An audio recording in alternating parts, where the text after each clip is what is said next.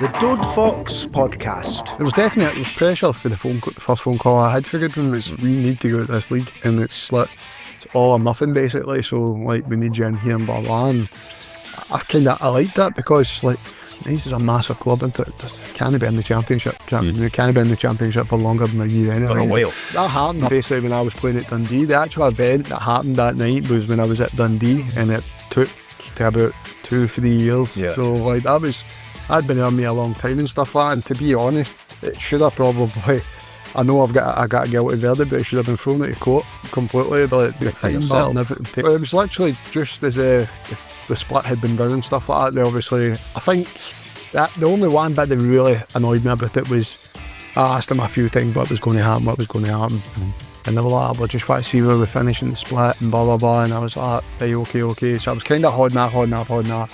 And then I just kind of felt like they already knew what the answer was going to be. I would have probably preferred maybe a wee bit more respect and give me a wee bit more time to help myself next year and stuff like that. So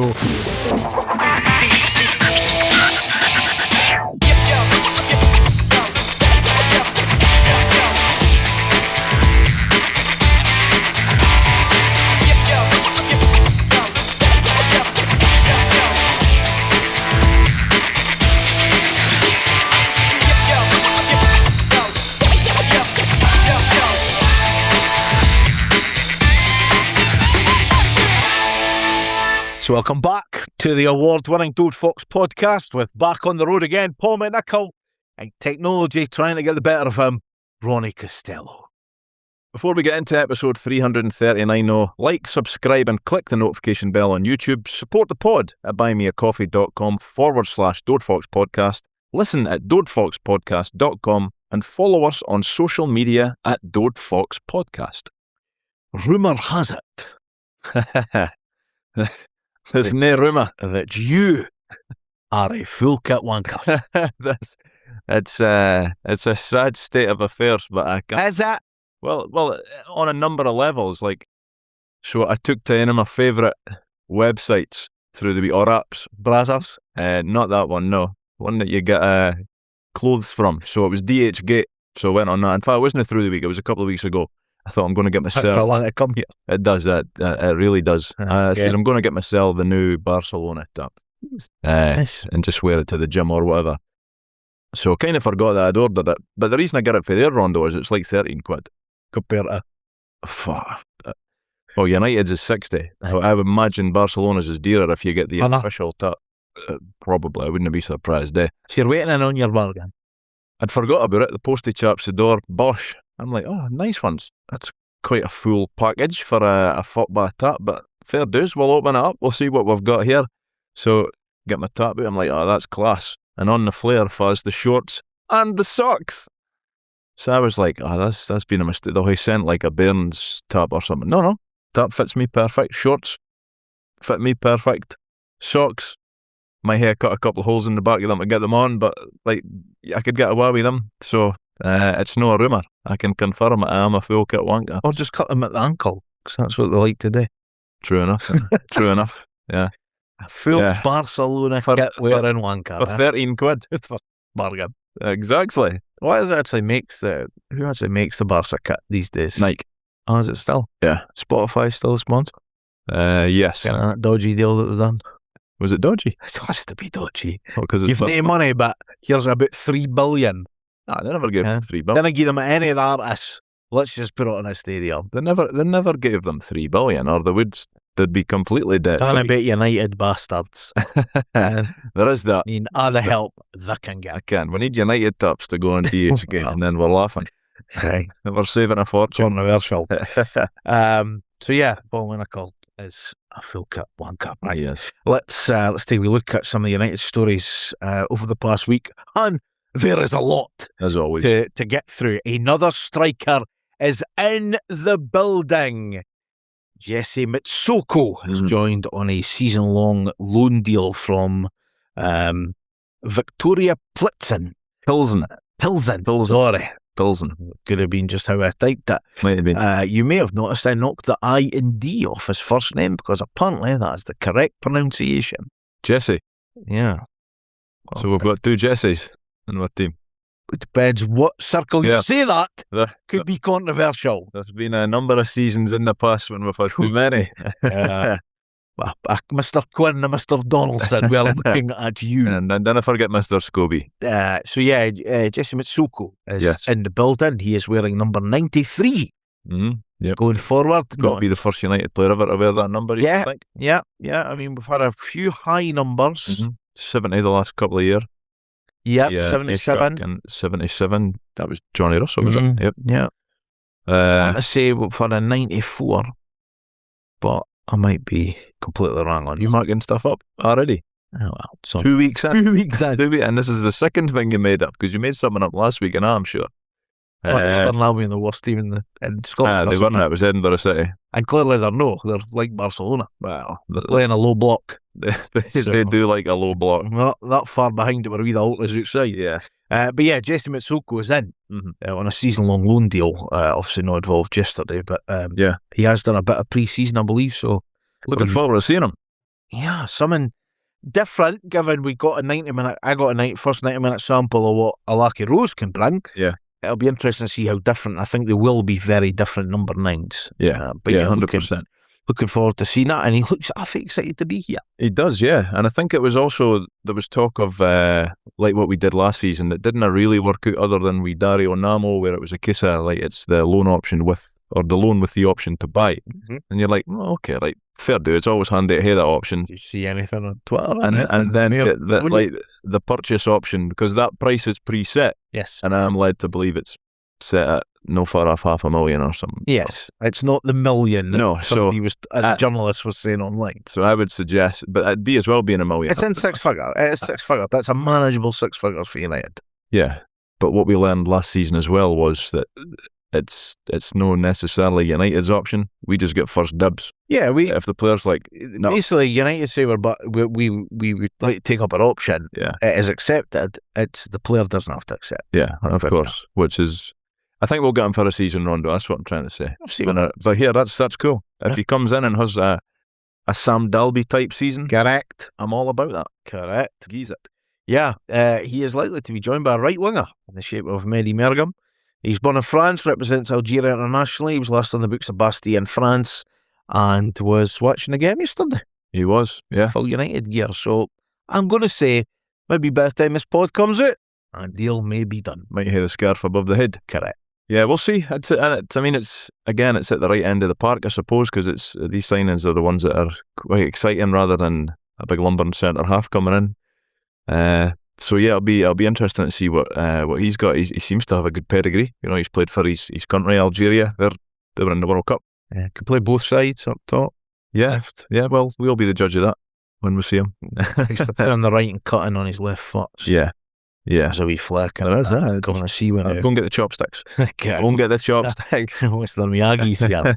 But yeah, I think it's definitely the right end of the park. Yeah, of course. Yeah, it's needed. It gives us options. Like when you see what we've now got up at that top end of the park, and we'll get there later on when we're speaking about the Stirling game. But like we are quite loaded up there. Well, I mean, just on the back of it as well. Obviously, you've got Neil Farrugia's out, still carrying a knock, and Miller Thompson, as we then found out after Monday's episode. Definitely out. Moon boot. Yep. So definitely out. Any options that were up there, should why then that's for the to shift there again. Yeah. So, yeah. But yeah, looking forward to see what he can bring as well. Something a bit different. Experience, 28, want to be 29. Yeah. So it's a bit different for the player trading model here. Yeah. But if anything, it's still a young squad and needs a bit of experience. Yeah, of course. And hopefully it's a case of like he's come in to do a job in the here and now rather than the sense it's got potential. We could maybe get a sell. Oh yeah, that's 28. He's going. That's happening now. He's in. Well, exactly. So yeah, I'm excited to see him and Big Jesse. Which end? Have we got a big and a wee? Well, I would suggest Jesse Randall. The boy that's 6'3" is going to be Big Jesse. Yeah. And the other end's going to be wee Jesse. Yeah. I think I've mentioned here Jesse Randall is here or here. He was at the game as well yesterday. Yeah. Which is again one we've known about for a while. Mm-hmm. Could see the wee bits that he's got. So I wonder what he made. Like he was just coming out of a World Cup. He's been playing at the Los Angeles Stadium, one of the best stadiums ever. And then he finds himself dealing with the Stirling Ultras. Well, yeah, I probably thought, What is going on? What have I put pen to paper on here? Well, I've done flight still valid. So yeah, looking forward to getting those two into the team. How soon it'll be? Tuesday might come a bit too soon, but maybe into Saturday next Tuesday, I would certainly say. Yeah, we'll see. Co-op agreements. There's a bit of chat that we could be, or we have held talks with League Two side Clyde for the upcoming campaign. Well, best thing about them, they're no Airdrie. They're no Airdrie. Enough. And I think the co-op agreement last season, I think some teams, and I didn't pay too much close attention to other teams and their agreements and how they all worked out, but ours was a bit of nonsense. Like, it was an afterthought. No, really. We've discussed why it was an afterthought, because we were in Europe, we needed the young boys on the bench. It didn't serve any real purpose to them. I think it was Big Sam part of the agreement, and he never ever went. Sturton went, wasn't overly successful. Scotty Constable then went near the end of the season. He'd done all right, but it wasn't great. It was almost like the big teams had made other arrangements and other agreements, and we were left thinking, right, fuck, we'll go with Airdrie. I do wonder though, even I'm not against Clyde being in League Two, but for some of the real younger ends, boys that we might have seen yesterday. I seen the Herman now. Aye, that's probably what you want for a bit of course. As we keep saying, an elbow in the back of the head. Yeah. And again, you've got a test because it's a step, for them it's a step up. Yeah. Me and you looking at it like United fans, we're like, well, Clyde, that's a bit of a step down. Yeah, but if you're playing academy football to then go into Clyde, I would say that's a big step up for them. So if that's where ultimately, is it still 3 players that you can dish out there? I think so. If we can take full advantage of that and get 3 players there and get them fucking playing, most importantly. If we can go there and play good 60 minutes every week at least, it's better than Andy could probably play academy football. And then that's better for Abdi. If they make the grade, great. If they dinner, then that's fine. Like, we at least can. I suppose in that, even if they do, they've got a year's experience. Of course, yeah. So it'll serve them a positive purpose in a way, but it will also let us know that maybe he's not going to mark it at Tannadice. Yeah. Owen Sturton has joined Ayr United. A season-long loan deal. We obviously mentioned that Big Sam was going to Dunfermline because the loan report will be back. But Owen Sturton's went there, and again, go and get a place to play for a year solidly, get your all. Yeah. Move over there. Yeah. That side, Scotland. That's all we can hope for. Like, he's obviously, like, this will be like Owen's 3rd loan, I think. He was at Montrose. He then went to Airdrie last year for a spell. Well, Montrose, eh? He did, yeah, he did. But that was 2 seasons ago. You're going Championship now. Yeah. And ideally, like, what we're wanting, what me and you and the rest of the United fans will be wanting, is for him to go there. If no, their main striker, their second striker, and hopefully they play with 2 up front for his benefit. But just get loads of games, get on the score sheet a good few times, get your confidence, and just basically progress, just get better. That's what we all want. So time will tell on that one. Big Rory is out on a season-long loan deal as well. He's off to play for John Rankin's Airdrie Onions. Yeah. Like, spoiler alert, but I was disappointed he didn't play yesterday. He was on the bench. Now, whether I know... It was only done on Friday night. Yeah, I know. So he's probably not even trained with them, or if he has, maybe only one day. So, yeah, we'll see. Like, hopefully he goes there and he gets games. But Brewery's... I'm not sure what to make of that. There's a big bit of me that thinks that Jim Goodwin just doesn't rate him. Because I don't care what more he could have done. And I'm not sitting here saying, well, we shouldn't have signed Jack Walton. Rory should have been our number one. I'm absolutely not saying that. But towards the end of last season, that told me, like, regardless of, Jim Goodwin will never come out and admit that he doesn't rate anybody.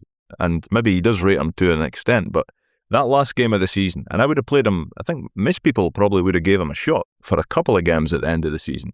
To no give him a game in that last game, when, regardless of what the club have said, it looked to me, and I'd heard on the grapevine, if you will, that Dave Richards wasn't re-signing. He didn't want to stay. He was wanting to go elsewhere. And it was a nothing game. It didn't matter if you won 7-0. I was about to say it wouldn't matter if you lost 7-0. Fucking would have. And I lost the shit. But to not even give him a game in that, and a dead rubber, that that made me think, I don't know what more he can do, because we've put him out on loan. He's done very well everywhere he's been. He's played for Scotland under 21s. We all knew at that point, going into that last game of the season, what Dave Richards was, what he was capable of, and we never gave Rory a chance. That was quite telling for me. So I hope he goes there. I hope he's the number one. But I don't know, Ken. I'm not really sure what I think about his long-term project. Yeah, I'm no surprised he didn't play yesterday, given, like I say, it was only on Friday. That's a fair point. They'll probably train Tuesday, Thursday, Ken. So these boys have been in pre-season together for a few weeks. But we'll see. We'll keep an eye on that one. You mentioned Scotty Constable earlier. Arbroath are after him. Yeah, I think his old man would love that, because it's a lot closer to his house rather than having to travel through Airdrie all the time. So, yeah, like, I don't know. In an ideal world, Scotty Constable would be part of the United team. He's a local lad, United fan, and that gubbins that comes along with it. But if he's going to get real meaningful minutes, it's probably going to have to be out on loan. Got to be playing it. He's got to be Championship as well, and he's not going to want to sit on United's. Even if he was a squad player, I think he'd still rather go out on loan and play rather than sit on the bench. And I think it's one of these moves as well that, it's an Arbroath team that constantly punch above their weight, and are a part-time team, so he still gets that full-time United environment, of course, as well. I'm the same as you. I mean, I like the wee bits I've seen of Scott Constable. I've not seen a lot of him, but I like what I see. But he's still young. Yes, and very young. I just think that if you could come and play 30 games at Arbroath over a season, oh, damn, wonders. I mean, they're in the Championship, so it's a good it's a step up. And they always do really well. Yeah. And you get to play Gayfield every other week in the howling wind. How's your touch, Scotty boy? If that doesn't make you a man, nothing will. Yeah, so keep an eye on that one. We mentioned Miller Thompson. He's got an ankle injury, so he's likely to miss the opening games even of the season as well, which is when your luck's like that. He's had a real bad run of luck when it comes to injuries this last year. Well, injury-free in Ibiza a little bit. I couldn't possibly comment. Jesse Randall said he is here this weekend. He's had a couple of weeks off, so it'll be good to see what he can bring to the team.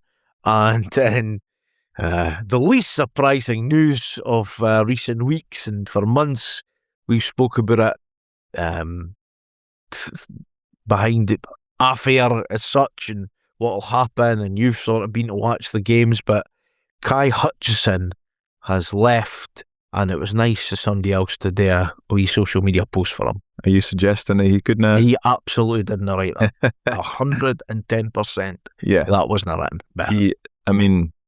He's a young laddie. Can I just say, and I didn't totally mean to jump in, right? Somebody pulled me up for that, but it's just jumped in my head.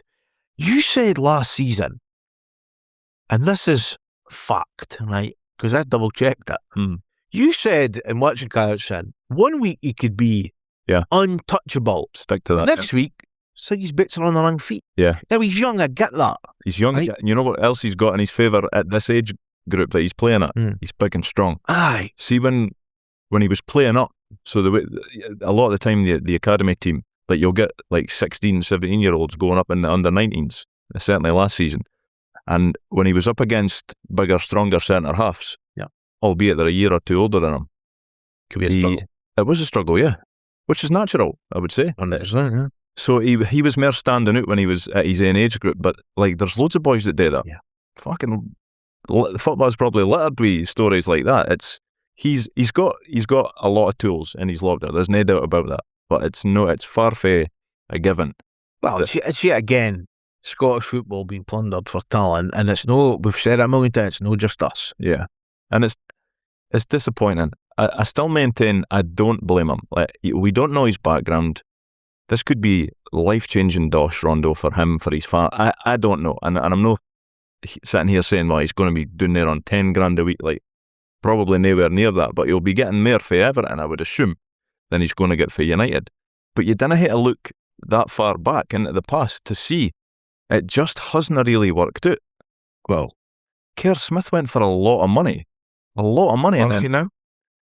Is he still on trial at Inverness? Like when he got released for Villa or his contract finished, whatever it was, I said to you, like, I was like, I would be of a mind to bring him back, 100%. even pre-season, because like what he showed at the age of 16 when we had him, like there was something to work with it. 2021 now. Only 4 year he went. Yeah, Brandon Forbes, another in 12-year growth. No work to. He's at the PFA trials. We a boy you'll hear about later on. Yeah, so there's certainly disappointing aspects to that, and like we kind of shy away from the fact that like it's podcast pal Craig Conway that's his agent.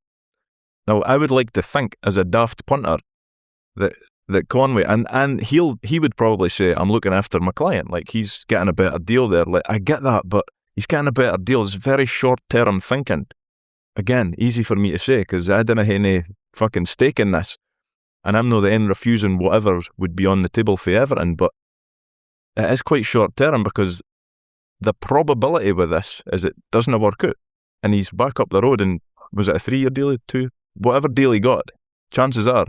I'm not so sure Everton have even announced it yet, but it was a piss poor kept secret though. Like it was happening for months. I hope it goes well. I hope he shuts my puss. I hope, because he, as I say, he does have a number of tools to work with, and if they can refine that down there and get the best out of him, and he can become what everybody wants him to be, then great for him. But it's not going to surprise me if in 2 or 3 years he's back up the road at a PFA training course in pre-season because he's with a club. Yeah, it just doesn't often work out. In fact, I can't think of any offhand that have worked out. So sad to see you. It is. It's disappointing.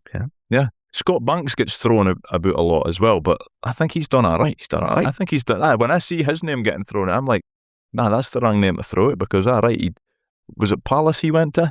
All right, he didn't break into the Palace team, but fuck me, he was up against like Elise and Eze, I think, at some points to try and get in that team. So that was probably never going to happen. And he was a Bairn at that point. He's still at St. Pauli, yeah?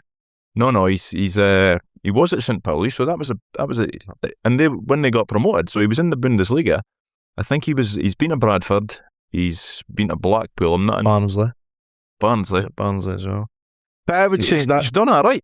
He's done all right. Mind you, went to Palace and he rocked up at Allo on loan, and we're like, get on here. When we were in the same league as them, it made stuff like that didn't make any sense. But like I didn't ken the ins and outs of how that happened. I didn't ken the ins and outs of how any of this happened. Again, it's over 6 years ago Scott Banks left. Yeah, 2020 he left. Well, it was when we started, because I can remember, can't mind if it was on the record or off the record, but it was when we spoke to Andy Goldie and he mentioned it. Can't mind if he mentioned it, as I say, when we were recording, but so it was around about his time. But yeah, it really works out. It really works out for them. Yeah. What I would have to say is worked out as a rather fetching away strip. Yeah, it's halfway nice. It's halfway nice. Aye. I was a big fan of it. You'll not get that in DHgate. You absolutely will not. So you better hook up 6. Well, I'm ultimately going to, am I? I'm ultimately going to. What, the him tab yet? No, because with my birthday being right around the corner, Rondo, sometimes I get vouchers for the shop. So I thought I'll head off. And if I get vouchers, now that I've held up, no, well, it's just the way I say it. Now that I've held up, I'll get hee-haw, and that's fine. I'll just say I get it myself, but I will be getting it. I definitely will, and I'll get the away top as well. Always. It's lovely.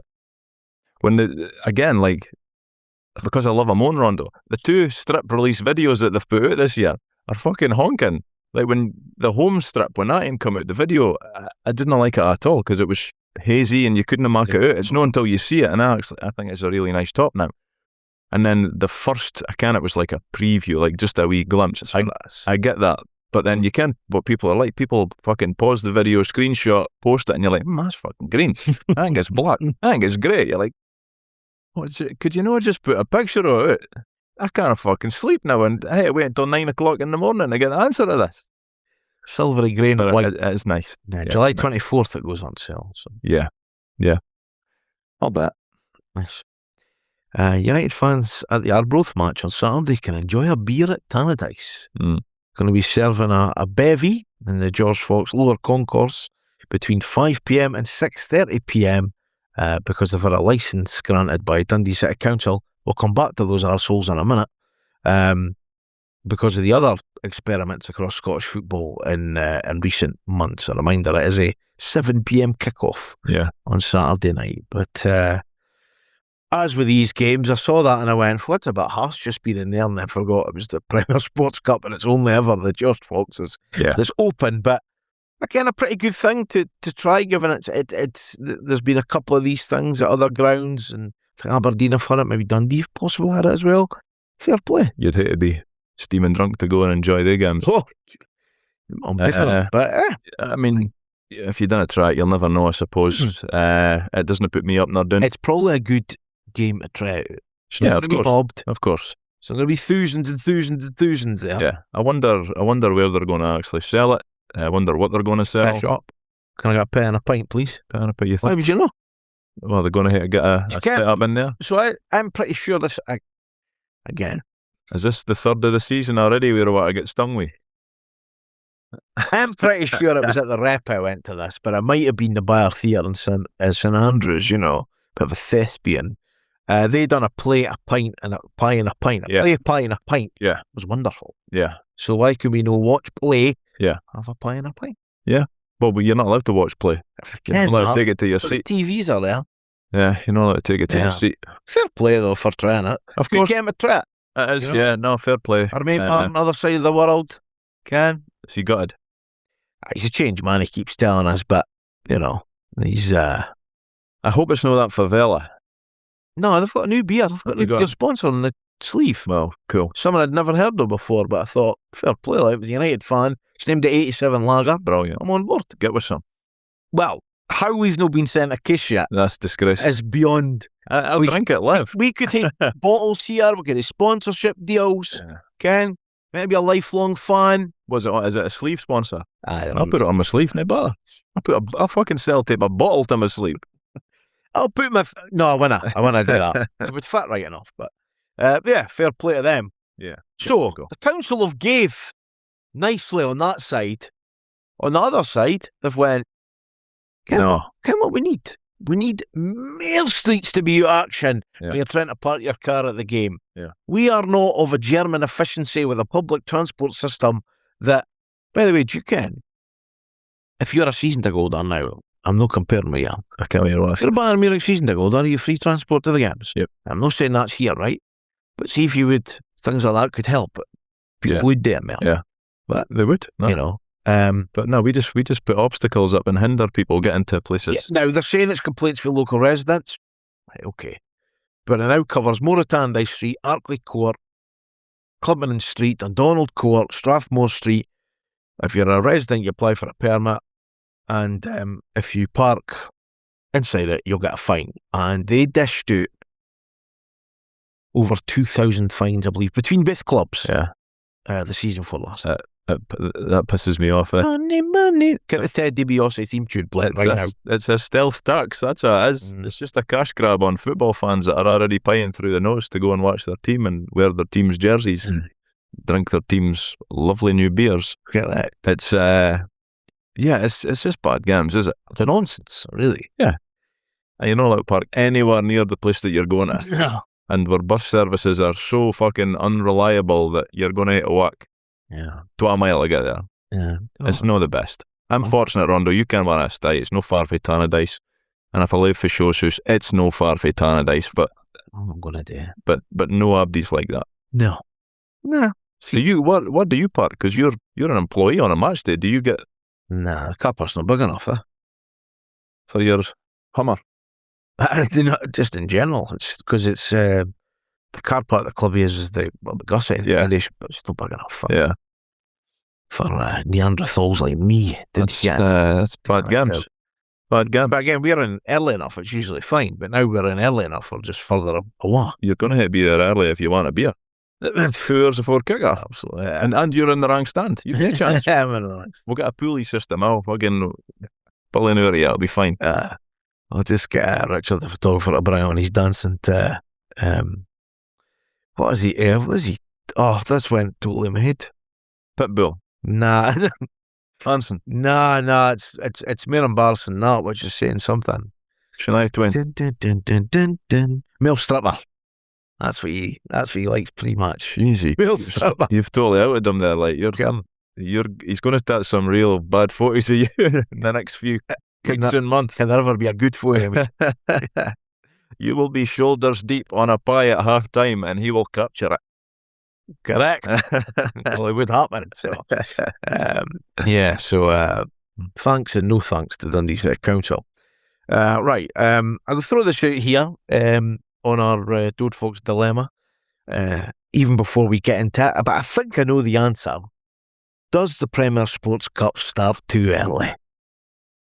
And I would say it does, and I would probably think that most players and the manager and clubs think it does as well. Yeah, you could just see that when you look at the crowds, Rondo. I say it every season, there's no appetite for this tournament at this particular time of year. There is when you get into semi-finals, maybe quarters. Even the knockouts. Yeah. There's a bit more of a... But these group stages... Well, the fact that we are only opening the George Fox lower... tells you how you need to care. Yeah, that's no progress. Like, and the thing is, if I was the sponsor, if I'm Premier Sports, I'd be like that. Can we no figure this out to make it like they will be able to watch it on the TV. You can watch every game on Player on the hand yesterday. Yeah, I don't know. It's too early for me. And the fact that clubs, and I include my own, which really pisses me off, they still kind of treat it like a part of the pre-season. The problem is, they kind of have to. But every club's the same here, because it starts that early. Yeah. Like, you think when the players finish and when they come back, United have only been in pre-season training for 3 weeks. Yeah. It's no long. And again, you can't really play a game in the first week.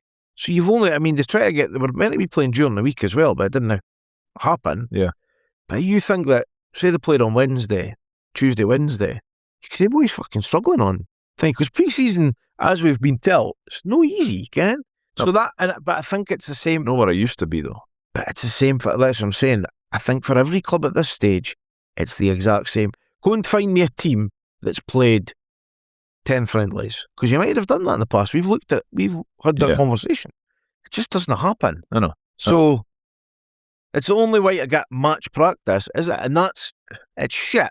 Like, I totally get it. It's massively shit, because it's one of the two tournaments that we have the slimmest of chances of winning. But at the same time, I would say, we usually tend to get a favourable group.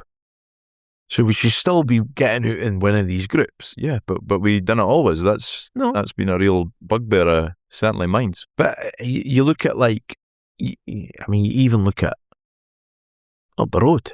Like, Brian, we laugh at them at half-time yesterday, right? Yes, we were. But they're also struggling to even get numbers through the door. Yeah. Like, we've brought 9 in now. Yeah. Obviously, 3 of them have not really been seen. But we've brought in numbers. They've brought in like 3 or 4. Mm-hmm. Only Hearts and Aberdeen have brought in more than us. Yeah. Ken? So, Aberdeen are Rangers brought in anybody? Apart from your mate. Our podcast pal and a boy that was the same colour as the fucking door he owned at Ibrox. No. I seen a great tweet somebody put up next thing Gary Lock will be doing the hospitality suite. On Budge will be Broxy Bear. Yeah, I said this to Andy works in the office. He looks after the club last night. I was saying that I don't know how it works, right? But I'm assuming journalists can not be fed information, but also get a wee backhander, right? Because some Scottish journalists are telling me Connor Barnes worth £10 million. Yeah, you sent me that screenshot. So if you can find me any evidence that shows Connor Barnes, even a £5 million football player, incredible. Yeah. If he's worth that, what's Vichko worth? Because he's a better football player. Yeah. He's an all-round better football player than Connor Barnes. And I didn't dislike Connor Barnes. No, he's a good player, I would say, but my word, somebody's just plucked a number from nowhere and thought, I'm going to attach that to him. 10 million. Wow. Yeah. Wow. So, if anybody bid 10 million for him, the Rangers would snatch both arms for them. After Because it's they still have happening. pushed themselves Yeah. laughing. And then they would take their mask off. Yeah. So again, there's, we've done a lot of business early, and it's obviously now the focus is the top end of the pitch and stuff, but again, it's still ultimately, you hate saying it's feel, but a lot of the games feel like pre-season. You watch the games, watch any of the other games, they feel a bit like that, huh? Like, yeah, I mean, just from the fact, like, if you're one of the players, like, and I get, like, you are just, like, I'll still argue it's no pre-season because it's like a national cup, but it must, even for the players, it must feel like that when they run out at these stadiums and there's hardly anybody there. What was there yesterday? 1,500 or something? I've no idea. I didn't see the attendance. Like, I thought United, we were on the side where the camera was, were we? Just trying to find. But that stand was pretty damn full. 1,500. 1,500. Was there 1,000 United? Maybe just under 1,000? But again, you're getting, what will you get? What will you get on Saturday? 3. 3? And then Spartans, 2.5? No, we'll get 3. I think we'll get 3 from there. So, yeah. And just, and that's, but they'll get in that. He went back the last number of years and we didn't get, I think maybe 3.5 would be about the top end of what we're going to get. It's, and United, they always try to get that final weekend, the free weekend, to play a pre-season game and whatever, and I get that. But it's been really... Even that's weird. Like the fact that you play pre-season games and then you start your season and then we'll play another pre-season game. Like, it was all done, wasn't it? The whole thing. So to go back to your initial question, does it start too early? I would say it does. Yeah. I'm glad somehow we got around the houses there and got an answer. Well, in Abdi's house, did we? We did. You were even in that horrible end in the big house. Right, let's have a wee look at the Dode Fox debrief of leaving it very, very late, but getting the job done. You are back on the road again to Stirling Albion. Has that been a while since you've been at Fourth Bank? I'd only been there once before, Rondo. I was saying that on the drive-through yesterday. I went there to see the Women's Scottish Cup semi-final a number of years ago because Fiona was playing for Farnington. And a bouncy 6-yard box. The bouncy 6-yard box, and the bar was too high. But I think they were playing Glasgow City. They lost that day. So yesterday was the first time I'd ever been there to see United. And I was, from memory, I was like, there's only one stand there. So we must be in one half what the home fans will be another. No, there's 2 stands. I reckon what the fuck I was talking about. Bad memory. A lot of people say that on a Monday. Correct. Yes, they do. Yeah. Check yourself and Ultra's got involved. Well, we've seen them before, so my sat-nav it got me to the ground, but I thought, I'm going to go up this way to get in the car park. No, missed the turn-off, so I had to double back. But they were kind of crossing the road with their tins of tenants in their hands. And then when we got into the ground, the wee ultras come for like the United end. So majority of people wouldn't have seen this because I was almost one of the first people in the ground. They come running on the park and then they were trying to get out of there. So I thought it was United ultras at first. I was like, boys, what the fuck's going on here? And then they were trying to get out at the Stirling end, and then they had a couple of boys run on, and somebody was just gleefully running about the centre circle, and the players warming up were like, oh, is this part of the fucking pre-match show? Is this went World Cup daft here?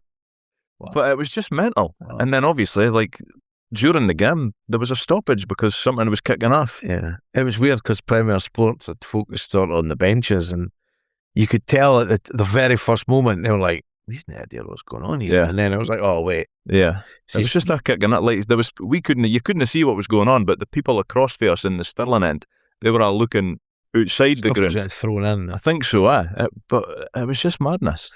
I thought it was a hydration break. Everybody was booing. They fucking booed. Oh, Michael Stewart said that. He said, can't be hitting that. Can't be hitting 4 quarters. Listen, Stirling, we're going to make it difficult defending behind the had. It was a stoppage time penalty. Wasn't a classic. It's 3 points to start the group. Did you come away relieved, impressed, glad, happy, 50-50? Where were you? I suppose you are relieved because ultimately Like, I wanted to win. Mhm. So, do you want them to play well? Of course you do, but get the win. Like, we've been here before. A couple of years ago, I was doing it at Spartans. We didn't play well. It's fucking roasting hot. We got a penalty, we missed it, and we got bit.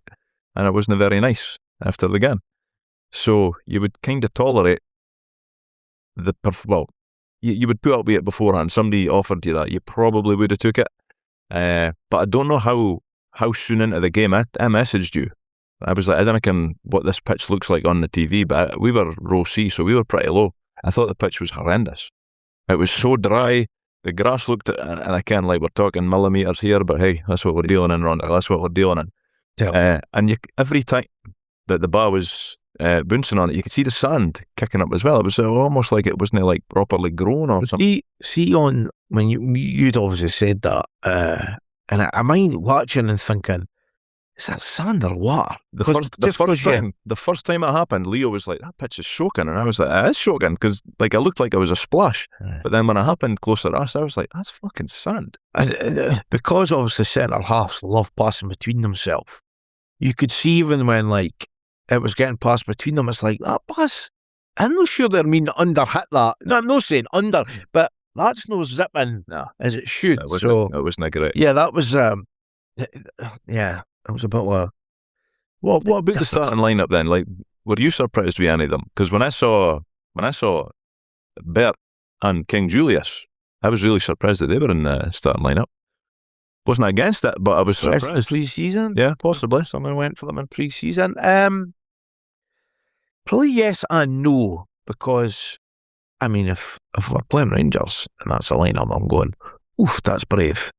Yesterday, maybe not so much. And again, you hear about Ferrugia still being out, and again, even when you look at the bench, you know, Anderson, Constable, Forrest, Gilligan, Leaper on the bench, our young boys, you know, Ross, Yovo, Jordan Amisa, the goalie, came in obviously as well, and Vichko. I think he had the whole dugout to himself at one point, just for his shudders. He may be the longest in the shower now. Yes, the boy's a behemoth. He's a behemoth. And a wee myself. And I hope he gets a game or two in these things. But yeah, my point was going to be, apart from Ross, Yuri, and Vichko, it's a young bench. Yeah. Okay, when you think about the boys that are still out, or you've got two that couldn't play, you've got a couple injured. There's a young, inexperienced bench. Yeah, but what do we can in the end? But so yes and no. And I had probably Vichko over Pan. I kind of expected Yuri, probably, and Ross to start, but then I probably expected Forbes to start, but that was a bit of a weird then. They shot, Ferry wasn't involved. No. Massively missed though. Oh, hugely missed. Hugely missed because of what he does, what he offers you.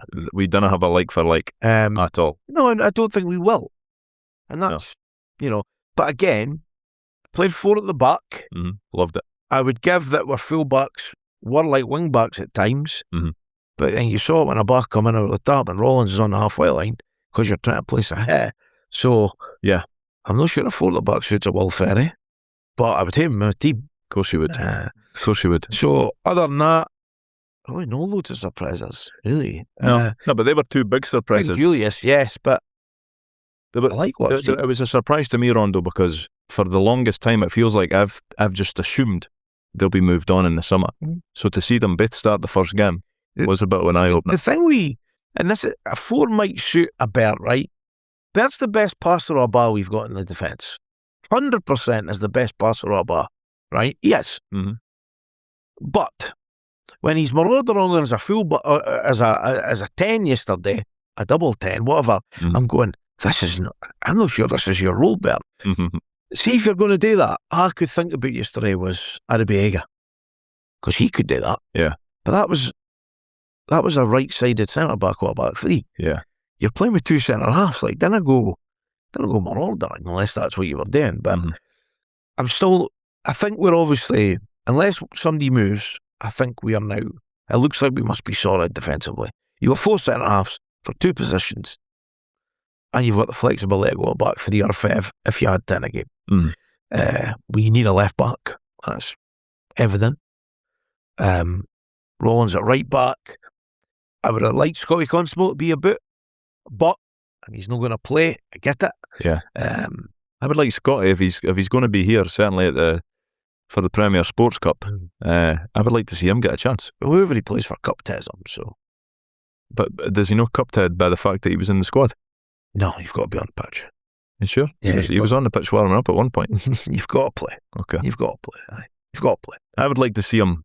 Like I would imagine, like thinking a wee bit further ahead, that Goodwin will change the two centre halves on Tuesday. I think it'll be Ross and Yuri. Yeah. And if that's the case, I'd also like to see Scotty Constable. Yeah. And for Roll. I would have put Constable on after New yesterday. Mm-hmm. And that's just what I would have done. I'm not the manager, but that's what I would have done. Yeah.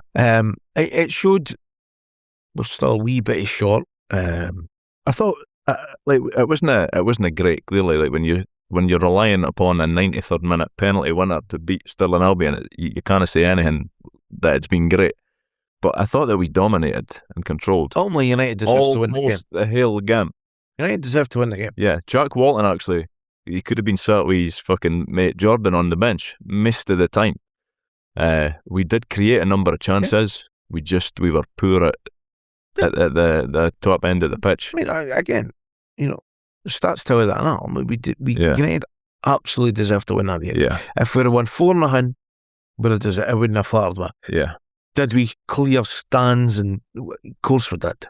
Ken, and we had a chance that went past and whatever. I think Manny was just trying to tag out a couple of the ultras in the first league. He's like, fuck this. He's like, I did it. This needs to happen there, then a goal needs to happen. I'm melting this regardless. It was one of these games that you're looking at the bench thinking, I'll be interested to see what comes on. Mm-hmm. You look at the starting lineup midfield, you've got Manny, Dylan Tate, Pan and Vichko at the minute. Eskison there or thereabouts, so he played a slightly different role yesterday. But again, unless any of them leaves, I'm not sure you're adding to that centre midfield. Can? Yeah. What did you think of Tate first viewing? I mean, the first fucking 10 minutes made my mind up. He's a really good footballer. He is. Wants things to happen, and I could tell he's getting frustrated because things are not happening in front of him. One minor criticism of him was when he was involved in it, like it was almost like everything was going through him. But then there would be 5 to 10 minutes in the game, you forget he's there. He just disappears for the game, and then he would come back in it. And he needs a new fucking captain's armband because it kept falling off at the time. But no, similar to you, first impressions. He's also only booking of the game. Boy should have got booked for wiping out Manny.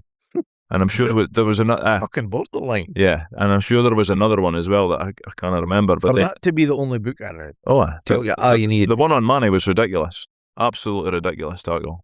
And that's when the ultras then got involved. Is that when? Because Manny did distract the referee for what he could have done. Unbelievable. But no, I thought the early signs of Dylan Tate are really good. Yeah, there's actually no doubt. Yeah. He will be a good. It looks promising. Could play it short, long. It's no scare to get mucked in.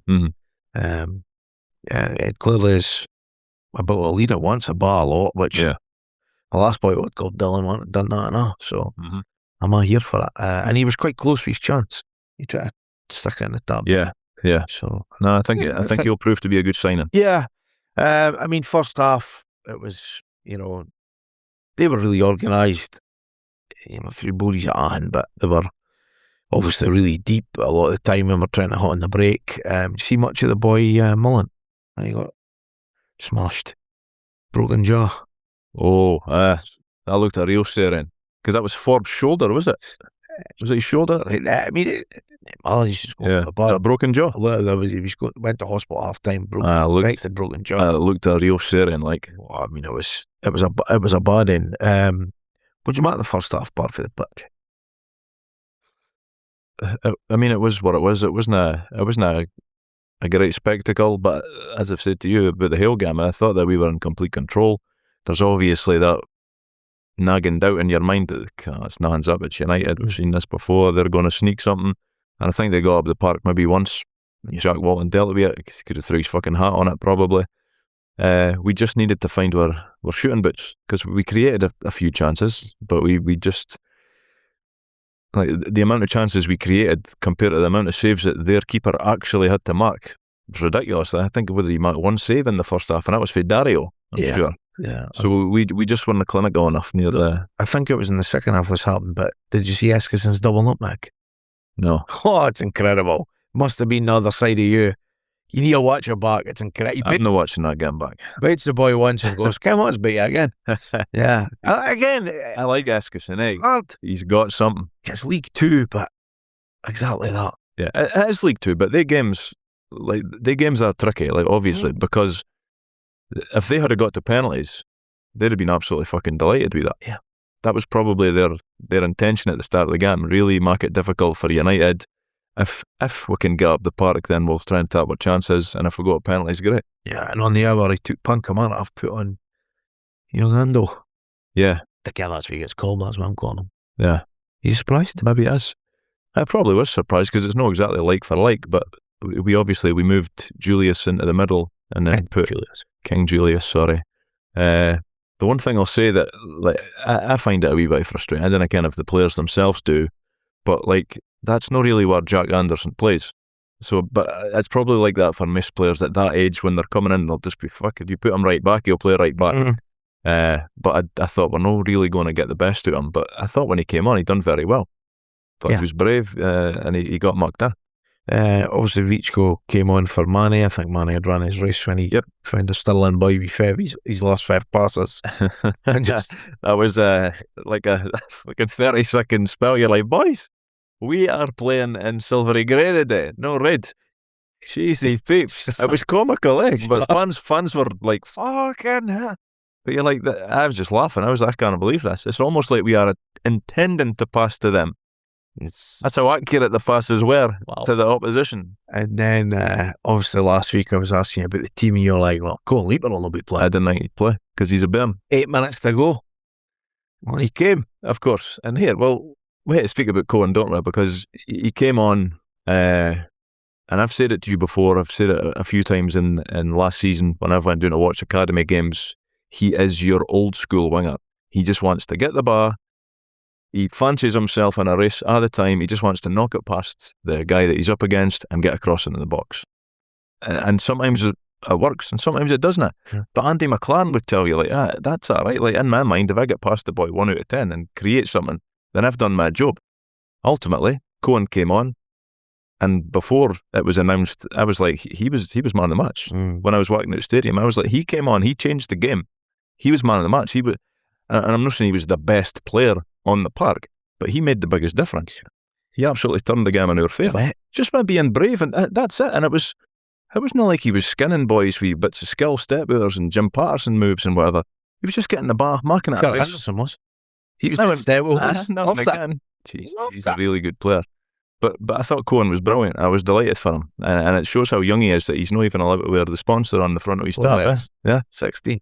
Yeah. Brilliant. And then done an interview live on the TV. Haven't seen that yet. Fair play. Yeah. Hello. And you just can't, the rest of the academy lads will be ripping the piss out of him for that. Fair play. Just to keep his feet on the ground. It was funny because we were doing the interview, and we had 2 mics, and Sapsers like that. Put the mic for him, Ken. It's like, talk about Ken being that father figure for him. But yeah, he was really direct. Was keen to tackle him when he actually received the ball. He's a fair bit out, but he first stops the turn, and he's fair. Is that his natural position? Right winger. Yep.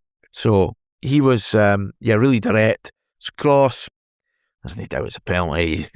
Saps just quicker than him comes across.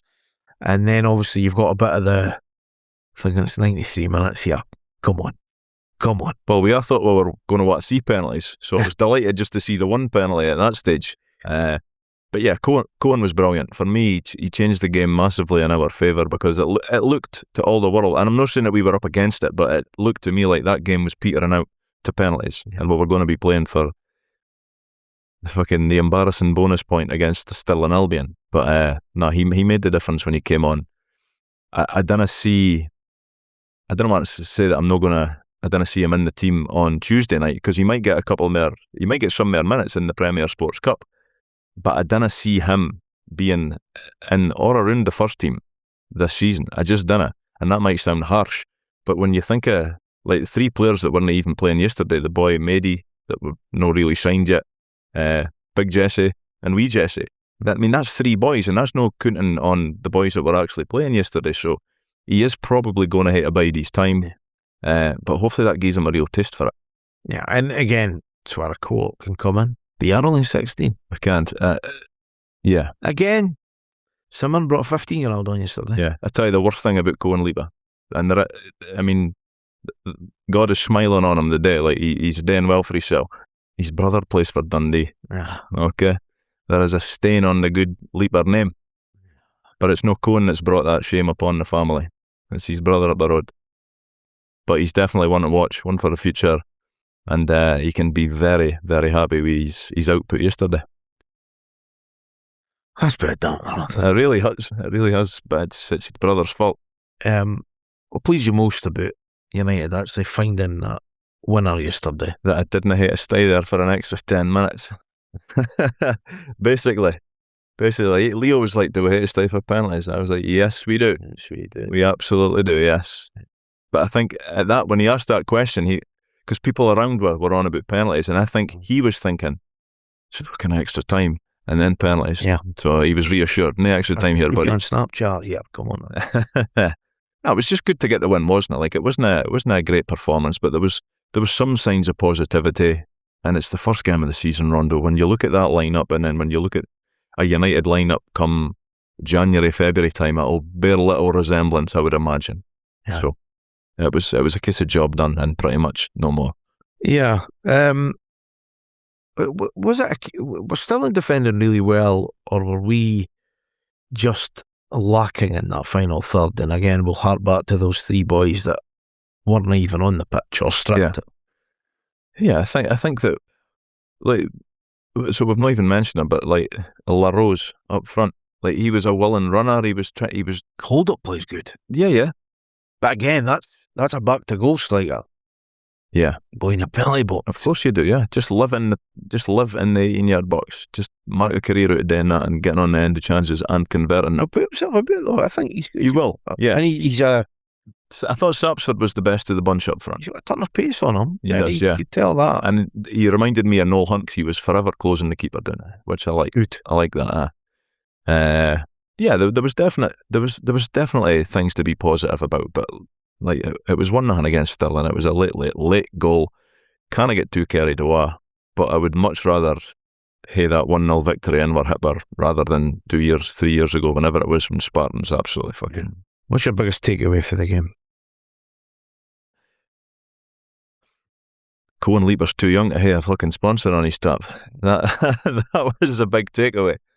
The biggest takeaway is 3 points. Like that's it. Like we move on, don't we? We move on. And the next game is the most important now, because you really, really need to get out of this group stage. We've got to get out of this group stage. Yeah. Or it's a complete failure. Yeah.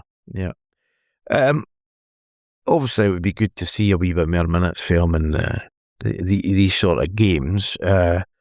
You don't want to put too much pressure on, but I suppose from an academy point of view, you know, would it be similar that if he was to step up like 18s, 19s, that it could be tough? Or have we seen that he's actually got something yesterday playing against, you know, a League 2 team? Yeah, well, I mean, it's a valid point. Like, all these guys in the academy, I've said it over the years, they've all got something, or they wouldn't be in the academy, but it's that next step. Like, okay, you've got something against guys your age, but can you do it against, like, grown men? Yeah. And he came on yesterday, and it's a very, very small sample size, and you could even argue that he's came on against a part-time team, a tiring defender, because he's played the whole game or whatever. But he was brilliant. Like, he couldn't have done much more. He helped win the game for United. So, in an ideal world, I would love to see him get more minutes. But I just think with the options that we're going to have, he's quite far down the pecking order. He's only fucking 16. He's still a bairn. You don't want to put too much on. No, but I just, like, there's also a bit of me that thinks, I wonder what it's going to be like if, after getting that taste, he then drops down, or if not drops down, but just goes back to what he's normally doing, like in the academy. Is he going to get up for that? Is it going to feel like a bit of a letdown now? Or is it going to be like the motivation, the incentive? I hate to keep doing well so I can get back to that, because that was class, running down that line in front of Ade fans, cheering us on. live TV, somebody hiding my mic. So Absolutely. you just want the best for him. But he's got a real chance. It's good, bad, and ugly. Good, bad, and ugly, Rondo. The good is a clean sheet and a win as the real football returned. It was also a joy to see Cohen Leaper get on, as he's a throwback to what wingers used to be. Get the ball, take on your man, get it into the box. It sounds simple, but we rarely see it these days. The bad, once again, it was a performance that was far too pre-season-y for my liking. That's your words. When we really need to be at it in the cup. And the ugly, that pitch. For a first game of the season pitch, it was sticky, dry, bumpy, and just generally rubbish. And yes, I'm fully aware that our own team had a pitch that was barely fit for purpose for at least half of last season. Right, next up, another away trip. We are heading up to Montrose Tuesday night in the Premier Sports Cup, and then we'll continue with Arbroath to Tannadice on Saturday. It was a free Saturday for Montrose. They had the free week. Pre-season seen them beat Inverurie Locos 7-0. They drew with Civil Service Strollers 1-1. They lost 3-0 to St Johnstone. And Arbroath got a winner 5 minutes for time against Spartans yesterday. May say the next 90, about the next 180 minutes. Mm-hmm. What are you looking for, apart from the obvious of 6 points? I suppose, apart from the obvious 6 points, which is all I'm looking for, you would like the performances to get better and better each time. The players, obviously, they're going to get fitter and fitter, you would assume, but I could also see there being a fair bit of rotation in the teams that play Montrose. A fair bit. How many? I wouldn't be surprised. 4 or 5? I still think it would be smart to play the new keeper in 2 of the games, regardless of who you think number 1 for the league campaign will be. And I will be massively unsurprised, if we change the centre halves out, bare minimum. So if we go with a new keeper, 2 different centre halves, and I don't know if he's going to bring in the new signings so soon, like Montrose, maybe Arbroath, because it's a week away. But I wouldn't be surprised. Vichko will probably start. Yeah. There's not much you can do in midfield. There's no many numbers. No, well, I'm just thinking, like, who would you bring on for the bench if he's no one to just throw Bairns in for the start? Because I mean, it's catch-22, isn't it? Like, we would all love to see them, Jamie Forrest get a game in midfield, Scotty Constable, but if you play them at the same time, it's ultimately a game that I will moan about if we didn't win, and I'll not be the only one moaning about if we didn't win. So yeah, I think there'll definitely be changes at the back, and there might be a couple more elsewhere. We'll have to wait and see, I guess. Yeah, so 2 centre halves, you reckon? Bare minimum. Yeah, you could obviously Veach going to midfield, you could be Eskison in the midfield, and then you've got 2 winger slots possibly, depending on what you do. So it'll be interesting to see. 4 or 5 maybe. Yeah, I mean, you could make an argument that Cohen's done enough to get a start. Yeah, but again, time will tell on that front. I wouldn't be against it. Yeah, strike while the iron's hot. Yeah, I mean, I don't see too much difference from a tactical point of view, given you've only really got, I mean, what you're going to do the day in training, no much, and then Monday, and then you're into the game Tuesday. So yeah, I'd be surprised if there's any major. But yeah, another 2 games in the Premier Sports Cup, and then following Tuesday, it'll be Spartans and Tannadice. Yeah. So yeah, we'll see how we get on for those next 2 matches. Buy me a coffee this week then, Paul. George Annan bought 5 coffees, Rondo. Great to have you back, lads. Looking forward to another season with you and my lugs every Monday morning. Very much appreciated, George. And Debs bought a coffee. I'm only buying a coffee for the dice, as that is class. But how Paul could not see it right next to him, I will never know. Debs, I've got glasses. I'm basically blind at this stage, you know? And it was over my shoulder and I never turned round. So I do agree with Debs, and we're very grateful that she bought the coffee. Yeah, but I should have bloody seen it. Well, that's that. buymeacoffee.com/Dode Fox Podcast. Thank you to everyone who supported the pod over the last season.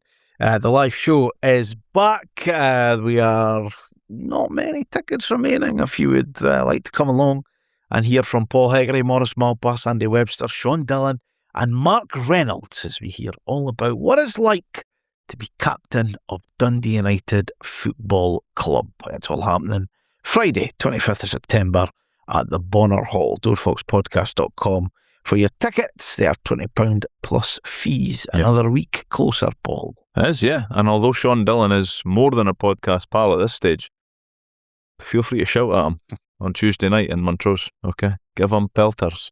Yeah. For anything. Feel free to shout him for when he forgot about the show and Heggie and Mo were speaking to him about it, and he was like, "Oh, I've signed up for that."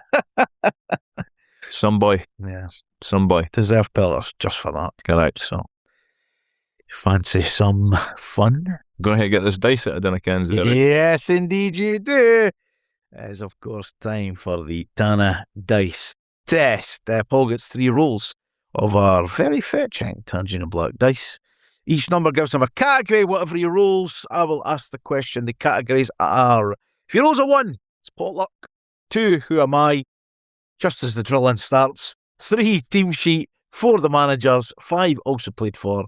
And 6, squad numbers. Now, last week, you got a team sheet. Mm-hmm. You got I threw a 5, I'm sure. and also played for, and I think you might have got a potluck. As I've said, if you roll, I tell you what, I don't want a 6 ever. if you roll a 6, well, for example, if you roll a 6 and you roll another in, you can't take that category again, or you can roll again. It's totally up to yourself. Yeah. But because it's nearly a momentous day, as you well know when this episode comes out, we have raised the stakes. Oh, okay. So, you know how last year you were treated really well. If you want to flash back to what happened, well, I get this. You can tell everyone that may be new to this and didn't know what you got as a birthday gift for playing along in a different game, because I had a different name at this time. That's right. What did you get? Well, I got a number of things, Rondo, which was very, very kind and very generous of you, but I forgot the majority of the items. The only one I remember is the signed or framed picture of Derek Stilley. Yeah, which I've still got. Most people put them in. That's lovely. That's lovely paper. It's lovely wrapping paper. Most people put their nameplate on their front door. I've just got a picture of Derek Stilley to keep burglars away. Disney princess wrapping paper. I mean, now we're talking. Now we are Is that coming across? It's coming across very well on YouTube there. If you want to, you can move that, and then you've got place for your dice so people could see it. Okay. So, Don't want a 6. Don't want a 6. Don't want a 6. 5. 5. Also played for. Dun, dun, dun, dun. My categories are wide open here. You can see them. I can't believe it. Also played for Ayr United, Brentford, Dunfermline, Edinburgh City, Falkirk, and Hibs. Ayr United, Brentford, Edinburgh City, Falkirk, Hibs. In no particular order. Apart from alphabetical. Not a current or last few year player, put it that way. Wow.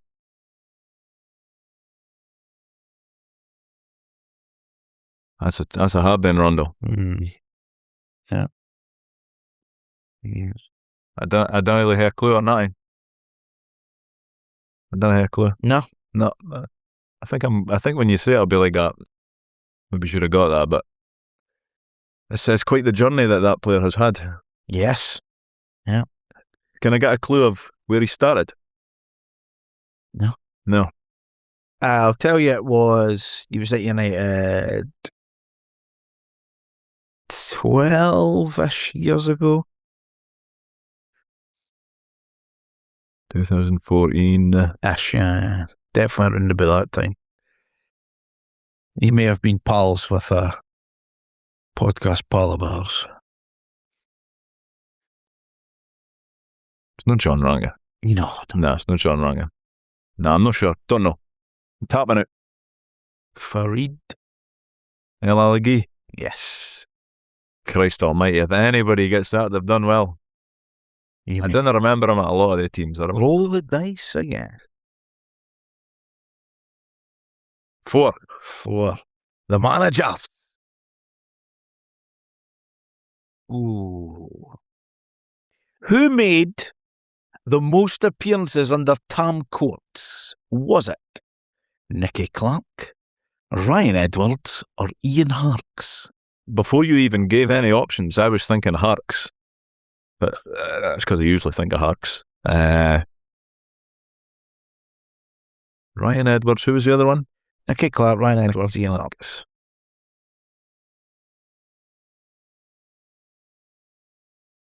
I'll say Harks.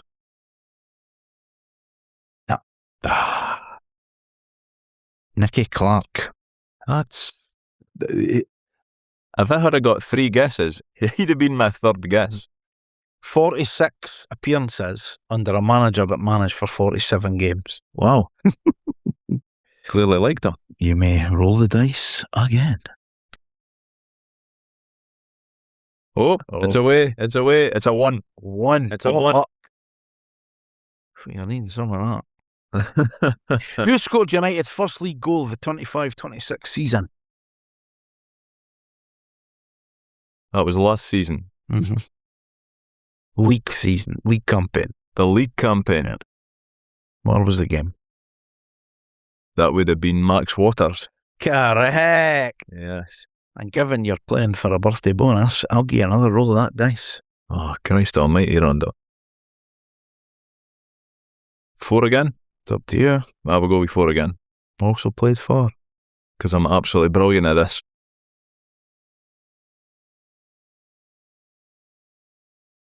Have you got a list of them on your screen? Of course you do. Stranraer. Oh, fuck. Clyde. Dundee. Livingston. Ross County. Motherwell. St Mirren. Aberdeen.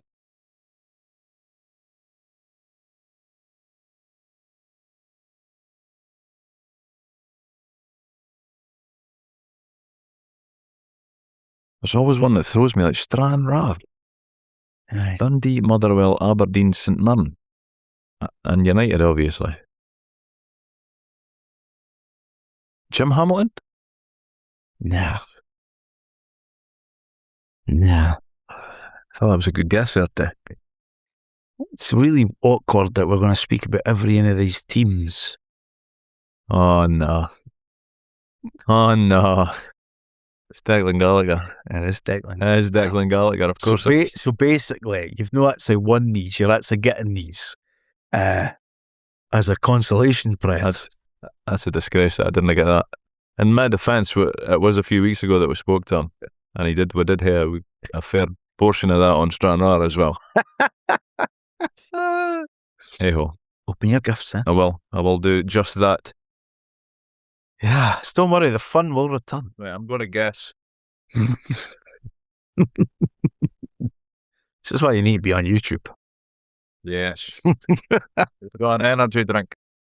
You have an energy drink because we're looking to get sponsored. Yeah, look at said, or the Red Bull want to sponsor a... Was there anything in any particular order, Rondo? No. Just for dramatic effect, no? Aye, nah, none. Okay. What's a Derek Stilly gift? That's the most important thing. That better be the Derek Gallagher. This looks like some scran. It's like some scran. And anybody that doesn't like that, I'm judging you. This is a sweet and solid duo for Ritters. Oh, Rondo, you've done well. You could take the rest back. I've got that. Derek Stilly bobblehead. I'll be bailing about it. That's a broadest in a package. Yes, I'm all through the roof right now. This is content. Goodness. Not got polystyrene. This is if anything actually works. What is that? Given the problems we've been through the day. A couple of shed egg cups. There you go. I am. Why do you get that in the shop? No. Not to get them made. No, I'm not going to made either. Sure, but we'll get these out the way then out. And last but not least, Rondo. Like to be visual. Oh my goodness. Oh my goodness. They're 3 bars. Staying right there. I expect that to be done by Friday. Friday. They'll not see Tuesday. They'll not make Montrose, Rondo. Superb, and thank you very much. We'll get the 6-2 signed. There you go. The Tanna-dice Test. Magic. Thank you. So as this episode comes out, you are the ripe old age of 49. 49 today, yeah. It's no easy, Rondo. The half century is creeping up. It is right around the corner, yeah. Can't imagine your dad's only 60, but it's just the way it goes, you know. Good genes in Dundee, yeah. busy. Just keep him busy. He was. A lack of channels on the telly back then. Red Shoe Diaries hadn't made it yet. 49, eh? 49, Rondo, and as you can. Backs get served. Get served. Hips get served. Hair fuzz out. Heads gear. What's happening beyond the first team then? So the first loan report of the season, it's very brief. We've got Sam Cleal-Hardin at Dunfermline. Sam would make his debut in an incredibly poor performance by the Fifers that would not be the best day for anyone in that Dunfermline team. He travelled to East Kilbride and his team were well and truly scalped 3-0. Hopefully things improve for him in the coming weeks and months. Owen Stirton at Ayr United.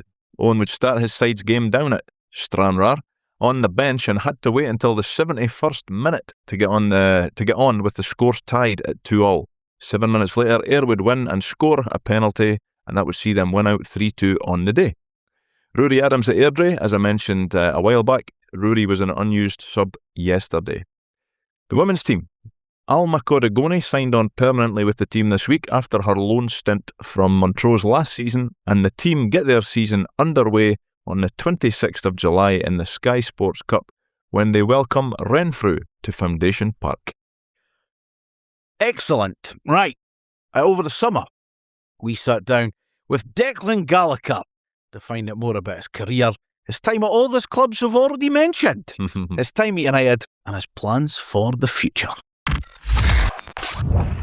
Our guest this week came to the club in a time of need. I think we paid money for him. I'm not quite sure. All being told, though, he held up his side of the bargain by helping the side to gain promotion back to the Premiership at the first time asking and qualify for Europe in his second season. Our guest this week is the man that Jim Goodwin liked to call Decky, Declan Gallagher. How are you? Aye, brilliant to hang on. Thanks for giving up some of your evening to speak to us over the summer between holidays and everything else as we've discussed the debauchery. Before we get in, what is a summer like for a professional footballer? It's been a wee bit different this summer. We've had obviously with the relegation on my back this year, but I've been off probably the most amount of time I've been off in a long time. I've had about a month off, I think that has been there since the end of the season, and something I'm not quite used to, so I don't know what to do with myself, but the missus has filled it up with a few holidays, a wee wedding abroad, and no, it's been brilliant. And just, I'm assuming now with modern footballers, you just need to keep ticking over and looking after yourself, and because you never know when the phone will ring, given it's early June we're recording this, so just put in. Yeah, absolutely. Like when you go away, the first thing you always check when you go away is there a gym in the hotel? It's the first thing you have to check into, because even with the time off, you've never really got time off. You need to keep yourself ticking over, especially when you get to my age. I says, all these young boys come through now, you have to keep up with them. So, it's one of the ones you always kind of keep yourself going, but at the same time, you need to enjoy that time off when you get it. Can't be easy sweating out venoms. Oh, not after a night in the Highlander, that's for sure. You were born in Rutherglen. You were raised in Blantyre in the 90s. What was childhood like for Declan Gallagher? Childhood for me was just basically in the park with my pals every single night, and it was basically when I stayed, it was just like a wee kind of cul-de-sac, and you went through a couple of lanes and it goes out into a big empty field, and that's where you all met up. That was it. That was a meeting point, and it was one of the ones where when it was dinner time, your ma could shout for the front door or shout your name, and it was back in. It was the mobiles and all that kind of stuff. I'm sounding quite old. No, I can totally relate to that. But that's just like just football, and then when it got dark, it was like 2-man hunt and chasing each other, all that kind of stuff. So that was kind of the childhood growing up. What was your first memory of football then? I think my first memory was probably playing for Blantyre Boys Club, my local team, and my manager, Joe Kelly, who my mum and dad still speak to this day when they see him, because they still stay in Blantyre. So he's obviously been a massive fan of mine since I was even a young boy, and even back then he thought I had the talent to do something, and thankfully he was right. A big question we always ask, you're well known for being a centre-half. Where did you start out? I was always a centre-half. Oh, yeah? Always. I know. The problem was I was always the biggest in the team, constantly, so it was basically like sticking at the back. But the unfortunate thing for everybody else, I used to get the ball from the back and just run by everybody. And to be fair, at that age, when you're about 6 foot bigger than everybody, it's an easy thing to do, but once people started catching me, then it became a bit more difficult. How did your boys' club go? Like, again, back in the day, you could play boys' club, be signed for a club, you could play for your school and whatever. What was it like coming through that until you got picked up for Celtic? I think it was actually quite a wee one, because I actually went to the rivals in my boys' club, Hamilton Boys Club, because me and my cousin, we used to just stay with each other every weekend and things like that. He played for Hamilton, I was at Blantyre, but Blantyre never ever got to go to 11-a-sides. I always got to stay at 7-a-sides with the age group I had, so I went to Hamilton as soon as a jersey opened up for me, and played for them about 4 or 5 games at 11-a-side, and you have to do a group stage at that time. So it was like the group stage was like Clyde and Albion Rovers, then it was like Hamilton and like Wishaw. So when you played a wee group stage to see who went in Division 1 and who went in the Bolton Division, and I got picked up for Albion Rovers after about my 5th game, and I ended up playing about 6-7 games for Albion Rovers, and one of the games that I played was against Livingston. And then I get signed straight up for Livingston after that game. So it was a really, really quick turnaround straight in for pro youth for boys club. Who was your hero? What did you pretend to be when you're knocking the ball about with your mates and in the playground back then? Oh God, thinking back to then, I can't even think. But obviously, I was a Celtic fan growing up. I used to go to all the Celtic games with my dad and stuff like that. And the time it used to be like your Larson, Sutton, Hartsons, Petrov, Lambert, Lennon. Good team. And then you've obviously got Bobo, Valharin and Melby as your back three and stuff like that. Even Big Rob Douglas was in goals at that time and stuff like that. And I've played with him. So it's like, it was probably, obviously, Henrik Larsson. Every young boy's going to say Henrik Larsson, but obviously... Even though you were a centre-half, you still... I still just loved him, obviously. You could love Bobo, but nobody could be like Bobo, do you know what I mean? No, nobody. He's an absolute tank. So it's like, I just used to love watching Larsson and stuff like that. But like, obviously growing up, and if I had to pick a player that I used to love watching, Rio Ferdinand was a massive favourite for me, just how he looked composed. I think he was probably the first centre-half you used to look, and he was all about on the ball and stuff like that, and he was so good on the ball, and that's what I used to love about him, do you know what I mean? He wasn't just a centre-half, he did kick it, he was like, get on the ball, make passes, and it was amazing to watch. When you've been coming through up to that point, is there any other players that we would know of that you played with or against at your age groups? Do you know what? I used to play against a lot of players, obviously with Jamesy Forrest at Celtic was unbelievable. Just a lot of boys that probably played lower leagues as well, like Greg Spence, and then obviously I was at youth level with Tony Watt and stuff like that.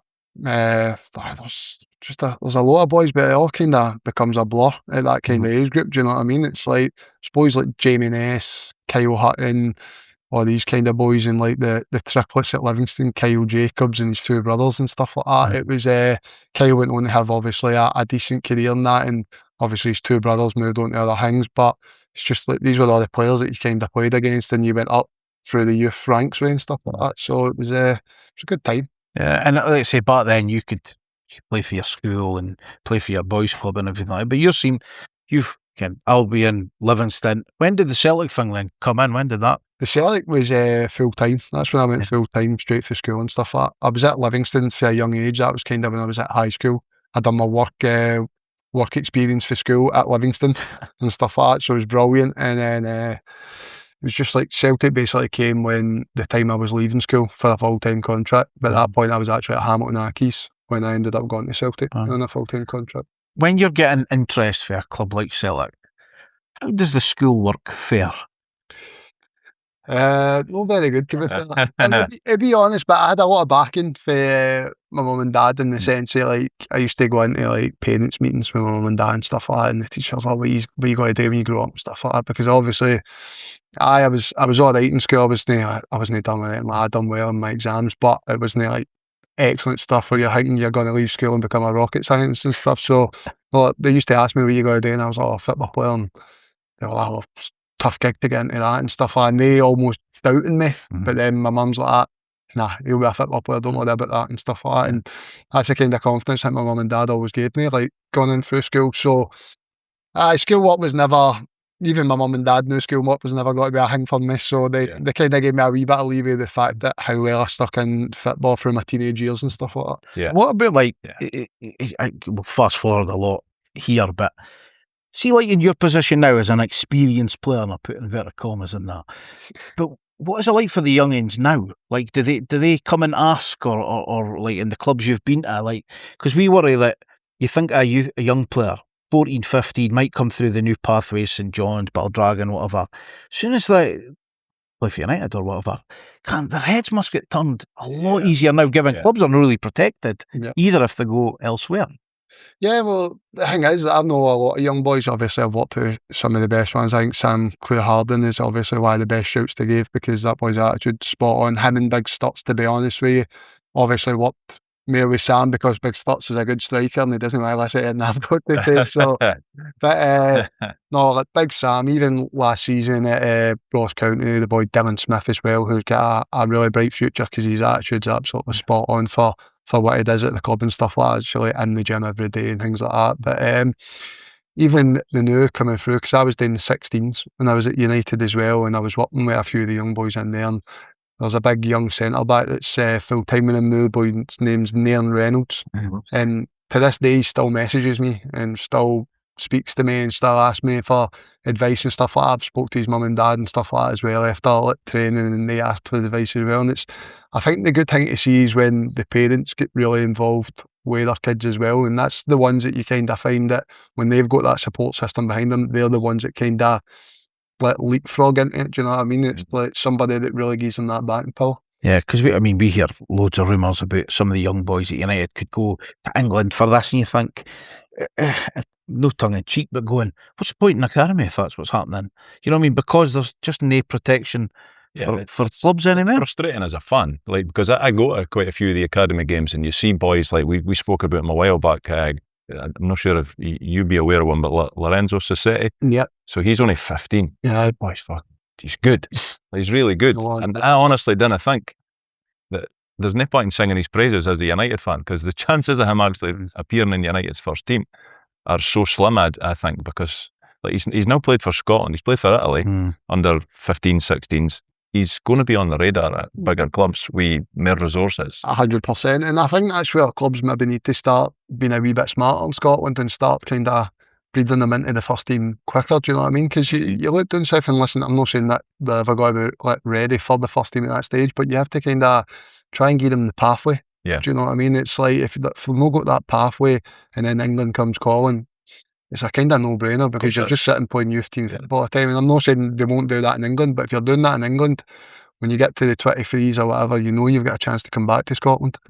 So it's like you need to see these boys try to get a kind of pathway into the first team and stuff. Well, even in your time, and again, like fast forward into our conversation, but even in your time, Brandon Forbes. Yep. Like I think he only come in for a year at the academy, was outstanding, never scored a bad goal, always scored an absolute peak. And then he came into the first team for about 2 or 3 games, scored that free kick against there, and then he was sold. As fans, it's really frustrating. Do I blame the player for going? I probably don't, because it's considering what he probably gets paid at United for his age to what he's probably going to get there, the facilities, the experience. Even if it doesn't work out, he could come back up the road a wee bit more dosh in the hipper and probably get a team relatively easily. Well, that's the thing for all the young boys, and it's like you can go down there, you can make more money, and then the quality and the standard of everything that they get down there, and talking about your food, facilities, everything, it's night and day, and that's kind of what's happening to Scotland. And it isn't the club's fault that they can't hang on to these boys, because like if they come in and get $100,000 and that's a buyout clause or whatever like that, it's like chucking a pebble into an ocean for an English club. You know what I mean? Low risk for them. Exactly, and Scottish clubs need that to survive, kind of thing. Do you know what I mean? So it is difficult, but obviously with Brandon it's probably been a wee bit different, because he got the pathway into kind of the first team. You were actually starting to see him, but then, as I said, United made money for that, and you can't kind of turn that down in Scotland. No, you know what I mean? And again, I'm not even criticising them for cashing in, but it's just as a fan. You get this boy breaks into the team, he scores an absolute worldie against there, you're like, wouldn't mind seeing more of this boy. Fucking see you later. He's away in Norwich. You're like, Christ. It's definitely infuriating for fans. I've got no doubt about that. But sometimes it is out of the club's hands. Sometimes the club just can't. You know, and sometimes the boys want to go. Sometimes the money's just too good to not back, because you don't know where it's going. But speaking about Lorenzo, obviously, I was choking to get him in the 16s every week, but Stevie Lee wouldn't give him. He was trying to protect him. He was trying to stop people from seeing him so they can actually get that pathway for them. So he's representing 2 countries now, so but they are noticing them now. But that's the thing. All these clubs know, and that's actually a testament to the academy itself. The fact that they're obviously doing these a good clubs job. know that players are coming through, so they send people up more regularly to watch, and then they always catch the eye. So the academies are doing things right, although it will be infuriating for the fans to see great young talents obviously going down south. Yeah, and like we've said, that United will not be the first or the last club that's happened to. It's happened to Hearts, it's happened to Celtic, are all losing. So it just shows it happens everywhere. Stephen Hams at Ross County last year, we had the wee boy Joe Coyle, 16, 17-year-old,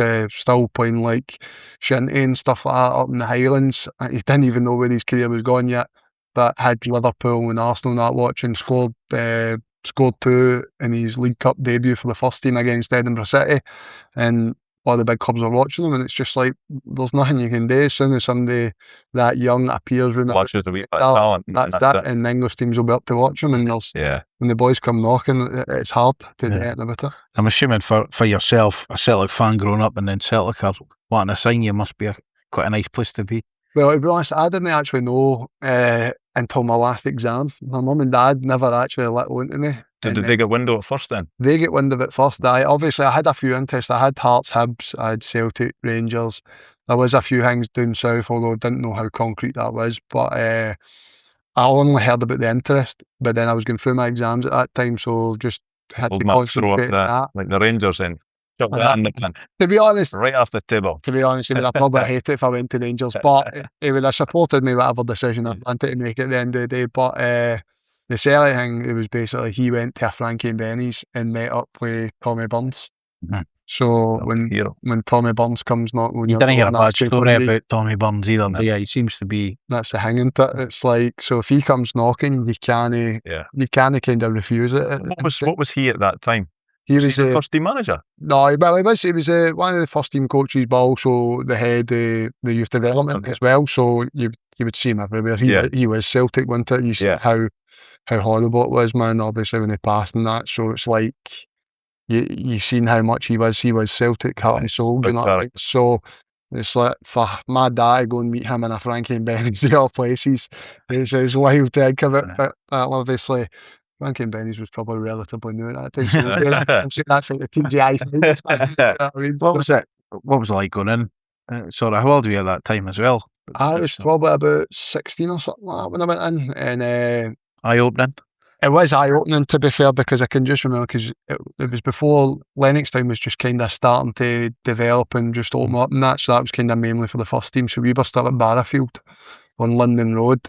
And it was like you would train there, and then you would have your dinner, and then you would go up to the stadium for the gym and stuff, and you're like walking into Celtic Park every day. You're walking by just hundreds of people, the kit men, whatever, and just like seeing Celtic Park every day. It was amazing. Do you know what I mean? It's a surreal, especially for the fan. Do you know what I mean? Growing up and watching them all the day, and then you're just in there every day, day to day life. So it's unbelievable, to be honest.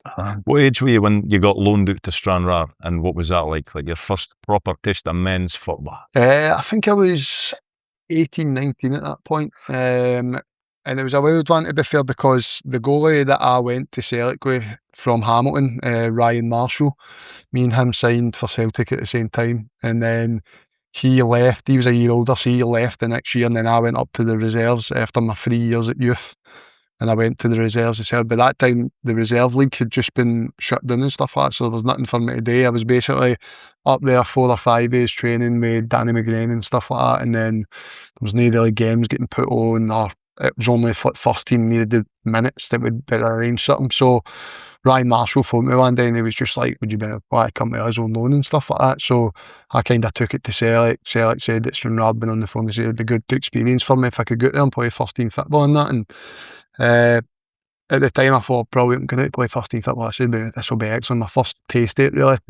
And I went there and I didn't actually realise how far Stranraer was a really fake. It's like 2.5 hours. I was like driving down all these windy roads. I got picked up by the first Saturdays and I was like, first journey down, I was in the back of the bus. I was toilet door open. I was spewing everywhere. I hate travel. Yeah. I'm so bad for travel and travel sickness. I'm doing the wee windy roads on the bus. I'm sitting there spewing. Boys are looking, thinking, what have you just signed here? I'm like, oh, Every week you're in to do that. well, I actually got to the stage where I was just booking a hotel down there and down on the Friday night, like in the mall. I was either going down with my dad or I was going down with one of my mates, and I said, look, I'll get the room in that. And then I was just staying there on the Friday night. So I was down there. I'd done the drive myself from no travel sickness, and that was me.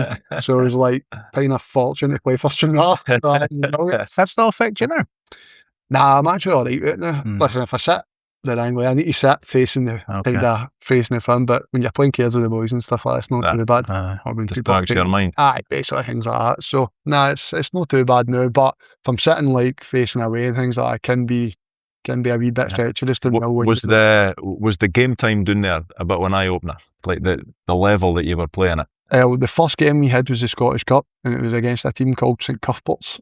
So because they start really low, don't they? So it's up here during we must have beaten them like 7-1 or something. And I've looked after my dad and I was like, what have I just signed into, man? We've just beat this team like 7-0 or something. I said, this is wild.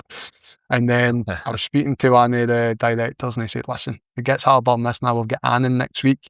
And then we played against Annan next week and the big striker gave me a good battle. I think again finished 2 each. And I was like, right, okay, this is man's football now. So, and I thought that at training as well, because I don't know if you all remember that we had a big striker, Armandoni.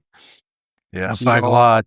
He was a bit played for Thistle at one time. Thistle, he played for Hallam, played for a lot of clubs too. He was about 6'7" and he was built like that, man, honestly. And one day at training, I thought, he'll be big and slow now, I'll deal with him and stuff. I balk him into his feet, I tried to nip Bruno, I just went like, bump. And the fence way, and just, brilliant. So, I got a lot of eye openers getting there and stuff like that, but no, it was excellent. It's a learning experience for young boys. It's exactly what I needed at that time. Anyway. I'm assuming you'll probably be an advocate of the loan system, like we've seen it with Charlie Dewar 2 years at Alloa.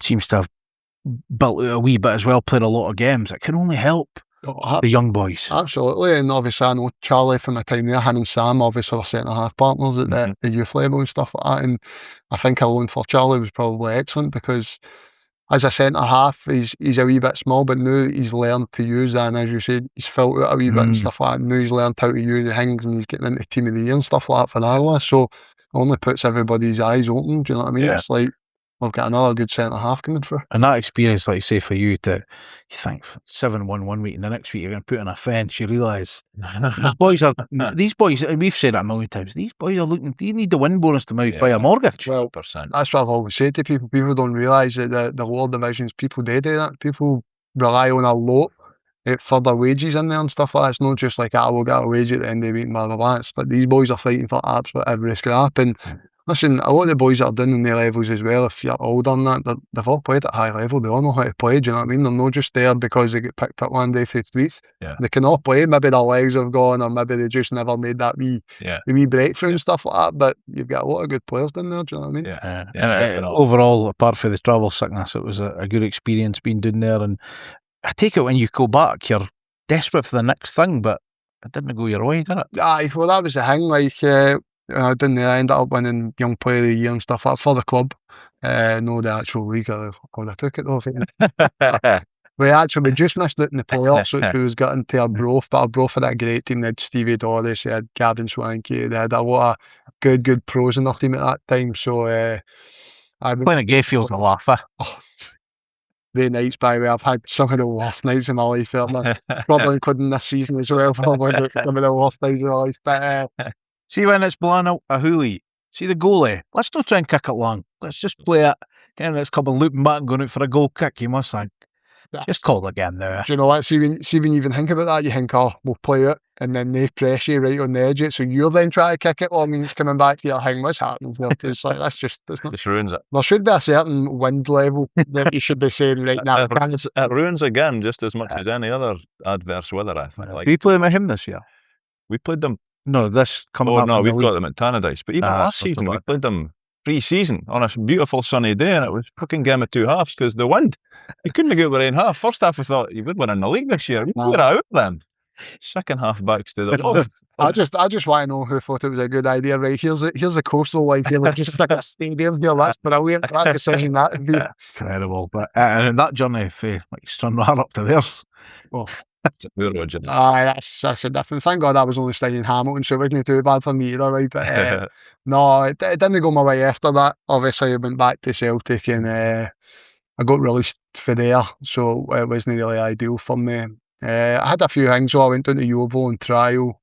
Had a trial going down. Only the arse end. That's the arse end of England, so I was kind of trying to go everywhere. No, I was just trying to see the monument to William Wallace. Why not? How the four corners and that. You know what I mean? Wow.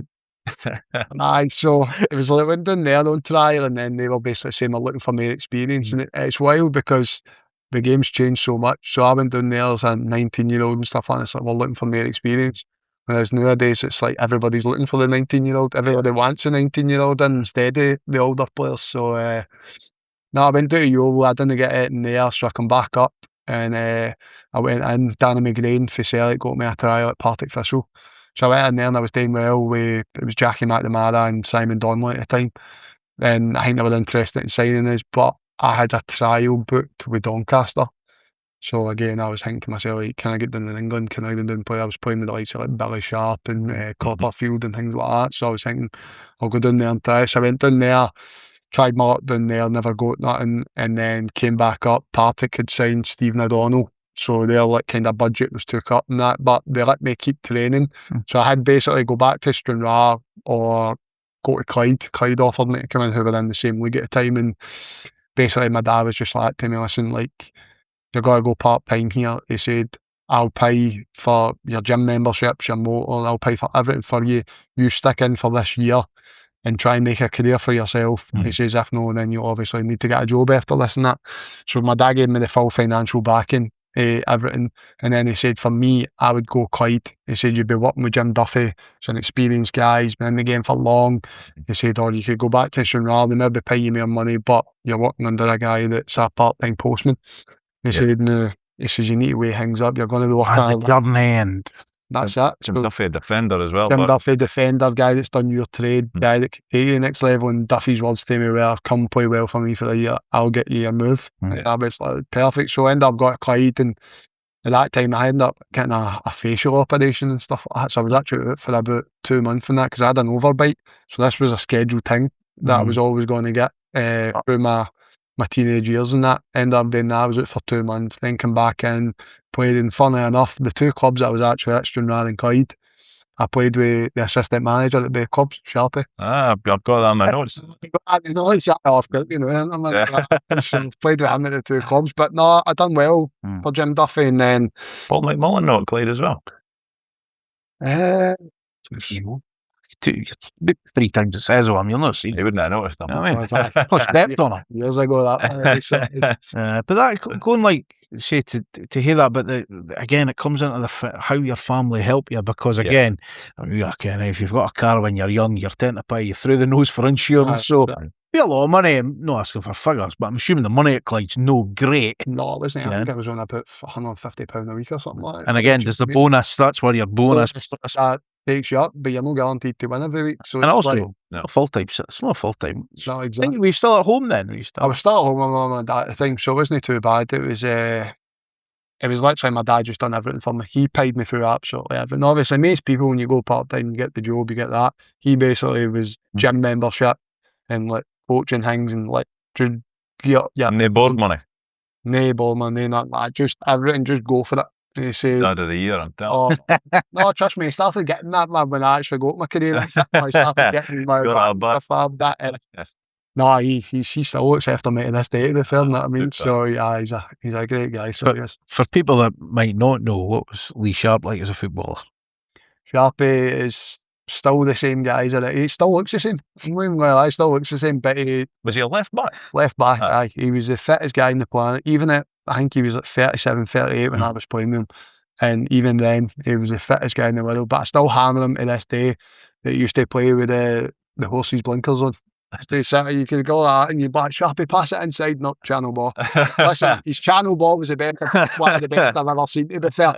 It was amazing if they just put that wee lovely bend on it, man. That was like That was proper old school football, man, like where your left backs would get the ball, boom, channel ball striker, run after it, and that was that.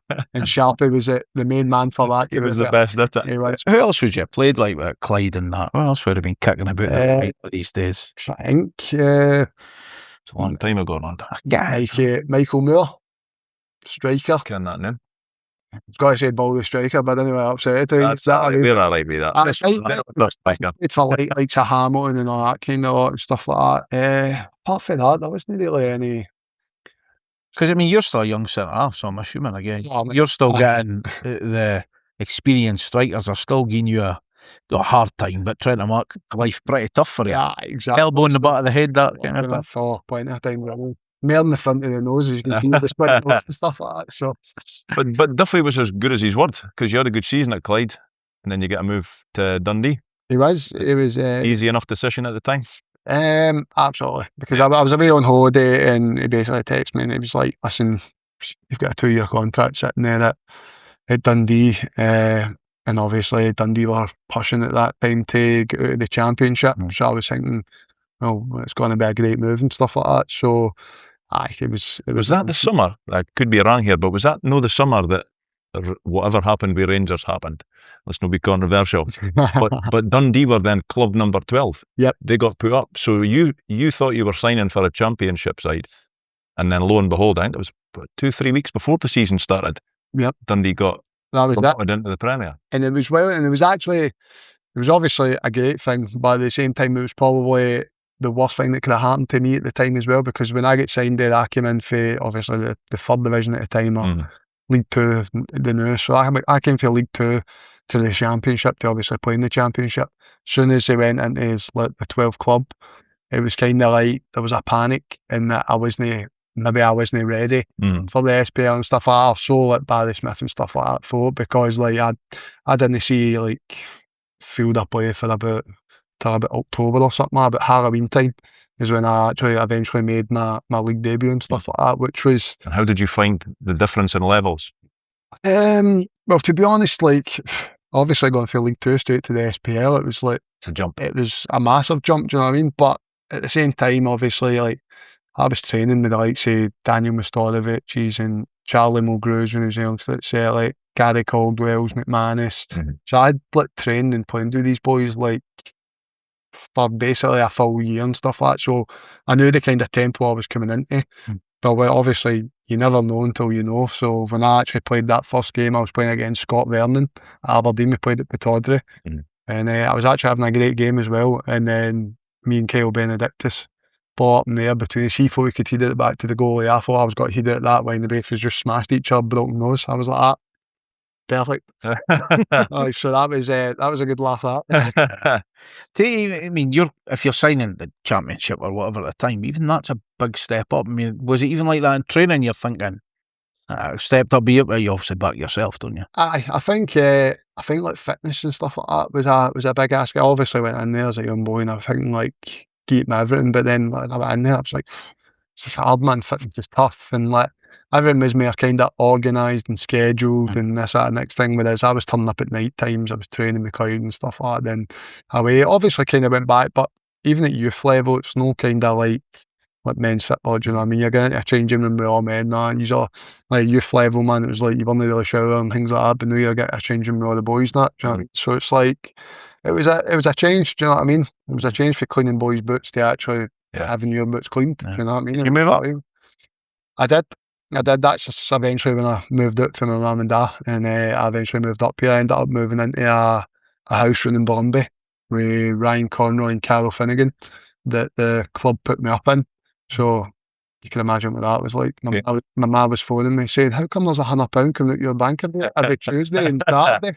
I had no idea. Skint Tuesday. No. Yeah, and I'm assuming that's to other young boys that didn't care how to cook, didn't care how to work a washing machine, or you grow up Listen, my wife will tell you I still don't know how to do that. That's it, I still don't know how to. We actually used to play Tiger Woods to see who made the dinner and who done the dishes and all that kind of stuff. That's what happens when you come up as a young boy. Behind your learning things, but really you're just sitting there. And was that you guys that took it upon yourself to get that house, or was it the club that sorted it out for you? No, the club sorted it out for me. They basically just said like that I would have been moving into a house up here and stuff like that. So right, okay. And then they basically said you'll be staying in with two other boys, like Kyle Finnegan and Conroy and stuff like that. And to be fair, I knew Conroy for Celtic, which was an added bonus. Like he showed me, like I drove up with him on the first night that I left. My ma was greeting in the house and that. Can imagine her boys leaving her and stuff. I was like 19, 20 years old, man. My dad's like, that's yeah, me man. Fuck your kisses. Well, forget the big money and all before you leave. Oh, aye. What was the experience like living, like say, for yourself and that initially? Was it eye opening, or was it just a fun and a laugh? And it probably was a wee bit eye opening in the fact that like I kind of relied on my ma quite a lot, considering the fact that I can't cook and I couldn't do my lashes. I'm asking boys up there like, how did I do this, how did I do that, and they're laughing and stuff like that. But obviously they're a fair bit older than me, but to be fair, it wasn't too bad. They looked after me well, to be fair to them. And then basically it's just like try to find your feet, and I done that easy enough. Do you know what I mean? I'm not a kind of shy boy, so it was easy enough to find. So when you lost on Tiger Woods, what were you serving up at the dinner table? I was still serving up none, but what I had to do was get every dish, or I had to go to and buy all the ingredients for everything, bring it back to them. They would make the dinner, and then I'm cleaning up the dishes. I went to the shops and go to untidy and everything up. To be fair, I was good at PlayStation, so it was all right. And that, I mean, you still stay in Dundee now. Was that sort of the start of it? So. That was the start, because well, my father-in-law now, he was a director at Dundee at the time, Steve Martin, and I didn't actually know he was a director at the time, but obviously then I met my partner from Dundee and stuff like that, so obviously a few nights, I didn't actually find out that he was a director till it was like the Player of the Year Awards for Dundee. We're in the undercars. And he presented you. I'm sitting there at the bar with my him and his daughter, sitting talking away and stuff like that. And then I was obviously a wee bit drunk and stuff like that, and I was asking for a kiss, and she was like, no. And then I was like, why no? And then she was like, because my dad's standing right behind you, and it was just like, on the room. And he's just kind of like, make sure my dog gets home safe. And I was like, hey, okay, that's me. That's me, lost my job. So he's actually at a job now. But no, he's been great with me. Honestly, he's been brilliant. He's actually one of the reasons that I got my move to United when I left St Mirren. He knew I wanted to leave, and obviously he spoke with Jimmy Fife and stuff like that. So. Nice one. You had 2 seasons at Dens. I'm not putting them down like, but it's no surprise that they went down that first year, given that they only had like a 3-week period to prepare. Second season, you just come back up, and then did you reject a contract that was offered to you? Was there something else, or did you just not get offered? Oh, this is where the controversy comes right now, and I'm choking for it. Nah, I got offered another deal when I was there for Bomber Brown when he became the manager. Mm-hmm. I done really well for them. I played every minute of every game the season that we won the championship. Obviously Bomber Brown left the club, but when he offered me the contract, my agent at the time was playing a wee bit funny, so he was wanting agents fees for me, Conroy and Nicky Riley, but we wanted it through my deal. And I said, well, that's not happening. I said, take what you're due for my deal, I says, and then just deal with the club whatever way you want it. But it was like, no, a club only dealing with me right and that, whatever. I said, well, that's not my problem. So I went to the club and just went like, listen, my contract runs out with my agent at the end of the season. If he's prepared to like muck this up for me, I said, then I'll wait to the end of the season, then I'll sign the contract. And they were like, right, okay. So we basically kept in a draw. Yeah. Bomber Brown obviously left the club. Paul Hartley came in, played under Paul Hartley as well, and then come the end of the season, he was just basically like, all contract talks have been took off the table. I had a 2-year deal sitting there waiting on me. He said, nah, well, no, but that's no the deal anymore. So it was like a lot more money I was getting as well in that, and then they offered me £50 more, but then took the house off me. And I was just kind of like, so I'm worse off. So I says, I'm worse off than what I was the season before I left. I played every minute, every game in that. And he says, well, he says, you can see it that way, but we're going to try and add a wee bit more experience to the team and this, that, the next thing. And that, he says, like, we're going to sign the likes of like James McPake and stuff like that. And like, listen, that's no disrespect to James McPake. He's had a great career and stuff like that, and he's a great pro. I laughed on the phone at the time, and I was laughed, all the best then. I said, no bother. I said, like, that just showed me that there was no respect for me. And then obviously they were going for us, and as I said, it's no disrespect to James McPake, he was a great centre half, but end of the day I was just like, well, nah, it's not for me. Yeah. I says I always back myself in every situation, and if they're saying that they've got other boys coming in that they think are better, nah, it's not for me. And was your now father-in-law still at the club at that time? No, it was a weird one. He was kind of at the club, but this is where his fallout with the club happened as well. Yeah. Obviously, he's backing me, but I basically was like, you can't really get too involved because obviously me and his daughter were involved, so it's like you can't really be seen to play favourites. Yeah. Do that yourself. So he was like, for everything they wanted to say, it was me, Scott Gardner and John Elms that kind of pulled the wool out of my eyes and stuff like that, do you know what I mean? And then turned a blind eye when I said, well, I've got a contract and you know that. Me, Scott Gardner, and they were kind of like, well, no, you don't know. Do you know what I mean? I was like, right, no boss. So nobody knew about this contract, but then it took off the table and £50 more for a season that I was honestly like, I was great that season, do you know what I mean? So it's just like, nah, if you're not wanting me, then. Was that happening during the season? Like, is this, and you're still got to go to training every day, still play on a Saturday? No, this was like right at the end of the season. Basically, I kept on asking them what's happening with the contract, and it was just like, aye, like it's still there, blah, blah, blah. And then come the end of the season, Hartley comes in, takes everything away, and just says, nah, I'm doing this and this. And to be fair to Dundee, they signed a no bad team at that time. They go McPake, Greg Stewart, Kane Hemmings, whatever, and they done no bad, but at the same time, I'm just thinking to myself, I'm not going to let anybody mug me off and say £50 more than what I've just done for the club. Yeah. There should have been a bit of respect there, but there wasn't. And that's what I was in. Does that give you a bit of uncertainty, or like until the Livingston thing come about, and how did it come about? Because obviously you're saying your agent, there was a bit of a out there as well. Well, I'd left my agent by that point, ended up with a new agent. To be honest, at that time, like I was nearly bored. I was kind of doing things off my own back and stuff, but I went with a new agent, and he was going through it, and then he was saying like John McGlynn was interested in Livingston. And at that time, Livingston had just literally sold 2 boys to Sheffield United and stuff like that, the wee boy Scoogle and Mark McNulty and stuff like that. They just went down south and things like that. They were a good team, and I thought, well, this could be a good move for me then. I said, like, it'll be championship again, but so got a good team, see what happens and stuff like that. And obviously a good manager under John McGlynn, so I thought, nah, it'd be a good fit for me. Do you know what I mean? I could get myself back down the road and stuff like that, and stay in Miranda. Obviously it didn't work out like that because me and my missus ended up moving into a flat in Dundee, and I've been here ever since. So, but aye, that's kind of how that worked. Yeah. Was McGlynn, like, obviously everybody now that watches football, we know that the way his team is, the way that his team plays these days, was it the same back then, or had he kind of perfected that?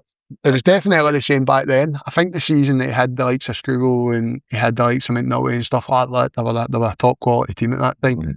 I think when they obviously lost a couple of day players, and then they brought in, like, obviously brought myself in, and they brought a couple of boys for like down south and like other teams and that, and they probably just didn't get that balance right. But his attention to detail, his coaching, how he wanted everything was absolutely, would probably be the same in this day. Like, everybody always says this day when they talk about they're going to talk about him doing throw-ins and set plays for about an hour in the media rooms and stuff like that. So everybody knows what he's like. And as a player though, is that no like boring?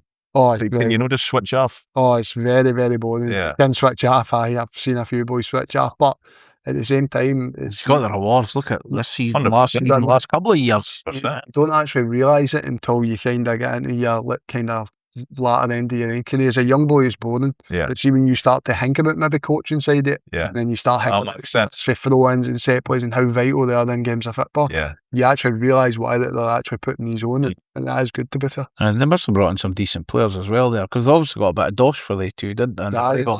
They brought in about 4 or 5 players. Brought in myself, Jordan White, and they had boys like Rob Ogilvie, Miles Hippolyte, who's still playing down south. He was lightning quick, wasn't he? He should, to be fair. And, so they brought in a good few players, but it just, for some reason, it just never clicked, to be honest. I think the boys that come up, fade down south and stuff like that, just nobody seems to get the championship unless you're like a Scottish boy not actually realise what the championship is. Do you know what I mean? It's no easy. It's not easy. It's not easy. It's a dig-in, basically. I don't think a lot of English boys kind of realise that until they come up here, and then you have to hope that they actually get involved in it. You'll have played with a number of English players. Like, you get the impression that the attitude for English people towards Scottish leagues is they kind of look down on it. So if they look down on it, and I'm saying that as they probably look down on our top league, you can only imagine some players' attitudes when they're going to a team in the championship. They must think it's going to be piss easy. Absolutely. Roll in the park. That's it. Really isn't it? No, they don't get it. They don't get how hard it is and how much, like, people that are in the Championship, it's because maybe they've just missed out in the SPA, or they're even getting better money than in the Championship with somebody else than what they were at their previous club. So the standard is high, do you know what I mean? The jump's not that big. Like, I say this to people all the time, like, and I think it's actually been proved this season when you looked at like Partick and the St Mirren game. It's close, do you know what I mean? And then you look at St Mirren won a cup, you know what I mean? So it's like, it just shows you. And then you look at Dunfermline, Aberdeen, it's like, it's not that big a jump. People think it is, but you've got some big clubs in the Championship. Yeah, 100%. Did you get any qualms of going back to the Championship with Livingston at that point? Obviously, it was a bit gutting, because as a young boy, you think to yourself, you've got to the top league, you've done well, you've done everything you could in your power, and then you miss it on it again. And then sometimes you just think, because I only maybe had about 18 appearances in the SPA at that time with Dundee, and obviously it was in the relegation season and stuff like that, so it wasn't really that enjoyable. So you kind of wanted to go there and make your mark again. So there was a wee bit of obviously being gutted about it, but at the same time, like, I still knew there was an opportunity there that sometime I might get myself back up. The first season at Livingston was pretty good. Avoided relegation, won the Petrofac Cup, I think it was called, and then like, your world come crashing down with the off-field personal affairs. Talk us through like what that did to you, what that did to your family, and your mindset when you were going through it at that time. I think it was a hard year that there, because obviously we all the kind of the highs on the park, as you say, we avoided relegation, then we won a cup, and then I've just got my own personal reasons behind me and stuff like that.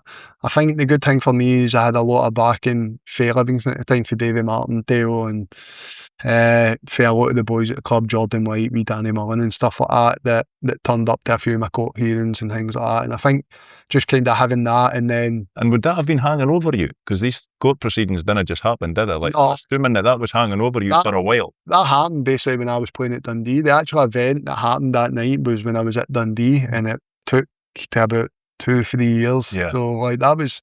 I'd been on me a long time and stuff like that, and to be honest, it should have probably, I know I got a guilty verdict, but it should have been thrown out of court completely. The time bar and everything to it was shocking. They weren't turning up for court hearings and this, that, and the next thing. It was just a pain and stuff like that. And then every day I was going through the papers saying, oh, baseball bat fog, this, that, and the next thing. And I was just thinking to myself, people, they don't know the story. They don't know the story, but the papers had me guilty before my trial had started. And the thing that I actually said to like my wife and stuff like that before about it was like, now there's like a protection law where the papers can't just come out and say things about people, whereas before that law even came out, I was basically, I was guilty, I was in the front page and I was guilty before my trial started. So how can you go up for a trial with your face on the front of it saying fuck and this, that, and the next thing?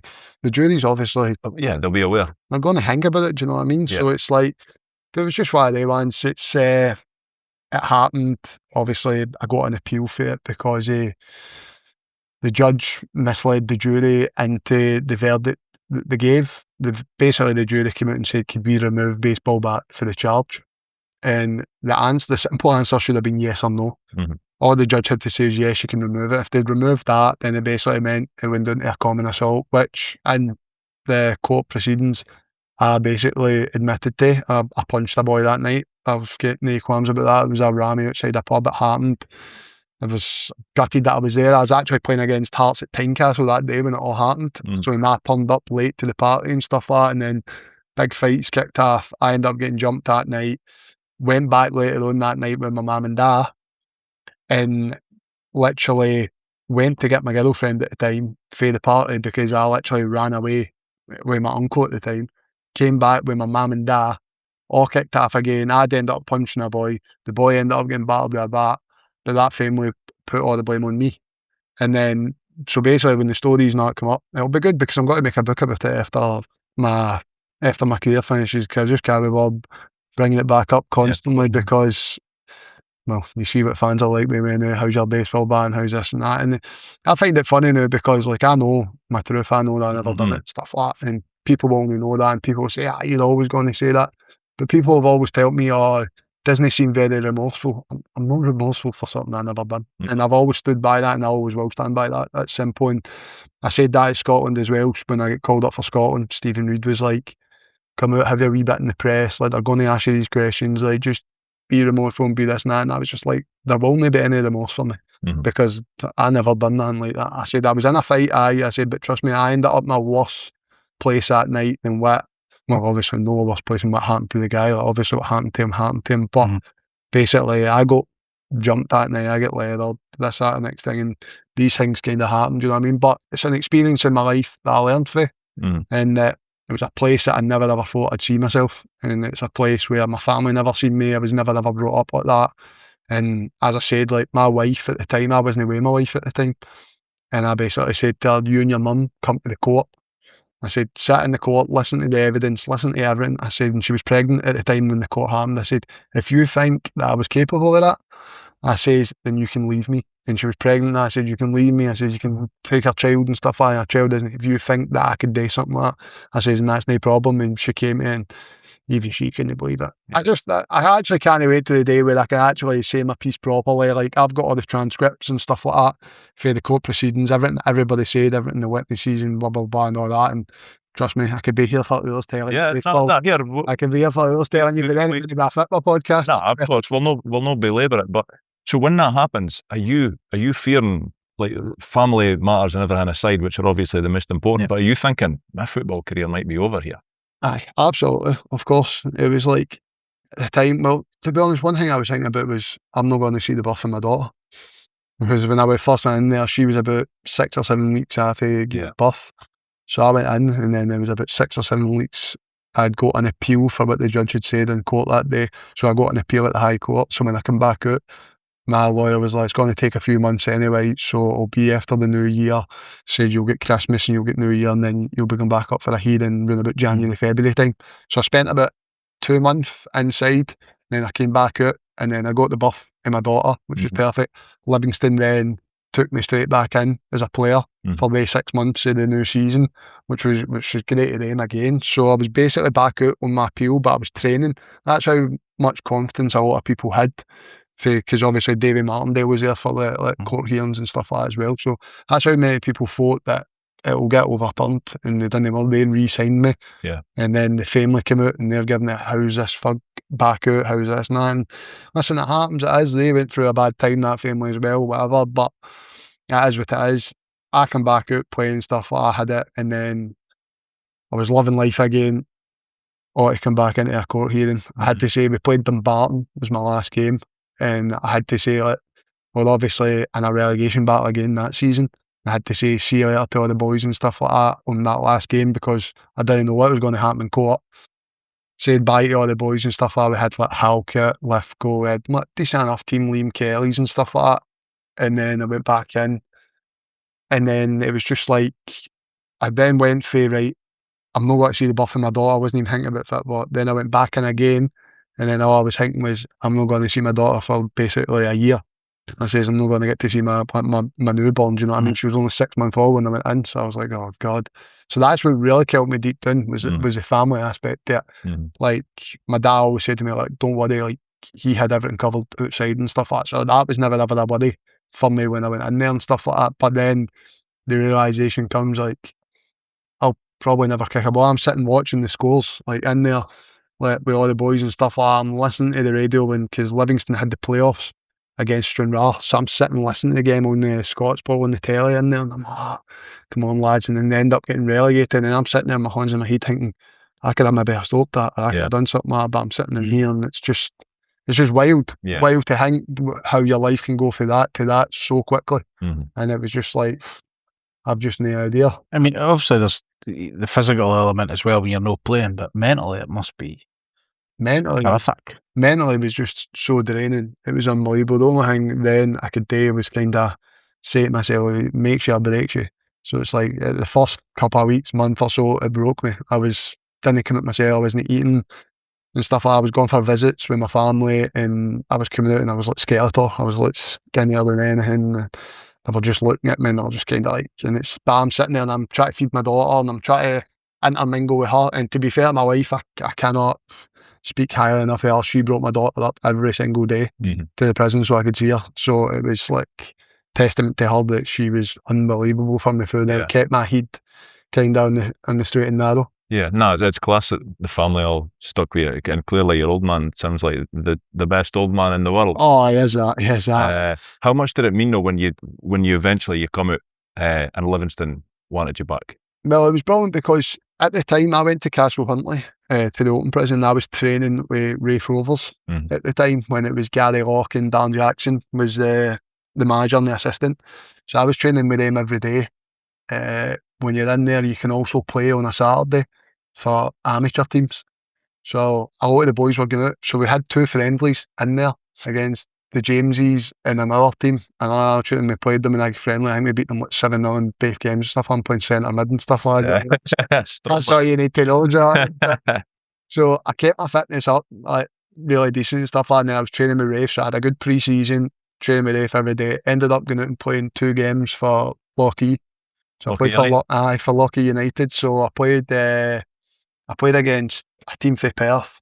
Is it Lunkirty or something? I played against Lunkirty, scored my first game, and then played against United's 21s when big Harry Shooter was playing, and wee Cujo and all that lot, and all boys like that were all playing. And I played in the 21s at Lockheed. It was like a wee kind of testimonial game, so I played in that as well. And then after that, I couldn't sign an amateur contract. This is when the realisation kicked in, was I couldn't sign an amateur contract because they can hold your registration until June.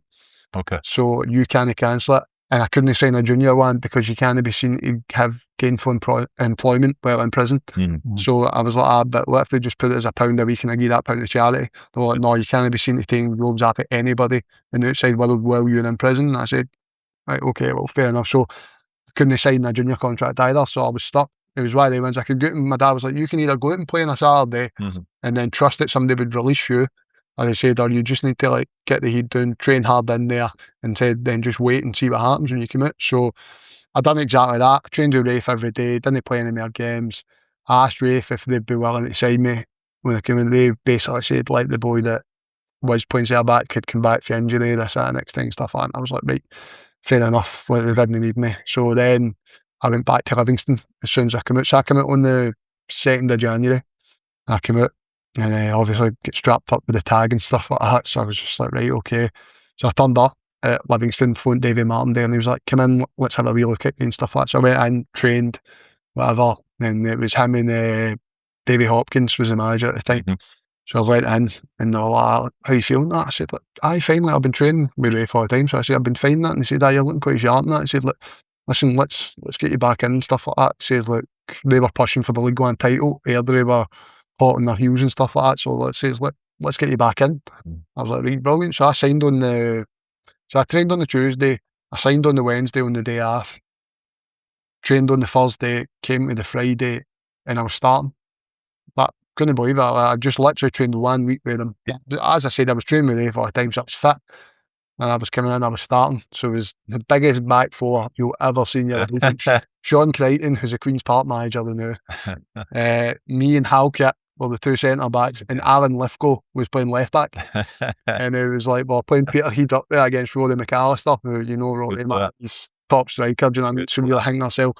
Big back four, we all just need to bully him, blah, blah, blah, win the game. That I was just thinking to myself, right, brilliant. So I couldn't wait, but obviously at the same time, I've got a tag with Manco and that, so I'm thinking, it's just wonder what kind of reception I'm going to get. And the Livy fans were buzzing with me, which was great.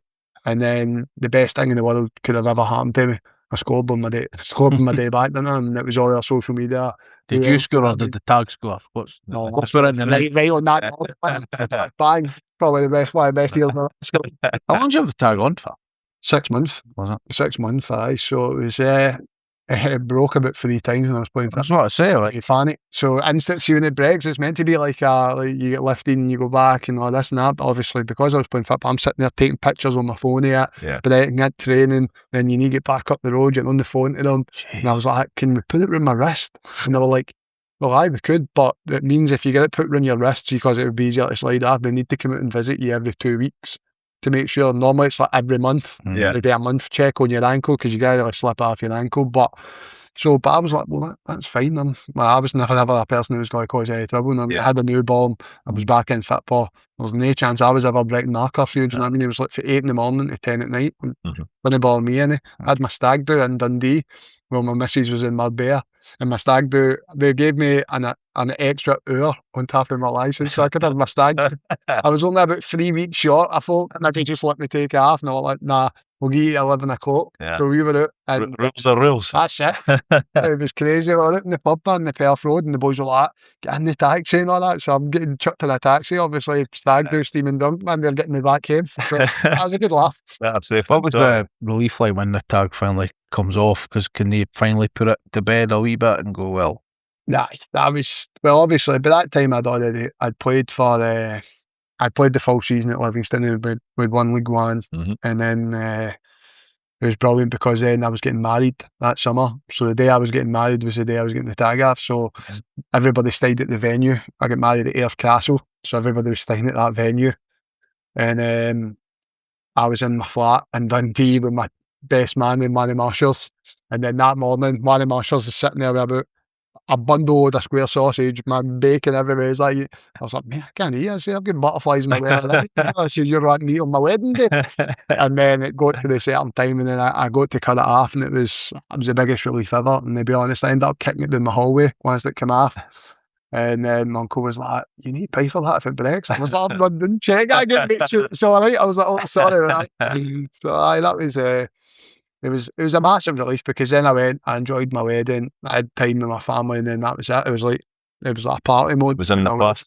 And it was in the past, and it just felt as if like, there was a new life for me starting, because my football career was back on track. I just won a league. Back in the championship. I was back in the championship, had just been married, and I was thinking to myself, I'm flying here. Yeah. Would it be fair to say then, like, if you fast forward to the end of that season, because it was back-to-back promotions, was it? Yeah. Fucking beat United en route. That. But was that like maybe the best part of your career up to that point? Like, you must have been flying. Absolutely, because obviously that time obviously when we were just talking about Dundee and no making the SPL, at that time I thought, I'll never go back to the SPL. Obviously I was at Livingston, we were a team that was like League One into Championship. I think to ourselves, we're going to fight relegation here. You've got clubs like United, St Mirren, you had massive clubs in that, Dunfermline in the league. So it's like a tough ass to stay in this league. And then we end up finishing second behind St Mirren. And then, as you said there... What did you make of that United side? Because it wasn't the best, from your point of view. But see, when you look at the players that they had at the time, they had, like, obviously, they had the boy Mosney for Rangers. We liked him. They had... Ralston was... No. Aye, they had Anthony Ralston. They had the big boy Mikkelsen up top, Scotty Fraser.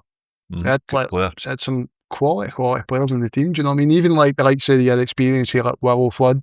And I can't remember the six's name. Was it Stuart Murdoch and stuff like that? Yes. I had them, they set them in. That's so like, all got sent off. Aye, plus Johnny London. Fuck, that's right. I didn't like them. Aye, I didn't like a lot of boys on the... Aye, Shawnee's been a great pal for years, to be fair, but that game, it's funny as him, because Shawnee just ratted about 3 players at the one time, and then he ends up winning the ball and we score for it. And then, it was 3-2 at Tannadice, wasn't it? 3-2 at Tannadice. It was the biggest turnaround ever, because I think we went 1-0 up. Rafa De Vita scored. Yeah. And then the boy Mikkelsen scored. And then I think it was Tony Ralston scored to make it 2-1. And then I was thinking to myself, oh, it's uphill battle for here. But then there was a couple of mistakes for the big boy Mosney and stuff like that put Pitts in. And then somebody else, I can't remember who scored. United Martin States getting Livy. At the back? No. It was unbelievable. And then obviously had to go back to Arnvale and the Astro and stuff like that. I actually set the goal again for Big Lithgow. I headed it back across, Big Lithgow scored. I think the game finished 1 each. Scotty Fraser scored. Yeah. What's that Astro like to play on? Because we hate watching football on it. I don't mind it, to be honest, but that's biased for me, because I was at Livingston for about 4 or 5 years on it. You got used to the bounce. I was just there. They're always there, but nutmegged a good few players on it. You know what I mean? So I liked it, to be fair, but some people don't like it, some people do. Like, if you ask me now, would I rather play on that than go, as you said, like, say, like, your Gayfields and things like that? Like even Tannadice this last season. That's Again, you didn't play on it, but I can assure you, it didn't look the best for the stand. I actually did, because we had a bounce game when I was at County. We had a bounce game. Oh, you've won? And we won. 2.5. What month?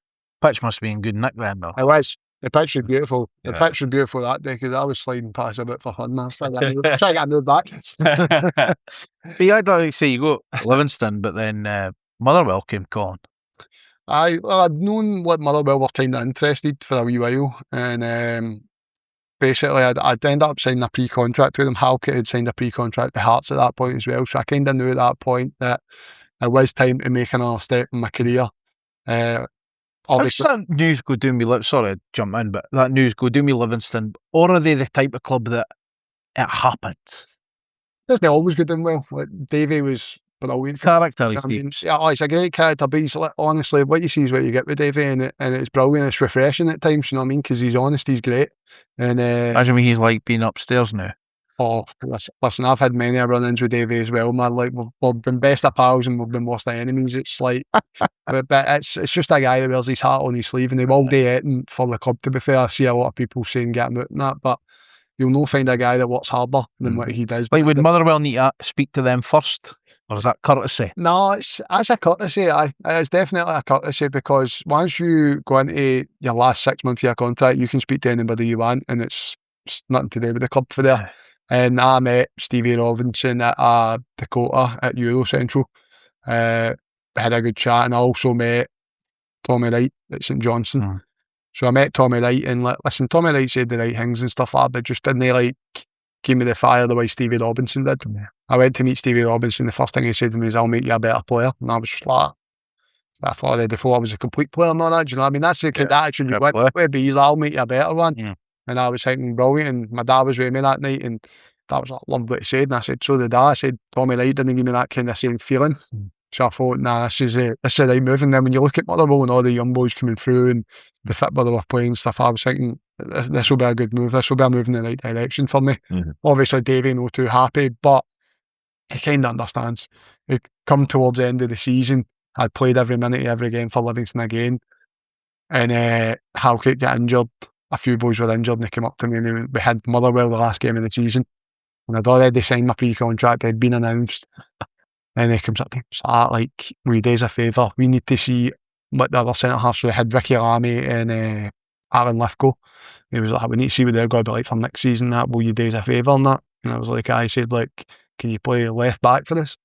And I was just like, he said, I basically played like right back quite a lot of the season. Well, we played a back three, but it was like Lamy left wing back, Lithgow, Halkett, then me. So then basically just kind of flopped into a back four, and I was always at right back bombing on.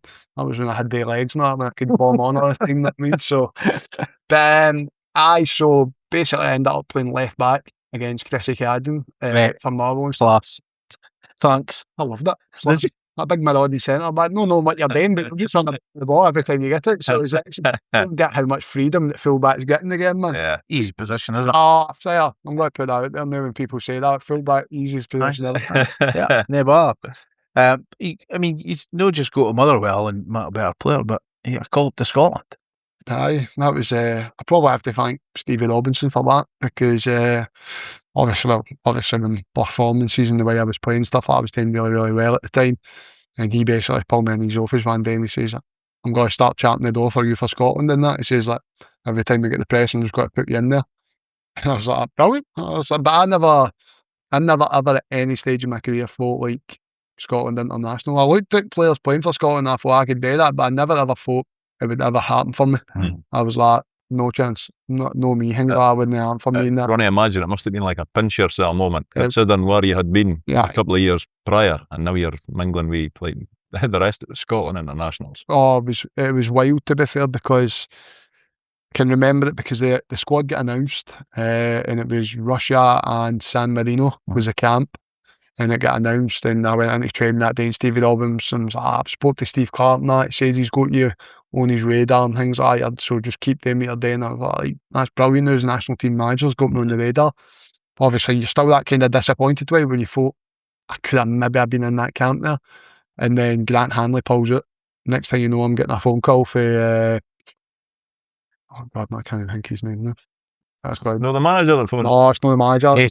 It's somebody else at phone. Oh no, man. He's actually going to kill me. Is it Frank Riley? Sorry, Frank Riley, the SFA phones you. So he's basically like the lead guy. He does everything for everything in the Scottish first team and that. So he phones everybody, he puts the messages out to everybody, he gives you all the information, blah, blah, blah, blah. Any point when he's on the phone, are you thinking, winding me up here? was on the phone to me, Tony winding Watt. me up. That's exactly it. That was exactly. I was on the phone and I'm sitting there, and he was actually talking to him. He was like, Dylan, like, we want to call you up to the national team and stuff like that. The manager wants to call you up and that. And I'm sitting there and I'm like, so who's this? I said, is this a wind-up? And he's sitting laughing down the phone. He said, no, it's not a wind-up. He said, this is Frank Riley, blah, blah. So I'm sitting there and I'm looking at the WhatsApp picture and that. I'm like, all right, this might actually be legit and stuff like that. So I'm sitting there and I'm like, oh, bro, he said, like, if you can come, like, after your game on Saturday, we're meeting up on the Sunday night at the Courtyard Marriott across the road for the Odeum in Edinburgh. So just meet up with the squad about 7, 8 o'clock, blah, blah, blah. So I'm like, all right, he said, like, it should be good. Like, you and Lauren Shanklin are both called up. I said, that's when Shanks won the championship and scored about 30, 40 goals or something. So he was like, you and Lauren Shanklin, they'll be coming in together, both using your first camp and that. So I was like, no, like, brilliant, excellent. So I was like, I couldn't believe it. Obviously, Grant Hanley had pulled out, so I was like, excellent. So turned up there, and then you've just got like Steve Clark, Stephen Reid, and all that just kind of sitting there, and I'm just like, how you doing? Is there an imposter syndrome kicking in at that point? At that point, I'm just thinking to myself, do they know who I am? I'm locked in there with a back, just like, he's doing. And they came out and he's talking away, and he's like, he's having a great season this season, and blah, blah, blah. I said, it's been excellent. I said next time, then he was like, we just need to get a lot of things sorted for you. We need to get you a visa to Russia. We need to do this, because a lot of boys had everything done because their squad got announced. So I had to get like pictures and that done, had to get stuff in the Scotland strip, media stuff, and it's like, it's a different world when you go international. So then people are, you're going from one place to another place, you're training, you're back in, just don't know what to do, and then you walk up into the tap room, next thing you know, you've got Charlie Mulgrew and that just standing there, and I'm like, what's happening? That talking away to them, and then like Andy Robertson walks in, you're just like, all right, mate. Do you know what I mean? Nicest guy in the world, John McGinns and all that. These boys are all playing Premier League and Championship and all that, and you're just kind of like, it's just wild, man. Yeah. Next thing you know, you're training with them, you're in the changing room with them. It's like, you don't actually come out of a state of shock until like your first training session. My first training session, it was like, the tempo was unbelievable. Boys sitting about, Kenny McLean, McGinn, just firing at each other. I came off training from my dad. I was like, that's the first time I've come off training with a stitch in my life, man. I said, that was hard gone, like, and I was just laughing about it, but it was unbelievable. Yeah. What would the manager have said to you? Like, were you there as part of the squad? Were you going to, did he say you might play, you might know, or were you just starting an experience? And he was just saying that it's good to have me there and stuff like that, and it's like, make sure you intermingle with all the boys and things like that. Don't be shy, you're here on merit and this, that, and next thing. So he makes you feel good about yourself. It makes you feel like you deserve to be here. So when you go in there, you've got a wee bit of confidence. And what are the rest of the players like? Are they quite welcome? Oh, absolutely welcome, honestly. Like, it doesn't matter if it was the guy that's earning 200 grand a week or the guy that's earning, like, you were one of the boys regardless of it, and that's the way I felt. Like, I was earning 200 grand a week. probably on that. Probably Andy. To be fair, I mentioned that a few times, and they kept on saying to me, "What, he took a pay cut?" And I was like, "God, man, I mean, so." it's we were recording this before the World Cup's even started, but what do you make of Steve Clark's reign as the manager? He's also signed an extension before the tournament's even got going. I think if you're looking for a manager, they can't do any more than what he's done. He's took them to 2 Euros, he's took them to a World Cup, and people are still moaning, but I can't get my head around it. What more can he do? I know the football sometimes isn't attractive, but it's effective. International football isn't always attractive. It's actually more boring than it is attractive. And if you're winning games of football and you're making major tournaments and you're giving the fans a chance to go out and party and watch their country in a thing that they've not been for ages, then why moan about how they're getting there? As long as they're getting there, that's essentially what it's all about. It's essentially about getting to that main tournament. It doesn't matter if you go and beat San Marino 5-0 and you played 2 strikers and the back three was cancelled and that. Who cares? Yeah. See, if you get 3 points and you make a World Cup and you're on the flight and the fans get to go to America and they get to go and party out, then job done, is it? Enjoy it. So enjoy the guy that's done that for you, and that is Steve Clark. And I think every player in Scotland and the Scotland squads say this about him all the time. Like, his man management's brilliant, and his tactical ability and how to win games of football, he knows how to do it. Do you know what I mean? Norway's, Spain's, he's beat them all. Yeah. What we like as a fan when we did qualify. Oh, loved every minute of it, didn't I? But it's that kind of bittersweet, because when I went to the Euros, it was during COVID. So I didn't get to experience that proper one like when they went to Germany, because the fans were all there, and it was like, it's a bittersweet moment for me. You know what I mean? I loved it for the boys, but at the same time I'm thinking, I wish that was kind of the Euros that I went to. Do you know what I mean? Listen, there were still fans not in there, but it was still the COVID season. Yeah, it's just they were it restricted. wasn't the same thing. But Was it frustrating to, like, it must have been great to be part of the squad, but was it frustrating not actually get any minutes during Euro 2021? that was just probably the biggest disappointment in my full career, to be honest. That it was because I played obviously that big game in Serbia, Mhm. and I thought like that kind of basically guaranteed me to be on the plane and stuff like that. Season probably never went the way I wanted it to go at Aberdeen and stuff like that. Never really played as many minutes. Got injured a few times, hamstring, COVID, and then just wasn't playing well at all. And that kind of probably killed me going into the Euros and that. But then obviously getting to the Euros, playing the 2 build-up games, I came on against Netherlands, done well. We obviously, I think it was either 2-1 or 2 each that game against them. I think it was actually 2 each.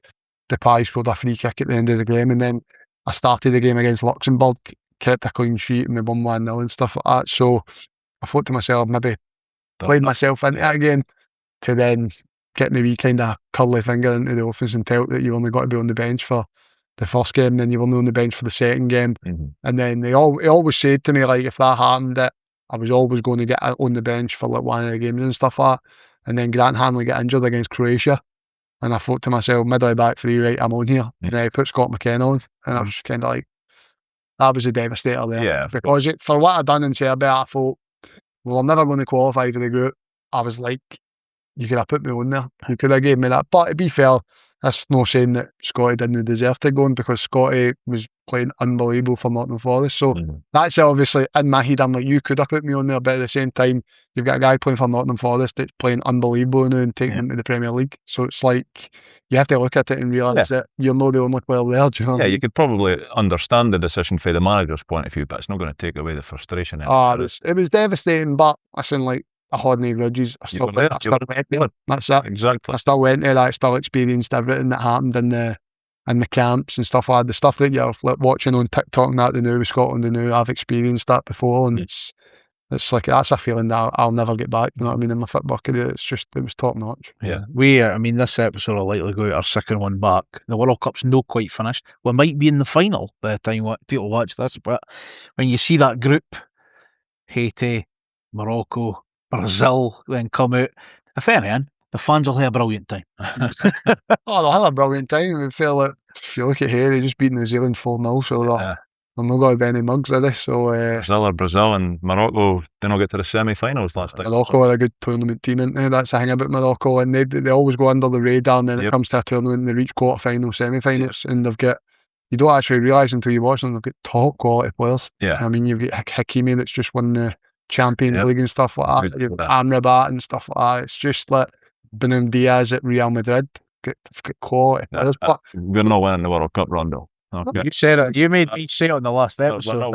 I said, we've got it as well. McTominay's on the Ballon d'Or list, and Robertson was Premier League's best left back and stuff like that.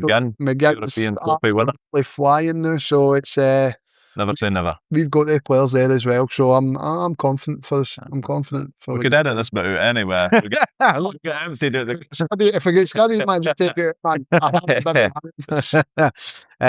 Obviously, you were saying the Euros and Aberdeen and stuff, and then that didn't really work out great for you, and you end up at St Mirren. Well, it was funny because Goodwin was the manager there. Aberdeen. I was wondering if you were going to bring that one up, but no, I had a chat with Goodwin in the summer after my first season, and with Aberdeen, it just didn't happen for me. Like, I came back for the Euros, I was a week late to pre-season, then I got COVID. Then when I came back for COVID, pre-season was basically done, so I wasn't up to full speed. Then done my hamstring, had another 6 weeks out, came back, started getting a wee run of form, played no bad against Hibs again, done my hamstring again, got COVID again. I was like, this is a nightmare. I said, this just isn't working. And then Goodwin came in for the last 7 games, and I wasn't there playing, and he came in, and they had a good conversation, says, I'm going to put you in. He says, you're going to play the last 7 games for me, blah, blah, blah. And I was hopeless. I was absolutely hopeless for them. And I can hold my hands up and say that I was absolutely hopeless for them, man. But that was just lack of fitness and lack of game time. And it's something that in my career I'd never experienced. Every team that I'd played for, I was playing week in, week out. And I was doing well there. I just couldn't get up and run at all. And I don't know what it was. It just didn't work out. And Goodwin basically said that I was free to find another club. He said he was going to bring in these centre backs. But obviously, if there wasn't nothing there, come back in for pre-season. I did go back in for pre-season. I came back in flying.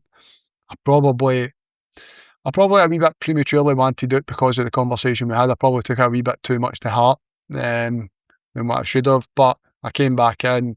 I was doing well. The higher up wanted me at the club. Goodwin was basically like, I'll take you to Spain with me.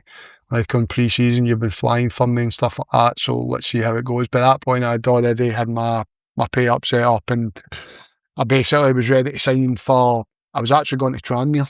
Yeah. At first, I was in the motor and I was heading out to sign for Tranmere. Who was their manager? Was it Mickey Mellon? Mickey Mellon at the time, aye. So I was on my way down there, got to Strathclyde Park, my mum and dad for Hamilton, and my missus started greeting. She was like, I don't want to leave Dundee and that. And I was like, I've just agreed to go to Tranmere now. I said, I've told St Mirren now. So I had to phone Stevie Robinson, he wasn't answering his phone. I was like, oh no. I was like, The man that knew you as well. I know. So I went round to the house, my mum and dad's house. I was like, she doesn't know I go to Tranmere. I'm just going to try and see if Stevie Robinson will take us back and that. And I phoned Dermot Acaro at the time, the assistant, and he was like, oh, he's up the mountains with his partner and that. He said, I'll try and get a holiday and things like that. Eventually he phones me. He's like, I have a wee Northern Irish accent. And he's like, Decky, he says, what's happening? And I was like, Mrs. doesn't want to leave. And he was like, Decky, said, I've got a boy coming up for Walsall and stuff like that, meant to be signing, blah, blah, blah. And he said, listen, he said, leave it with me. He said, I think the boy's got a hernia, so he's got to be like hanging for 6 weeks. So he said, I'll maybe just put that to bed. Mm-hmm. I hope he actually doesn't mind me telling that story. He said, I'll put that to bed. He says, and we'll get a deal done. I said, but you're signing the night. He said, there's no like, hanging about, you'll be signing. Same money, same deal. So, same deal, thank God, man. I thought he would maybe lowball me. But straight away they got the lassie down. It was like Saturday night, got the lassie down, and she sent me all the paperwork through and signed it straight away, blah, blah, blah. They were going to Belfast the next day. So I've literally signed on the Saturday, and then all my bags and that were packed for Aberdeen anyway. So I just literally grabbed all my bags and I was on the bus, got to St Mirren. I was like, what's happening, boys? Literally a couple of pictures on the park, on the bus, straight to Belfast. How did Mickey Mellon start the news? He was actually, Wasn't the wife? do you know what? That's exactly what I did. If that's was the reason. That is exactly what I did. I phoned them. And I just tell them the situation. Listen, she's no like I'm doing. I said, if she doesn't like I'm doing, I says, I'll not play my best football because I need my family running about me, my support system. He understood all that and he said, can I speak to your wife then? I said, not a problem, bang, straight on the phone to her. I was like, you deal with me. I says, I'm not getting the crap for this. And to be fair, he was the nicest guy in the world. He was like, my wife was the same as you, and now she's down here. And then he was like, why don't you speak to my wife? And then she was on the phone to his wife as well, and having a conversation. It was lovely with him, but she's a Dundee lassie. She didn't want to leave and stuff like that. She's got a job and everything like that. So I respected her decisions, but I couldn't have done it without her. So I went to St Mirren and it turned out to be a great decision for me because I ended up back in the Scotland squad with St Mirren as well. Well, I mean, maybe was Mickey Mellon on the day he signed for United as a manager, and he's German. like, he's German. what a guy. Yeah. Like, Great guy. yeah. Again, he probably got one of the worst cards dealt to him during COVID. It was a tough. United fans never attended a game. He was the manager of it. So it's tough, Ken. You've not got that. And, just sat in there hearing them shouting, Jungling, playing him as a right winger at that time. Well, we're not going to go on about your time at St Mirren too much, but we hate to bring up, because before we started recording, we were on about your holiday photos, and you were there with your mate Curtis Main. That one game, we didn't like Curtis Main on this podcast. Like, we really didn't, so please pass that on. Although he's quite big built, so if he wants to punch any, we'll tell him to punch wrong. But you were adamant it was a Stonewall penalty. Well, you can't. Stonewall. To be fair, may have tripped out these ends. Jeez. We don't know. I'm going to say Stonewall. Never seen a body bend that way, getting pushed in the butt. I'm going to say Stonewall because me, myself, I'm scared of Maino as well. I've seen the build him, so I'm not going to say it. The big guy.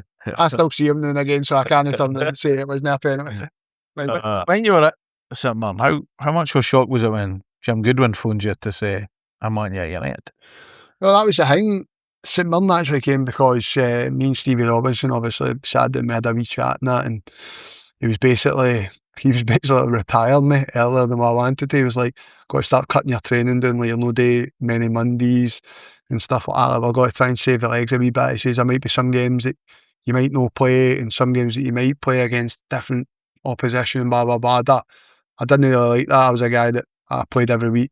I wanted to play every week. If I was getting took out of the team, it was going to be a problem and stuff like that, especially if I was playing well.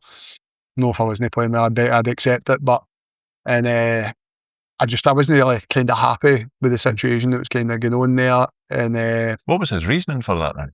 I don't really know. I think You weren't old, didn't you? Say you're all sitting with us now. No, it was one of the ones. He took me on one day and showed me a video, and like he was showing me like how I was playing a deep line and stuff like that. And I was just kind of like, but I said that's called reading the game. That's not like a deep line. I said that's just reading the game. He said, aye, but it's killing the team a wee bit. I didn't feel that way. He felt that way. And when you have that kind of disagreement with each other, it's kind of like. So then he started playing like Gallagher, who plays like a ridiculously high line. Do you know what I mean? That's what you want. Because Gallagher's got rapid pace, and if you've got that rapid pace, and fair enough, you play that way. So obviously I just came to the stage where I've never had rapid pace, and I mean, even when I was young, I was never quick. So the back in days, I can read the game better than most of them. Mm-hmm. It works to sell out, but the way he wanted to play was wanted right up this and next thing, and you have to respect it. You're just like, fair enough, okay, that wasn't the way I wanted to play. That's cool, and we kind of just thought, right, all right, we'll move on. He didn't really want me to leave. He just says, I'll only let you go if you're going to another SPL team. Mm.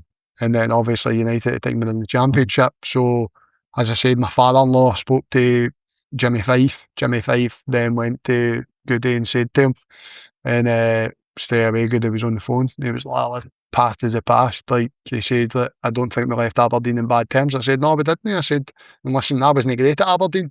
So, I said, everybody was in the right frame of mind to do whatever they done. So I had a chat and he just basically said, like, they brought the wee boy Ollie Denham up. I was mentioning that, yeah. He said, like, lovely player. Yeah. He said, but just wasn't ready for the Championship yet, as we spoke about. We watched it in the first two games and we realised he might have a tough time. Yeah. But he did look like a good player, but he had a problem. Listen, he was a good player. Well, Spartans bullied him, So that's what happens. And then Brian Graham. And that's what I said when we're saying about you as a young lad coming up, Stranraer, and you go up against a boy with 10, 15 year on you. It's no easy, like. No, that's it. And they were the two games that Goody said to me. He was like seen him against, and you know what the Championship's like. Yeah. You get 10 strikers like that in the Championship. He said, and this is a massive season for myself. He says, like, we need to go up. First time asking, there's no buts or maybes. He said, we have to go up. And then he says, and like, you fit the bill perfectly and stuff like that. You and Holt at the back, and things like that. And I was like, brilliant. I said, get me in, gets me back up the road and stuff like that. I says, I was delighted to get back in, and it was honestly the best thing that could have happened for me. Yeah. Were you guaranteed again, or as close to as possible? Well, obviously, like, they was signing me to come up and start, because obviously, like, it'd seen what happened with the likes, as you say, Brian Graham, the Spartan striker, and stuff like that. So things never really started half well. He probably felt under pressure with the Spartans thing straight away. Yeah. So it was basically like, you're coming in to play kind of thing. So when I came in, I trained on the Thursday, and then Friday, it was a Saturday, we travelled out to Carlisle in the pre-season. So I had one training session. We were both there, Yep, we were at Carlisle. One training session, then it was like thrown in at the deep end, you and Holt at the back, blah, blah, and we battled Carlisle that day. We played them off the park as well. And then when I actually got there, I couldn't believe how good we were playing, like bottom of a boot. It's the first time I'd really played in a team with Doc and stuff like that as well, and I couldn't believe how good Doc was. They're just getting on it, playing, making things stick, and I thought, seriously, even Holt, I'd seen Holt play left back at Queen of the South. I was waiting on his name getting mentioned. One of us didn't want him signed. Aye, well, I'd seen him. He was brilliant. I seen him at Dundee and as a left back, and then I seen him at Thistle moving into a left centre back. Oh, that was like big Holt as a left centre back. I couldn't believe it. I was like, never seen it before in my life. Obviously, I had a brilliant season playing, and then when he came in, I played with him. I was like, excellent. He's some player. Brilliant for us. I couldn't believe it. Do you know what I mean? And then obviously, goal machine as well. I've never seen a player half like him, man. Honestly, in our books, like, I'll defend anybody, but in the attacking half, man, Holt is the best I've ever seen at attacking a ball, man. He's like, he just seems to be there all the time. Good for us. He was so good for us. I mean, so one man that came in as well that's just re-signed is obviously Jack Walton. You probably didn't care much about him as much as we did, but what was it like playing in front of him, and what we're getting again for him? I mean, we're delighted. Again, a reliable goal, ain't you? That's first and foremost, great shot stopper, that's for sure. I actually knew that he'd signed before anybody did, because his wife actually, I hope she doesn't mind me saying this either, his wife had texted my missus when we were on holiday, and she was like, can you keep a secret? And I turned around and said to her, I said, he's re-signing back here, because he's got the house round the corner for me. They had bought, but he'd always kept, even when they went to Preston and stuff. I bought it off Clyde Middleton. And he's always had it, so it was his house, so he was like, can you keep a secret in that? I was like, he's signing back here unless he's like 100%.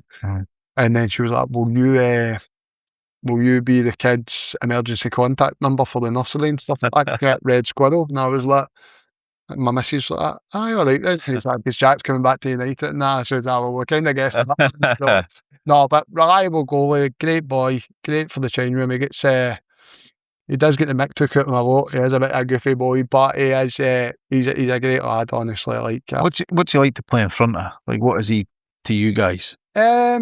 Chatty, loud? He is quite chatty, he is quite loud at times when he wants to be. He can be quiet enough, but to be fair, he is a good boy. And the thing is, like, you know how reliable he is when the shot goes past you. You know he's going to get something on it, so you just be on your toes to see if you can clear it. And it was a game, I think it was at Ibrox, when they made the 3 saves in a row on the goal line. It was like, unbelievable, man. So his reflexes and everything, I hope he can kick it a wee bit, but he needs to take his flippers off.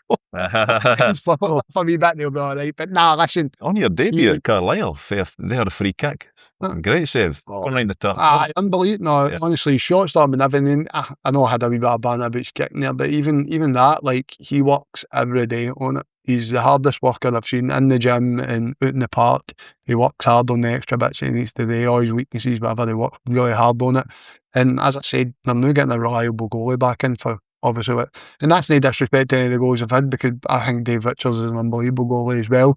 He's just not had these kind of breaks and stuff like that. But Jack is that reliable number 1 goalie, do you know what I mean? When you came into United then, like, obviously it was a team that had just been relegated.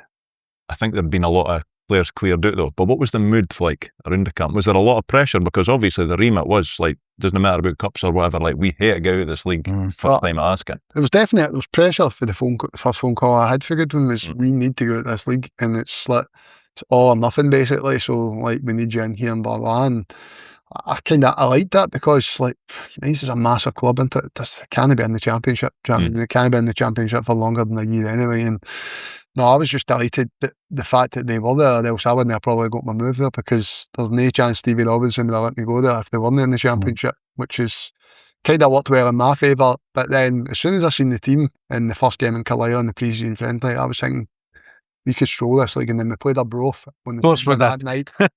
By the way, that's the best night ever in Arbroath history, because there wasn't any wind. It was unbelievable. So it was statement as well. And then we made a massive statement that night. No many people go to Arbroath and play them off the park. It had been on the TV because it was Friday night. It was on the telly. Joe scored the 4th or 5th or 6th. Was it 3 at half time? 3 or something like that. At half time. And United again. We scored, Cujo scored, Sibs. Sybil scored, yeah. Middleton scored the first into, then Sibs, then Multy, then Cujo. And there's again the way support early on. I mean, even at Carlisle, I thought we're travelling good enough, but when it got started, I mean, for you as a player, this is the championship, but this is what we're getting. I know. It was amazing, because obviously, like, it's right on top of you, the sport right on top of you, and how busy it looked, and I thought, like, and that's no disrespect to any other clubs and stuff, but then it's like, that's when you see a proper support, do you know what I mean? Like, proper stadium, like big stadium, and things like that. And it's like, that's obviously why the reasons that it was an even better decision to come there, because I was playing in front of a big support and big stadium, big crowd and that, and it was brilliant, honestly. What was it like going to St Andrews for the first time and seeing what was on offer over there?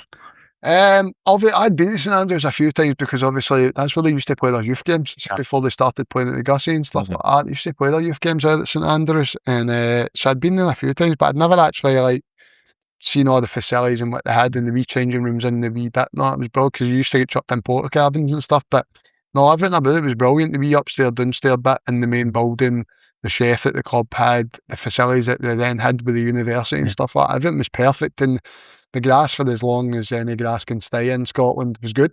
So, no, there was absolutely no complaints about St Andrews. It was top notch.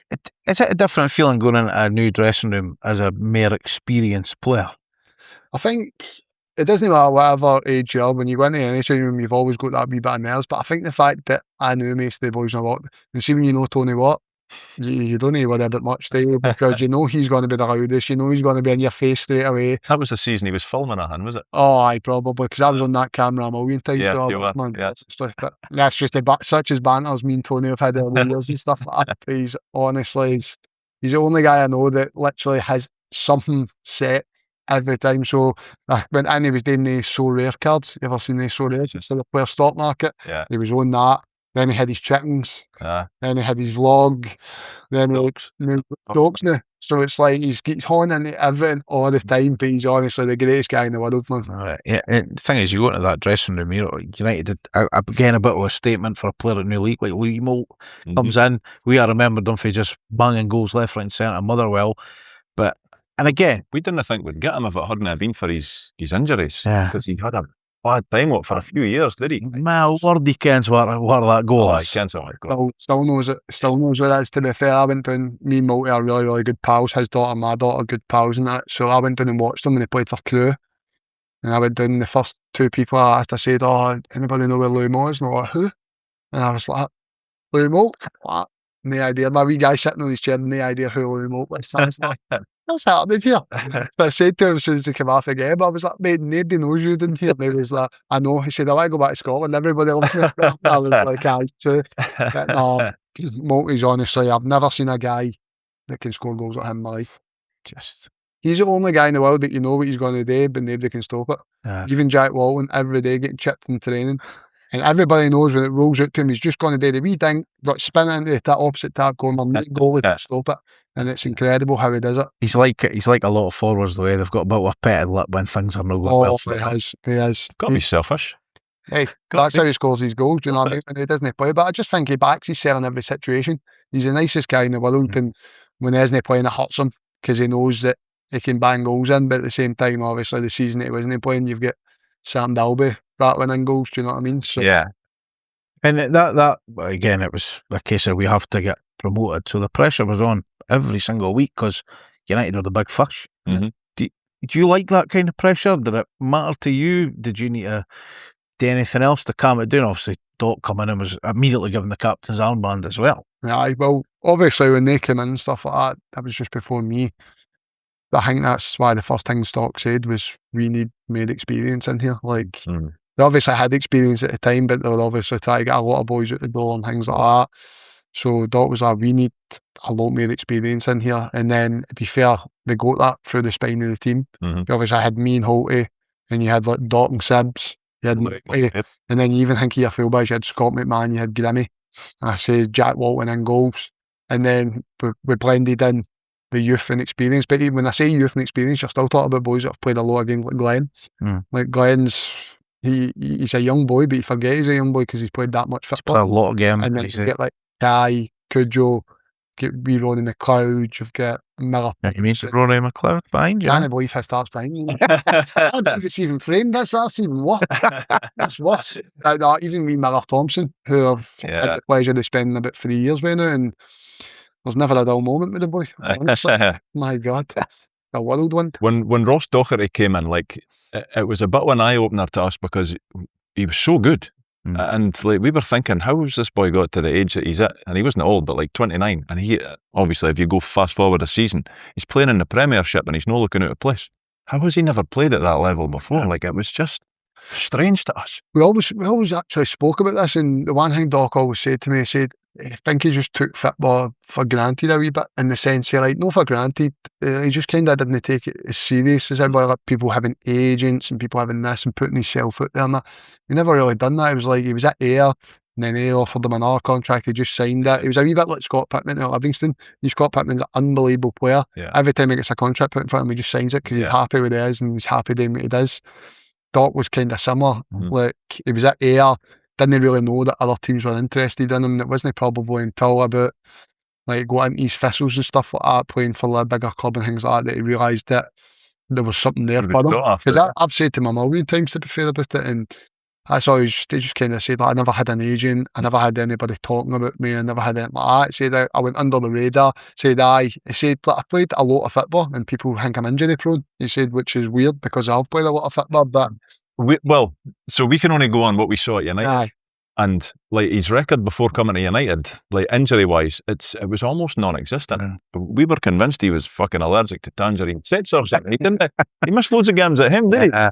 I guess he got a lot of bad luck for The it. luck that he didn't get, I suppose. It was a real blow. Some player on his day. I just kind of comes for like maybe like a pre-season or something. See if you pick up that nigga on pre-season, you don't get the good pre-season, and then you play catch up.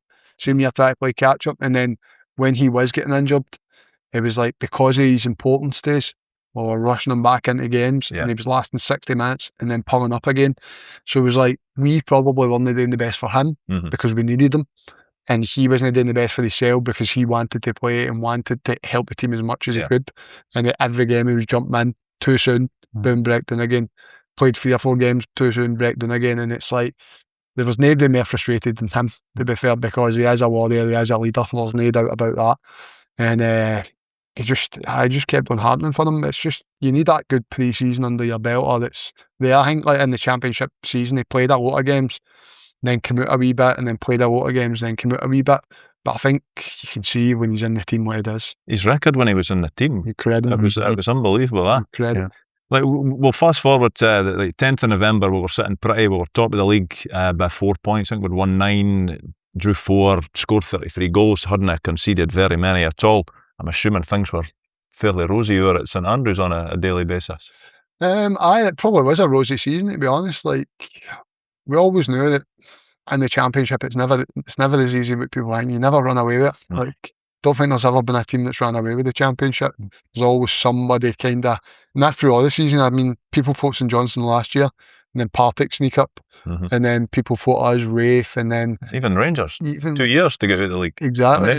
And then you think about the likes of Kilmarnocks and stuff like that, playoffs with Arbroath and things like that.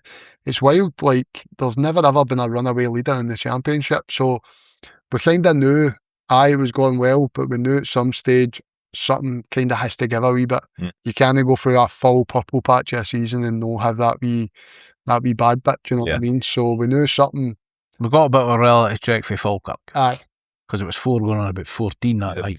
You weren't playing us, it doesn't matter. But that's what happens.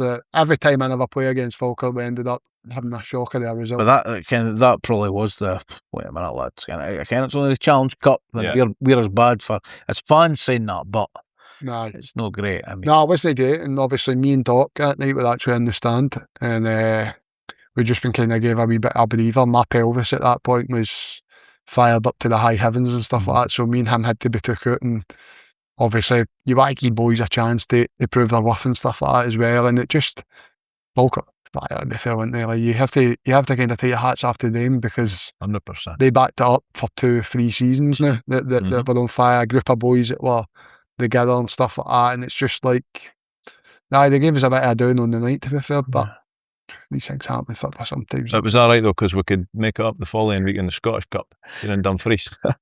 That was the coldest day in the world ever. Like, I can remember sitting in that stand, but as a United fan now, and I get like looking back, and even at the time, people were trying to say to me, it doesn't matter because we just had to go out of the league. But as a fan of a Diddy club, if you will, like a provincial team, we're never going to win like the big league. That year we could have won the league that we were in because it was championship, but when you get emptied out the cup early to a team that they weren't particularly great, they rode their luck, and they bought a ticket to win the lottery that day, but it was frustrating. Like, what was the dressing room like after that defeat down there? This is the horrible bit about it, because it was obviously a devastator for us. We had our Christmas do that night. That was a horrible one. And then obviously went to pens, didn't it? Joe missed the pen. Good job. I think the buzz come down here. Aye. It's a devastator for the wee man, but because he's so confident, the wee fella in his cell, and it was gutted for the wee man, but that was just a wild one, to be fair, because I'm pretty sure that we actually battered them in that game, but couldn't score, could we? We just couldn't. Me and you argued about that, because I was raging because we got bit, and I travelled all the way down, and Ronnie was like, but we had something like 37 fucking shots. I was like, half of them hit my fucking car in the state. It's crazy, like, we absolutely... Imagine what the XG would be. Peppered the goal. I remember we actually peppered that, and then like Kai and that coming on, man, we had chance after chance. Their keeper was brilliant. And then like it was just why the game. Then it was why they went. See, when a game like that happens, you've got seven chances, you've got this and that, and it goes to penalties. You think to yourself, "Is this our day?" Yeah. Would you be a penalty man if it come round to you, or are you quite happily being like number 11? I'm happy like Jack Walton hit the last year. Happy to do that. You'd not be a Gabriel No, stepping up the fifth for I'd be Anna Glory. I'd be a Gabriel. I'd put it on the bar. I think I've hit 3 penalties in my career, and it was in the cup against you that way. You draw the game, you go to penalties, you get the extra point. So I done one against TNS. Went down to TNS and played them in Chester and got a penalty. We went to a penalty shootout with them, and I scalped it down the middle, scored. So, but I say scalped it down the middle, right? I'll try to lace it down the middle, basically kicked the ground, scraped the ball, and it trickled into the net. But listen, it went in, so I was happy. And then we got Hamilton in the Challenge Cup once as well, and I tried to do the exact same thing, layers of the ball, threw it down the middle, and I think it's the big Morrison's that sits behind it, Hamilton Stadium. I think the ball's in that Morrison's. That's wedge, isn't it? High up, is it Salm? Nah, I hate the Astros actually. Salm, Astros. It's the Astros, therefore. For that season, obviously, Wraith are up our arse the whole season of it. How did you not just put Dylan Easton in the Jerry Kerr stand when he got the bar that night? To be fair, it was a thought, but see when they got it in the box, I was just thinking to myself, oh, can I touch him? Can I touch him? Can I touch him? And I'm thinking to myself, I've just thought that. just kind of, trust me, I wanted it.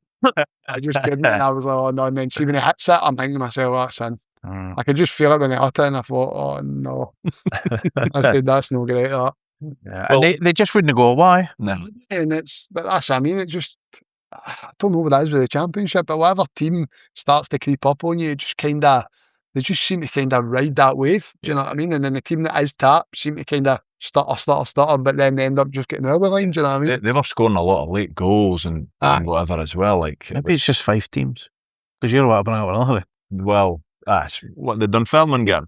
Like, well, we hate to mention it because when it happened at the time, like we did poke a wee bit of fun at you. I feel uncomfortable saying that sitting right next to you in case you put the head on it. No, trust me, I still speak about this game with Doc. That was, we wore the green strip. We wore the green strip. I think we were maybe 1-0 up, and then the boy, is it Owen Moffat, Aidan Moffat? Aye, yeah, you boy Owen Moffat. Aye. Why did you feel the need to take a nap when he was on the attack? Oh God, honestly, still to this day, I get gifts sent to me. I get everything sent to me. We probably started them. That's honest. I'll never live that down. And the best thing I can actually say about that is it was on the telly that night, and Michael Stewart actually comes out and turns around and says, he was actually doing everything right up until that moment. I was like, brilliant. You slipped though, do you? I slipped. It's just why it goes to the 2v1. I'm thinking the boy McCann's coming down there. The wee boy Moffat's coming up me, and I think to myself, as long as he don't go to McCann, because McCann's got legs, he's got a bit of pace, so he'll be clean through. I said, if I can keep it to the boy Moffat. Which you did. So I try to keep on him. I thought, I've got him. And then as soon as he took that touch, I was saying, yes, now's my time. And I went to push off, and my feet's just wet. I've actually, see, best is because I didn't think I was going to slip, my horns aren't even in front of me. I've actually just battered my face off the ground, and I was just like that. And I've just sat there like that for about 2 minutes, and he scored, and I'm thinking to myself, I'm just going to lie here. Just lie here and accept it. Man, it was the Mockery bailed it out, though. He scored the winner. Bailed me out massively. There was obviously the season went on, like you and Kevin Holt both got injured. And both sort of went out. It was your pelvis then, was that just? It was my pelvis. I ended up, so basically it was against, I think it was Partick at home. And by this point I'd already went for a scan, and my pelvis was basically total inflammation all across my full pelvis and that.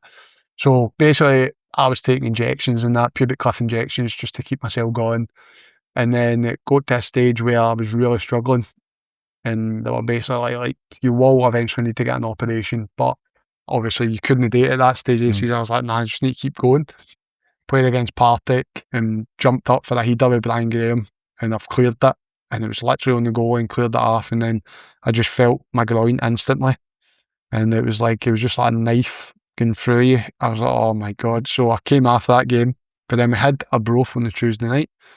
So I'm thinking to myself, right, I think I'm all right, trained, felt no bad, but you were only doing a wee bit of light because the game was Saturday, Sunday off, back in Monday, game Tuesday, and I was like, right, okay, so I'm all right for the game, so blah, blah, blah. Got the ball, went to go back to Walton, reverse pass one back the way, felt it instantly, bang, groin off the bone. I was like, oh no. So I ended up getting the operation and getting my groin. So I got my pelvis all sorted and my groin. Basically, there was partial tear off the bone. So what the guy done was he went and sorted my pelvis, basically made it a complete cut off the bone. So cut the muscle right off the bone. Because it heals faster that way. And then that was me basically. They told me with the operation it was only going to be 3 or 4 weeks. That wasn't the case. It's never ever going to be a 3 or 4 weeker. Like I got back 3-4 weeks and genuinely I couldn't move. I felt like Robocop. I was trying to move. I was like twisting, turning. I was absolute agony. And then I eventually got myself kind of back up to pace about 4 or 5 weeks into it. I think I played like 1 or 2 games after that, but apart from that, Sam and Big Ross came out of the team. Brilliant. And they were flying. They were brilliant. And at that point, me and Good had a chat, and it's just like, just need to keep going with them now. And then he was like, I need you on the bench, but in case anything happens to them. And I'm like, nah, it's fine. So he'd understand that. Obviously, for me, it was gutting because I want to play, but at the same time, you need to do what's right at the same time for the club at times. Do you think you were 100% at that time? No.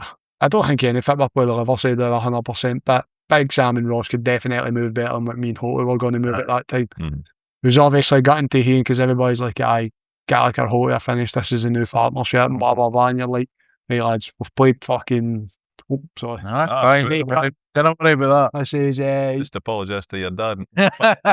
God, you'll know why. I swore so much. But at that point, I was like, played like 27, 28 games. I said, like, he's a break here, man. I said, so. Because Hotey got a bad in as well, didn't he? Hotey got a bad in as well. Game. Aye, with the ankle and stuff like that. So he was, his ankle was massive. But I've never seen a guy recover as quick as him in all my life, man. Even when he got a hamstring injury, man, he recovers so quick. After that, because it was totally innocuous, I think it was just a Buffy the keeper, and he just went down. But the rumour, obviously, we live on rumours on podcasts. Like it was, he'll be out for like months and months, and he wasn't it? I've never seen a guy recover as quick for injuries as him in my life. He just goes like, I'll be fine next week, and then literally he is fine next week. It's wild, man. But his ankle's like black and blue, straps up, and he just plays on. It's just like, fair play to I'm pretty sure at the time, like when they brought Sam McClelland in. Did it come in on an emergency, or was he in the building early and we're thinking, what was he sitting for? Because there was none of that, and then the two of them are just, you're in. Oh, they were brilliant to be there, because that was the thing. We had Rafe at Tannadice. Yep, the next game. And I was pressure. I was meant to be starting. So I've come out and trained. I just took an injection before the training session. I came out and started training, took a steroid thing into my pelvis and that in my groin. And I was obviously just coming back, but the inflammation just wasn't shifting. So I was like, just can't. So they tried to give me an injection. I went out, started training, just knew myself that it's not going to happen because we already one was flying Eastern. I said, if any of them turn and go at me, I said, I'd be in trouble. I said, it's not going to happen. Big Sam came in, and then I was actually sitting, so it was like the stands were obviously full in there, but apart from the main stand, wasn't it? I was sitting in the main stand, screaming on the full game. I keep the line up there, blah, screaming as much as I could, man, because I couldn't sit still. It was actually at that stage they said to me, you can't sit beside the bench, you need to go sit. There, man, I was sitting there on myself. I was like, but I can't sit still during the game. That was a big game. Aye, more than ever. Because they did beat us, obviously, in Kirkcaldy as well with that Scott Brown. The boys cross that went the ball in it. A wonder goal. He probably didn't score again. So when they came back to Tannadice, obviously, and we were missing our central defensive partnership. It was a big win, like 2-0. I think Tony Watt scored, and then somebody threw a fucking bottle or a tin at him or something. To the race end. Okay, started doing his wee checking dance. It's like just to rile people. He was very good. What I say for the two young lads to come in and at a real crunch time. Brilliant, honestly. The two of them are excellent, to be fair. Yeah. It's hard to say that, man, when you're sitting there thinking you want to get back in the team, but at that time, like, we were still flying, but they were right on our tails. Or maybe they were tap at that point. We had to win. I can't actually remember. There was a lot of pressure on it. But they were absolutely excellent, the two of them. And what about the Sir Christopher Mockery when he got that goal against there? Honestly, there's no better feeling when you know you've literally won the league. Like this official, it's done. There's no, you can't get caught anymore in this, that. Next thing, it's like running up. He's jumped at the crowd and that. I was in the bench again. I was trying to run around a goal, jump with a billboard and all that. It's unbelievable, honestly. It's just a party, do you know what I mean? After that, you know that's you've done it, and it's just, you can just feel the relief on everybody that you actually went out there and done it, do you know what I mean? What's he like? Is he quite quiet lad. Mockery. Wow. He's a quiet boy. He's a Yeah. quiet boy, like, unless he's with the right people and stuff like that. His wee crowd and Miller and all that lot. That's a little bit, but he's not a quiet one amongst them. But Mockery was more why the him and me Archie Meekinson and stuff like that, they were the more quiet too. And then you've got your Miller, Rory McLeod, and Flynn Duffy and all that. They were absolutely wild. They ran the changing room, to be fair. You had all your experienced boys in that, but they were the highlight of the changing room, all they boys. Like, they kept the atmosphere, they kept everyone buzzing. Even me Miller came into the team, didn't he, like the second half of the season. Yes. At right back, playing so well, and just they boys just kept a life to the changing room and all that. They were just a constant party. Yeah. Walk out of the shower room, man, me Miller Thompson was butt naked, man, in the jacuzzi and all that, man, like arse out there. You can see why them trying to squat soap into his arse. What's happening here? Like, that's the kind of stuff you're up against, honestly. They're wild. They would show you videos of each other, man, setting toilet paper and fire, man, let's get up their bum. That might see who can last the longest. And It's balance, is that? I mean, it's teeing golf balls up in each other's arses. It's up high with a driver and golf courses, and that's like, what can you do? They were the life and soul of the changing room, the boys, man. They actually ran the changing room. The older boys were just there to kind of tell them to sharp on occasion. What kind of fines would you dish you? Who would get fined the most? Oh, there's a lot of fines, late for physios, late for... Who was dishing them out though? Were you part of the committee? As an experienced man, you're always kind of part of Yeah. it's like Tony, I think Tony was the fine master. You obviously get somebody that takes it all in and he takes cracky apps of everything. Right. It was obviously, Doc, in fact, Doc was the main man. Doc took everything in and then sent it on the chat. Every month you'd get in how much you owed and all that. The amount of times I'd look at him, I was just like, how am I on that much? She was like, you're late for this, you're late for that. I'm like, they touched the clock. The worst person ever to get fined was David Babunski. He did not care. He would literally be on his phone in there on the stop marker, whatever he was doing on his phone. And then it was like 2 minutes to training. You'd see him walking out with his vest on. You'd have to touch the grass to be early. And he's just stalking out there and just right on time, because he wasn't on the grass. Right, David, you're fined again. You're fined again. He's like, okay. Putting his bibble, I said, why I always get fined? Why? It's like, you're never early. Some boy, man. A lot of the stories we were about the fine, it always seems the foreign boys are just a wee bit more late. But Used to be Ian Harkes a few seasons. Jean de Fuchs. Jean de Fuchs, yeah. I know why, because it all goes to your Christmas do. There's all a big pot with your Christmas do, like, and let's see the foreign boys and stuff like 9 times out of 10 you find out that they don't really drink. Yeah. But if they do drink, it's like red wines and all that stuff. They're good professionals, lads. And then you get the Scottish boys that are on absolutely everything else. So you're like, that's the kitty for the Christmas do and stuff like that. That's what it's all for. So the boys just love getting at each other. Fine, you get fined for everything. Your soaps are inside out, and when out of the washing basket, fine. Ian Hart's used to get for leaving like zip ups outside. That's what it's. What's the big fine? What's the big ticket? Being late, missing someone's got to be the big ticket. And for like match days and stuff like that. See, no match days, that's big fish. If you're late into the changing room match day, if you were late for a team talk before match day, something like that, that's massive fine. Manny got a massive fine. He got a massive fine because I've never seen anything like this in my full time in my career. Sorry to the big man if he listens to this. I hope he does. We were in a team meeting and we were doing analysis work and stuff like that on Sunday. I don't know if it was one of the games we'd played or who we were going to play that week. So we're in there and obviously sometimes, man, like with the lights not out and you're sitting in an analysis room and you can have a wee yawn and a wee kind of tiredness and stuff like that. Big man, I've turned in, man. The big man's like, eyes shut, fell asleep. Literally fell asleep, man. And he's just looking at him, man. I'm like, oh no, he's got to kill him. Come kill him.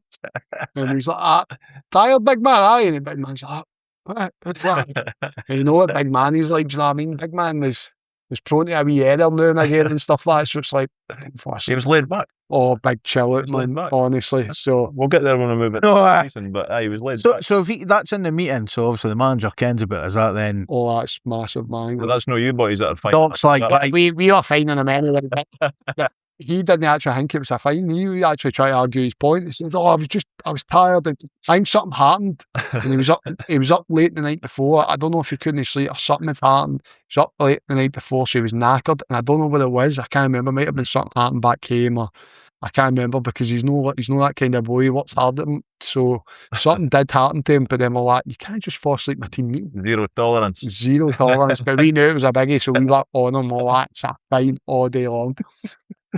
But how enjoyable a night was the last home game of the season when it was the championship party and trophy night, I suppose? Oh, Because you were singing and dancing on the pitch. I was singing and dancing everywhere. I think I had a mic before the game. Done an interview with Kai Fordring. That's before right. The game. That was I brilliant. had a pair of sunglasses on and that, so that made the rounds a wee bit. So I was happy with that.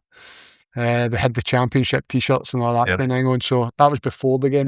Just bringing Tony Watt in on his back. Was it before that game? But like you've seen footage for the changing room where Goodwin's got something on your screen and he shows you kicking the goalpost at training. That game as well. That probably would have been because that was wild. We were playing that wee window and there's a wee goal. So it's like if the two in the middle win at half, they score, your passes go back to zero.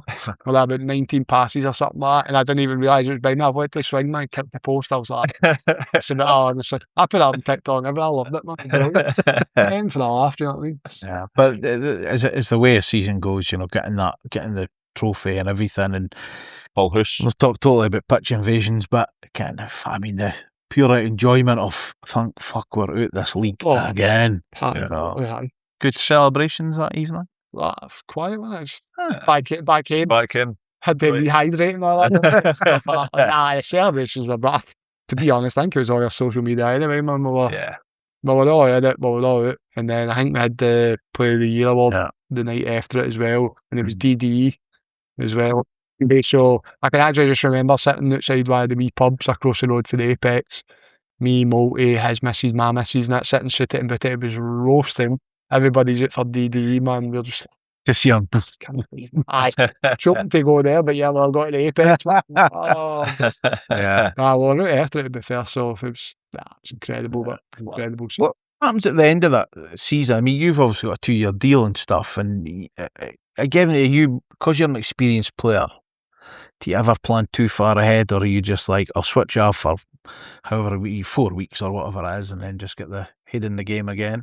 Do you ever hear from the manager during that break, unless it's bad news, I'm assuming? Sometimes. Normally it is bad news if you hear from him in your summer break and stuff like that. But no, you'll always hear, like, get wee texts, and you always have a wee group chat with the staff and that as well, and they'll text in, they'll give you your programmes and what you need to do over the summer and stuff like that. I actually texted the United boy Ando, see if he could give me a programme for this summer, because obviously not got a club in and that, so he sent me a wee kind of draft of a copy as well. So they're good that way, do you know what I mean? So I actually text Good Day this summer. He was there night before his missus at the same time as I was, so I was in a taxi, me, Multi and Glenn, and I sent him a picture, and Bill was like, he's here, so I sent him a picture saying, heard you're here and stuff like that. And he texts me back saying, no, left on Thursday, think I've left in good time. and then he quoted underneath the picture saying, 2 legends and Glenn. That's decent, man. So it's good, man. I still speak to Good Day and Sharpie and stuff all the time. Mainly Sharpie, obviously. I've got a good relationship because obviously played with him and stuff and things like that. Did you call him Goody? Oh, Gaffer. Yeah. You get Bobby now, though. Only because I'm on a podcast. If he was here, I'd probably call him Gaffer. We'll say that, though. You just get into that habit. Yeah. It's just, there comes a stage like when you kind of move away. Like, I called Stevie Robinson Gaffer for about 4 or 5 years, you know what I mean? And then I eventually knew it's calling him like Steven or Robbo or something like lines and stuff. But kind of the older you get, you kind of earn a wee bit more, to me, because you're older and you're coming to the end of your career. You wouldn't expect any young boys to go in here and call him, maybe Jim at the worst, but don't think they would call him Good at it. He's probably going to text me when he sees this. What you think? Obviously going in that, being a newly promoted team, there was going to be turnover. Obviously some young boys left that we didn't expect to leave.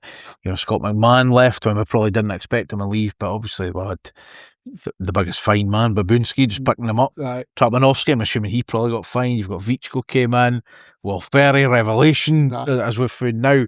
You know, and again, being the experienced guys, you just get them in, no teach them about the club, but try and help them settle in as quick as possible. Just have to get them in, and as you said there, as quick as possible. It's like you just need to make them feel like wanted. You need to make them feel like that they're part of the place early doors, and especially with the foreign boys, you know what I mean? So like I used to put fines on them saying you can't speak your language in the changing room.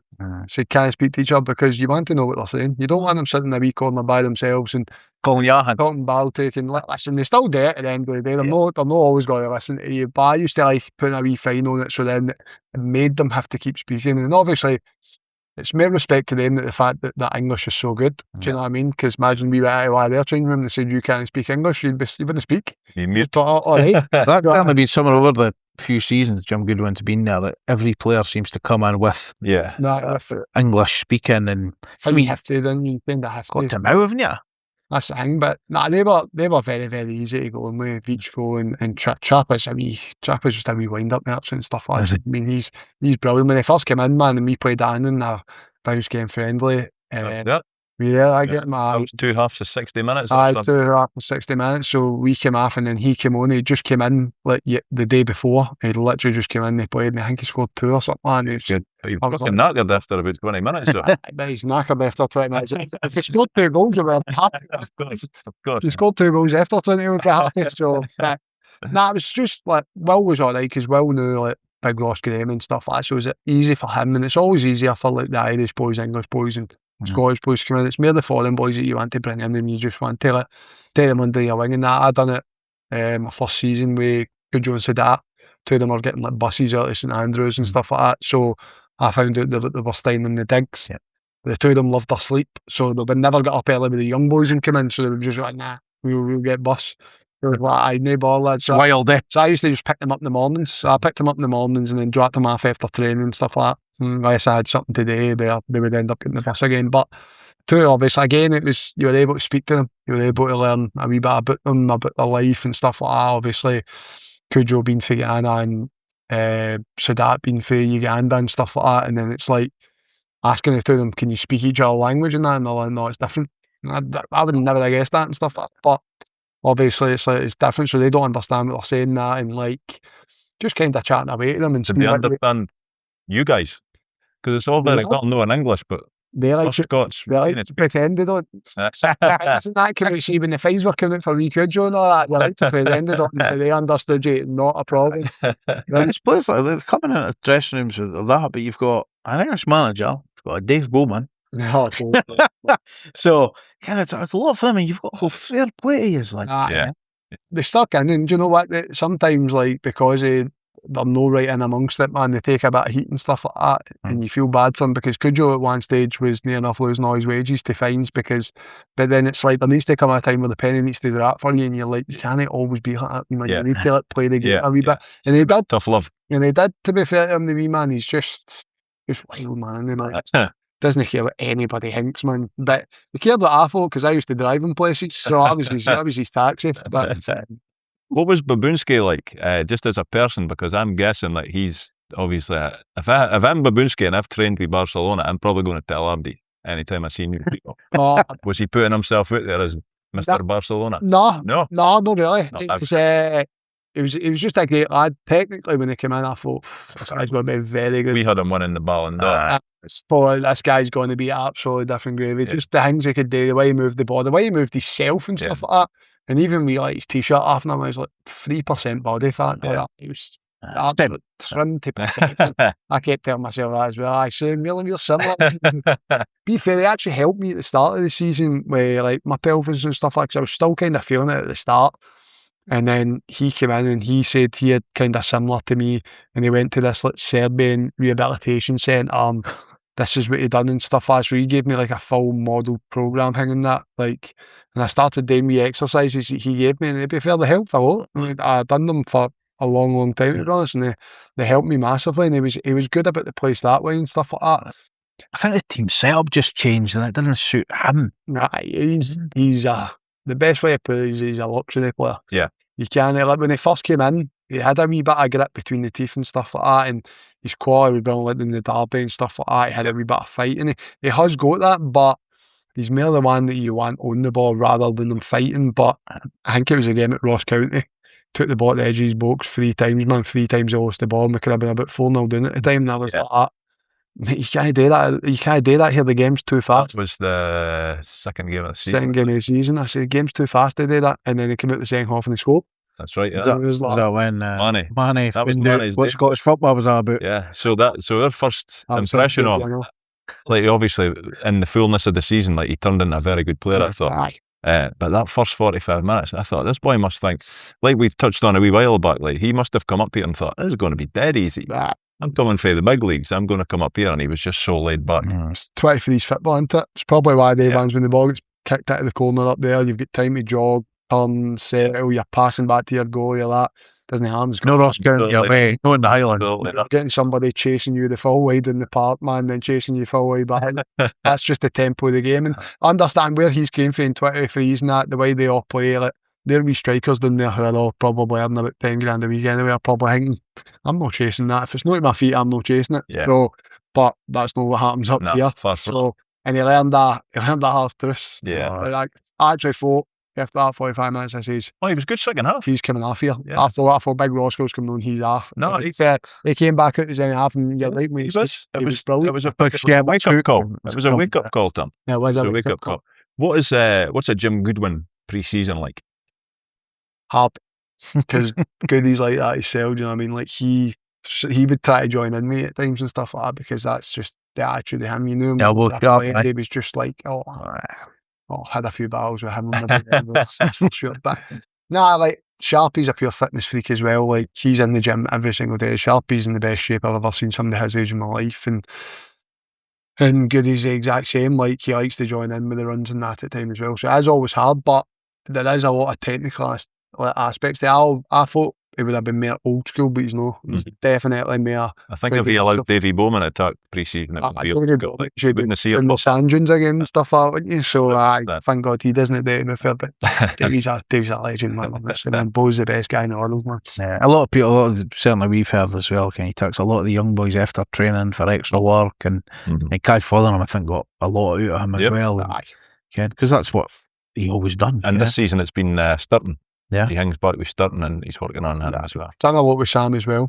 A lot of things with Sam Harden and stuff like that as well. He was very good with him in that. And Bo's brilliant just to have about the place, just to have that character about the place. Hear him before you see him. And he's been about the place for a long time. But that's what I mean, you need him. You just need that character about the place, man. Somebody that you hear before you see, somebody that knows the history of the club, everything like, because every good club that you see, I've always got somebody like that. I mean, you've got like Aberdeen, you've got like Neil Simpson and stuff like that. You've got Celtic with Danny McGrain, and it's just like that. Like you've just got hundreds of people like that about the place, and that's what you need at a club like that. You need somebody to show you what the place was, what the place is, and what it means to everybody. Do you know what I mean? Or else it would just be another place where you turn up and it's just like, Any surprise when you see him getting booked and sent off?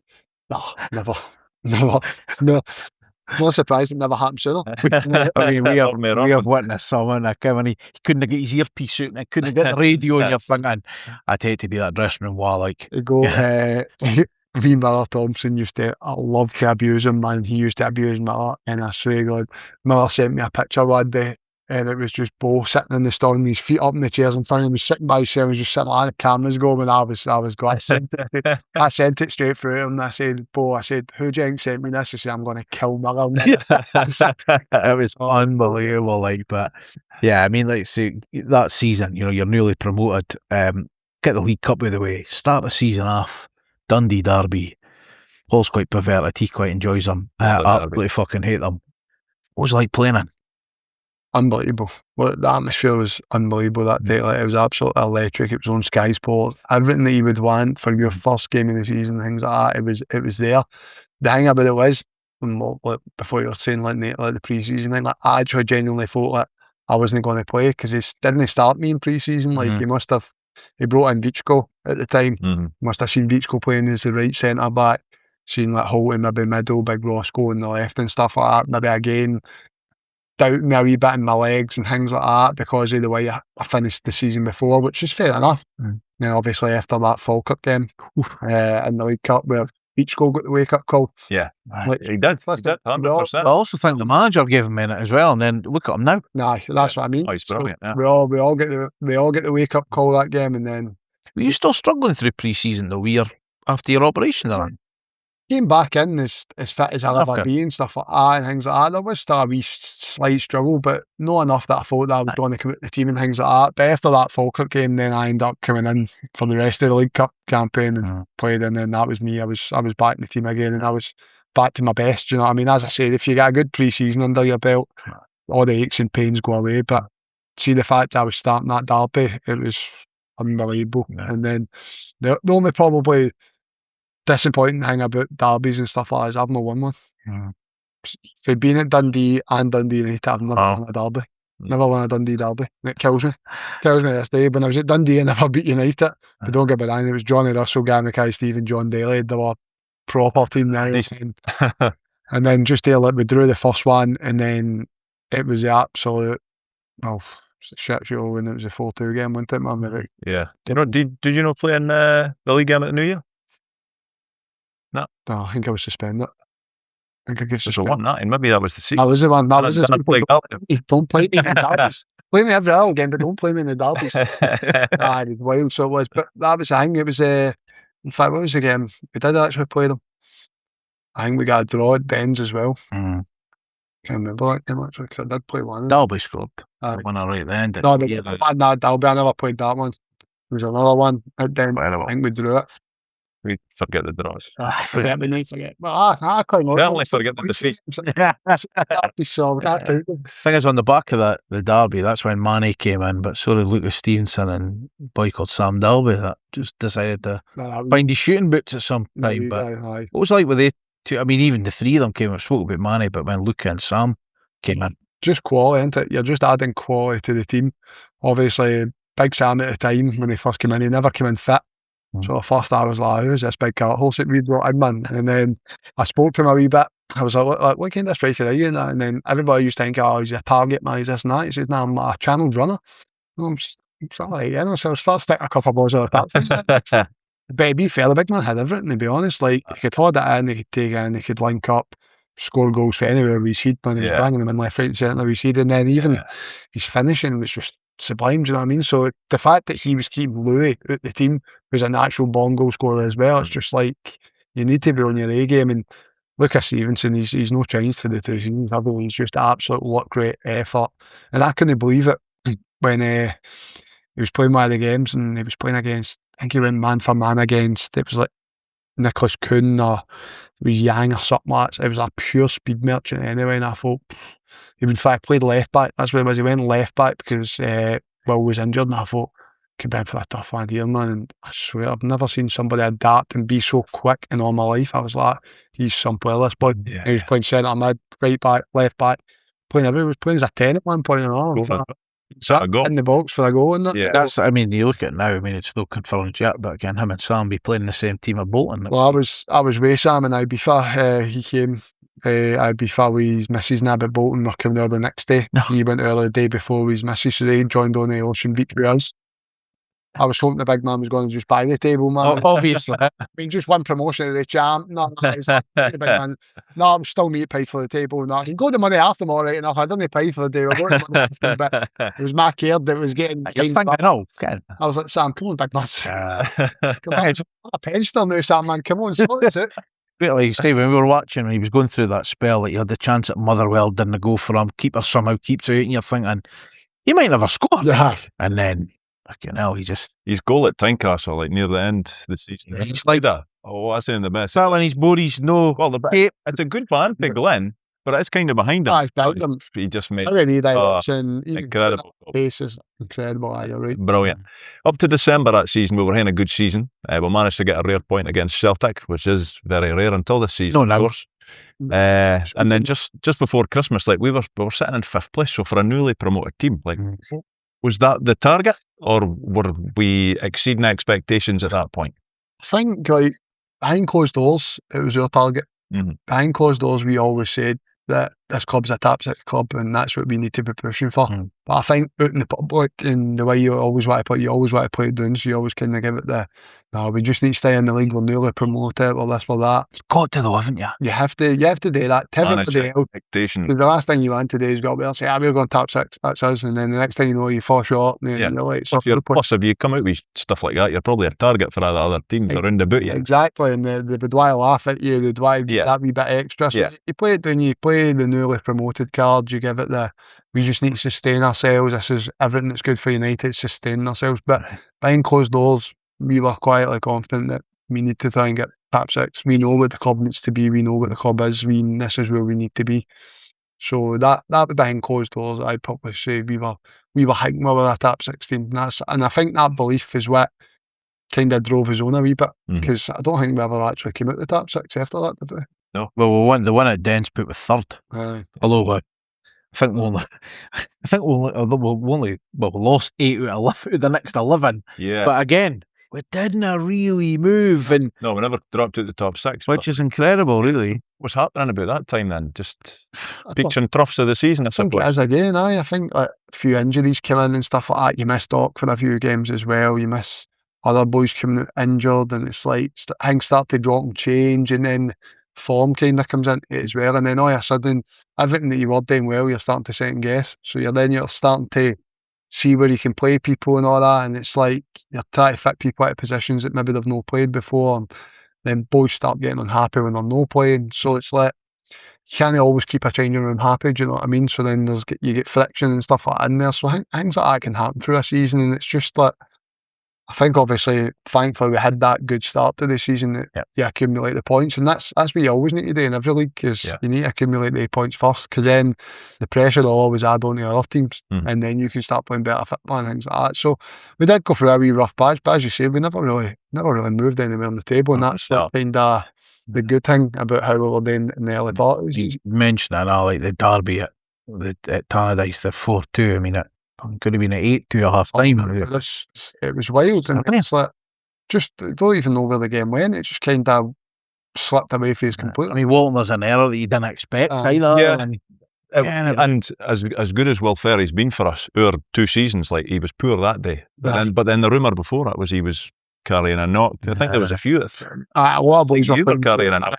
Boys were playing through the injury and all that kind of stuff, and like towards the end, but that's just fit. But every team are kind of like that. Do you know what I mean? Everybody picks up injuries. Everybody starts the wee injections, the wee extra layers, and all that kind of stuff, and it happens. And as difficult at times, do you know what I mean? But it's just one of the ones. You try to get through it. Do you know what I mean? So manager lose a tatty after a game? Did he start kicking doors? And it just all depends, kind of the manner. See if it's like a performance where you beat by your own tap and stuff like that.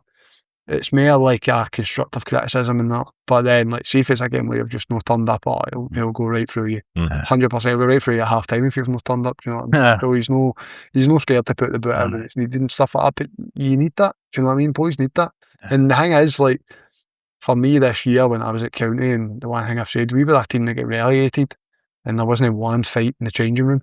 And yet we were in the top 6 with United and won the championship, and we'd have boys with the throat and whatever, each other experienced boys ready to scrap each other in the changing room just for the want of winning. Do you know what I mean? See if you've not got that want of winning, then it's just no point. And that's something that Goody has got, is he wants to win every game, and it doesn't matter. I know, because a lot of criticism, people say, he tries to see the game out. He never does try to see the game out. He just sees it how he sees it. He'll always play to win, and I know that firsthand. You know what I mean? Yeah. Were you playing to get? This has only just come to me when Jack Walton won the bar against Olasanya at Tannadice when he was miles out his box.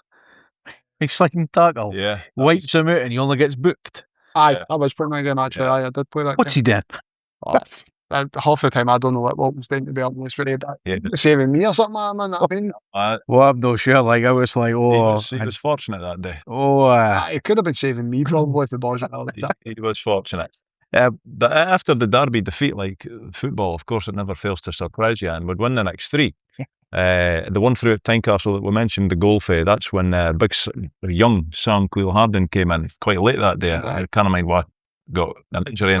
Big Ross Graham, the warm up. That's when his hamstring issues basically started. Was at that stage, obviously that he missed pre-season at the start of this year and that as well, and had to get the operation on his hip. But that's basically when it all started. And aye, Sam get into the job. How when you're playing alongside somebody so young and inexperienced, then how do you hate to tailor your game on that day? Because I'm assuming you've probably got to keep an eye on him, keep him on his toes, tell him what to be and when to be. It wasn't even so much keeping him on his toes, it was just don't let him get exposed. That was the only thing, because Sam's a great player and everybody knew it, the way he trained in that, and we knew that he could step in, no problem.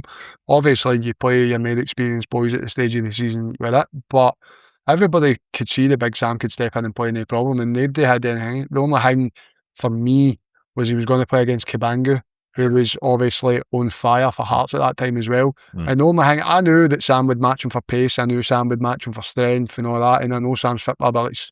The only thing I wanted to make sure was he was never exposed.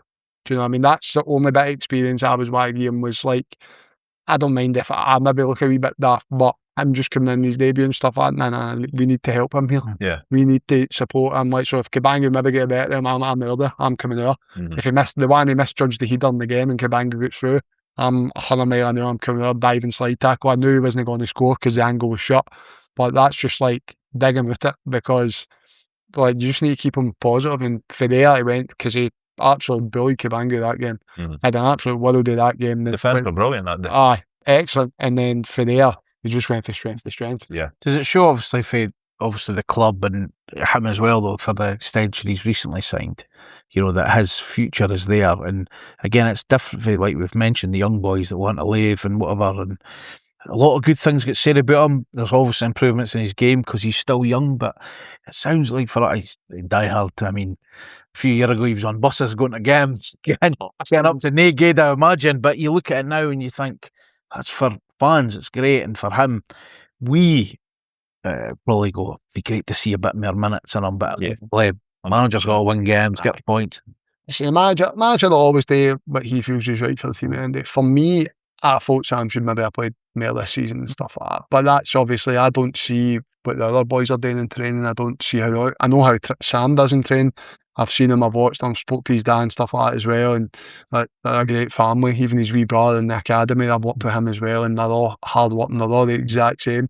But hard working boys and stuff like that. Keeps you doing quiet boy. Only thing I'd probably say for Sam is come out your shell and actually believe in yourself doing that. And I texted him a few times at the start of the season when obviously the big boy Yovu wasn't having a good time and stuff like that. And I texted him, I said, get in there, chat with all big man. I said, the big man can't be playing in front of you. And that's no disrespect to him, but that's just for what I seen for the outside. Yeah. Everybody will see something for the outside and say, why is this, why is that? But the manager sees everything, do you know what I mean? So I understand. But for me, like, in his games towards the end of the season, the way he trained and stuff like that, the Aberdeen game, the Rangers game, the Hearts game, that's three of the biggest clubs in Scotland, you know what I mean? And he was probably man of the match in the NFL. Yeah. You know what I mean? So I thought this was probably season to kind of kick on again. But again, you bring in new players, you see them, the big boy Yovu's come into again now. He's actually come in, he's starting to look a bit better and stuff like that. So it's like, that's what I mean, you just don't know what the manager sees, but maybe you don't see and stuff like that, do you know what I mean? Sometimes I say, like, just getting him out of shell, because again, football and ability, but sometimes it might be, is it maybe just the voice, just hear him a bit more Monday to Friday. And believe in himself. I've no doubt that he does believe in himself, but I'd like to see and the club obviously believe it. I'd like to see him believe in himself, like, have that wee bit of swagger, because he is all heart, all soul, blood, tackles, everything. Like, he's everything that you would want a young boy to be. And probably you would want to see that nastiness, that cockiness, just that wee bit of swagger that a lot of young boys they have, that you probably then say, oh, I hate that about him, man. But you'd love to see maybe Sam coming out and doing that wee bit more. But you can't have the best everything. He's the hardest working boy on the planet, and then you want him to be cocky, but then if he was end up cocky, would he still be the hard working boy? So it's like, it's just finding that wee balance. And listen, for me, it'll be Dundee United centre half for the next few years anyway. That's fingers crossed. Fingers crossed. We'd obviously confirmed top 6 after where we run our victories. So within the group, was it target achieved in Hartby, or were we now thinking like we can get Europe here? That was definitely Europe. It was all day long. As soon as we'd confirmed top 6, the next stage was Europe. Target's amended. But again, it's quiet behind closed doors. It's just like, it'd be a great achievement, but we've done excellent this season, we just want to continue what we're doing, but realistically, close doors again, it's where can we finish? Can we get fourth? Can we get third? Can we... where can we finish? Do you know what I mean? So, it was definitely, can we push for that European spot? For yourself personally as well, it's around about that time you're told that your contract's not getting renewed. How does that conversation go during a season where it's still to play out for yourself? Well, it was literally just as the split had been done and stuff like that. They obviously, I think that the only one bit that really annoyed me about it was I asked them a few times what was going to happen, and they were like, "Well, just want to see where we're finishing the split and blah blah blah." And I was like, "Right, okay." So I was kind of holding off, and then I just kind of felt like they already knew what the answer was going to be. So I would have probably preferred maybe a wee bit more respect and give me a wee bit more time to help myself next year and stuff like that. So, but listen, like, football clubs need to look after themselves and players need to look after themselves. I was out of contract, I could still spoke to clubs if I wanted to, even without them telling me, but I was just kind of keeping my head in the game at that point and stuff like that. I thought with the season I was having and stuff like that, I would maybe go another year, but listen, I had the conversation with Goody and that, and listen, they said the club wanted to go in a different direction. They wanted to bring the average age of the squad down, which obviously then I was probably the oldest in the team. So I kind of understood where they came from and stuff like that. The only thing for me was just kind of like, at that time I was doing the 16s as well at United with Paul Dixon and stuff like that. I was loving my time doing that. And then obviously the way the season ended with United, they brought in a lot of foreign boys and stuff like that, and I was just thinking to myself, see if you kept me there, like, just reduce my wages, give me another year, whatever, but you tell me, listen, you might not play as much this year, but we need you for X, Y, and Z. We need you to bring all the foreign boys in. We need you to get the changing room, keep it together. Just similar to what we all done this year. I think the club would have probably moved in a better direction again, because there's no doubt about the fact that the players that they brought in were all talented, like the boy Stratford, the boy Fata, even like the big boy like Essling and stuff like that. I thought you could get definitely made out of him. I thought when he started, I thought, God, this boy looks a big improvement to me. Didn't actually like that, but I said, listen, this boy's a good player and that. Even the big boy like Govu and stuff like that, Kerestes, Big Ross Graham and stuff like that. Big Roscoe has been brilliant for United this season. I spoke to his dad at the Derby game when he scored the own goal and stuff like that. I thought he was, I said to his dad after the game, I thought he was excellent the full game, because he went man for man against the busiest wee striker in the league, Simon Murray, and let no many centre-halves will go man for man against Simon Murray and dominate. And he made that one mistake where everybody abused him for it. And I said to his dad after this game, I said, don't listen to any of that. I said, big man was outstanding in that game for about 85 minutes of the game. He was outstanding. And 90 minutes of the game. I know. That was the problem, wasn't it? But I think when I spoke to his dad and stuff like that, he gets so much pressure put on his shoulders this season without any kind of foundation behind him. Do you know what I mean? He was a captain and Will Ferry was the vice captain. Now, I'm not saying that he shouldn't be, because he should have been the captain and Will should have been the vice, but when Doc was a captain, Doc had me, he had Holty, he had Tony, he had Multy, he had a backing power. Everybody. So if Doc was going into a meeting with his staff, if Doc was doing anything, he had backing power like all us coming in behind him. Whereas then it was like Ross Graham's captain. Who's Roscoe's back? Who's got Roscoe's back? You've got a team of foreign boys now. So it's like none of them are probably going to really say it. And Will's obviously like in the prime of his career now, and that's so he's playing for himself and he's been amazing for the club. But he's still playing for the cell as well, so he's no what to cause waves, is he? He's just what to keep performing well too. So it's like, where then does Roscoe have all his batting power for? Because it's all young boys running about him now. So it's like he gets so much pressure put on his shoulders and he's not even that old himself. Do you know what I mean? He's only like 25 or something like that. So it's like 24, 25. So it's like there's a lot of pressure put on there. I think if he still had maybe some of the core group of the boys for that season and maybe said, like, listen, I understand, like, Doc with injury problems and stuff like that and whatever, right? I understand maybe the reasoning for myself as well. Maybe they thought the legs were maybe starting to go, I don't know. But there was ways that they could have maybe turned and said, listen, you'll not play as much, but maybe in times of need you're going to be needed. But you've got the 16s now that you're doing with the academy. You can help the young boys and the foreign boys coming in here. Like, different part of it. That's the only bit that I think that the club could have done better with, like, me and maybe some other more experienced boys at the club to help the club push forward. Bring in the boys that you brought in. Got that. Now you've got an attacking team, but 2-1 against Dundee. They're about to fling everything at you. Right, chuck Big Declan, he defends his box. So I'll just sit there and the ball that Big Roscoe headers out his net, if I'm there, I'll maybe tell the line to go a wee bit. We're going deeper into the box now, so we're coming on to it rather than keeping the high line and Big Roscoe try to flick it out of the bar, and then he unfortunately does that. It's just wee bits, but that's things that I see that maybe they didn't see, and maybe the things that they see I don't see, like why they let me go, do you know what I mean? So it's like there was a handshake, could have basically asked me, like, take your time and you can decide whether you want to continue playing in the last 5 games or if like, whatever you want to do, if you're going to take the hump or whatever you're going to do. And I just said, listen, it's no me. I says, like, I said, no, I need to put myself in the short window, so I want to play every game now. I want to show people that the legs are still there, I'm still top quality player, whatever, and stuff like that. And so was that your motivation then? Because for the United's point of view and all the fans, like, we're thinking hopefully the team can qualify for Europe next season. But you were potentially playing for that target, but kenning that you weren't going to get the reward of that the following season. They're playing for your own future. Yeah. It's funny, the thing is, like, because obviously I got told that, right? But at the same time, I was thinking, if I keep playing as well as I'm playing, could I still maybe sneak something here? That's what always in the back of my mind. I thought, keep playing well here, and then maybe something could happen. Do you know what I mean? Maybe they might have a wee. People have changed their mind of what happens all the time.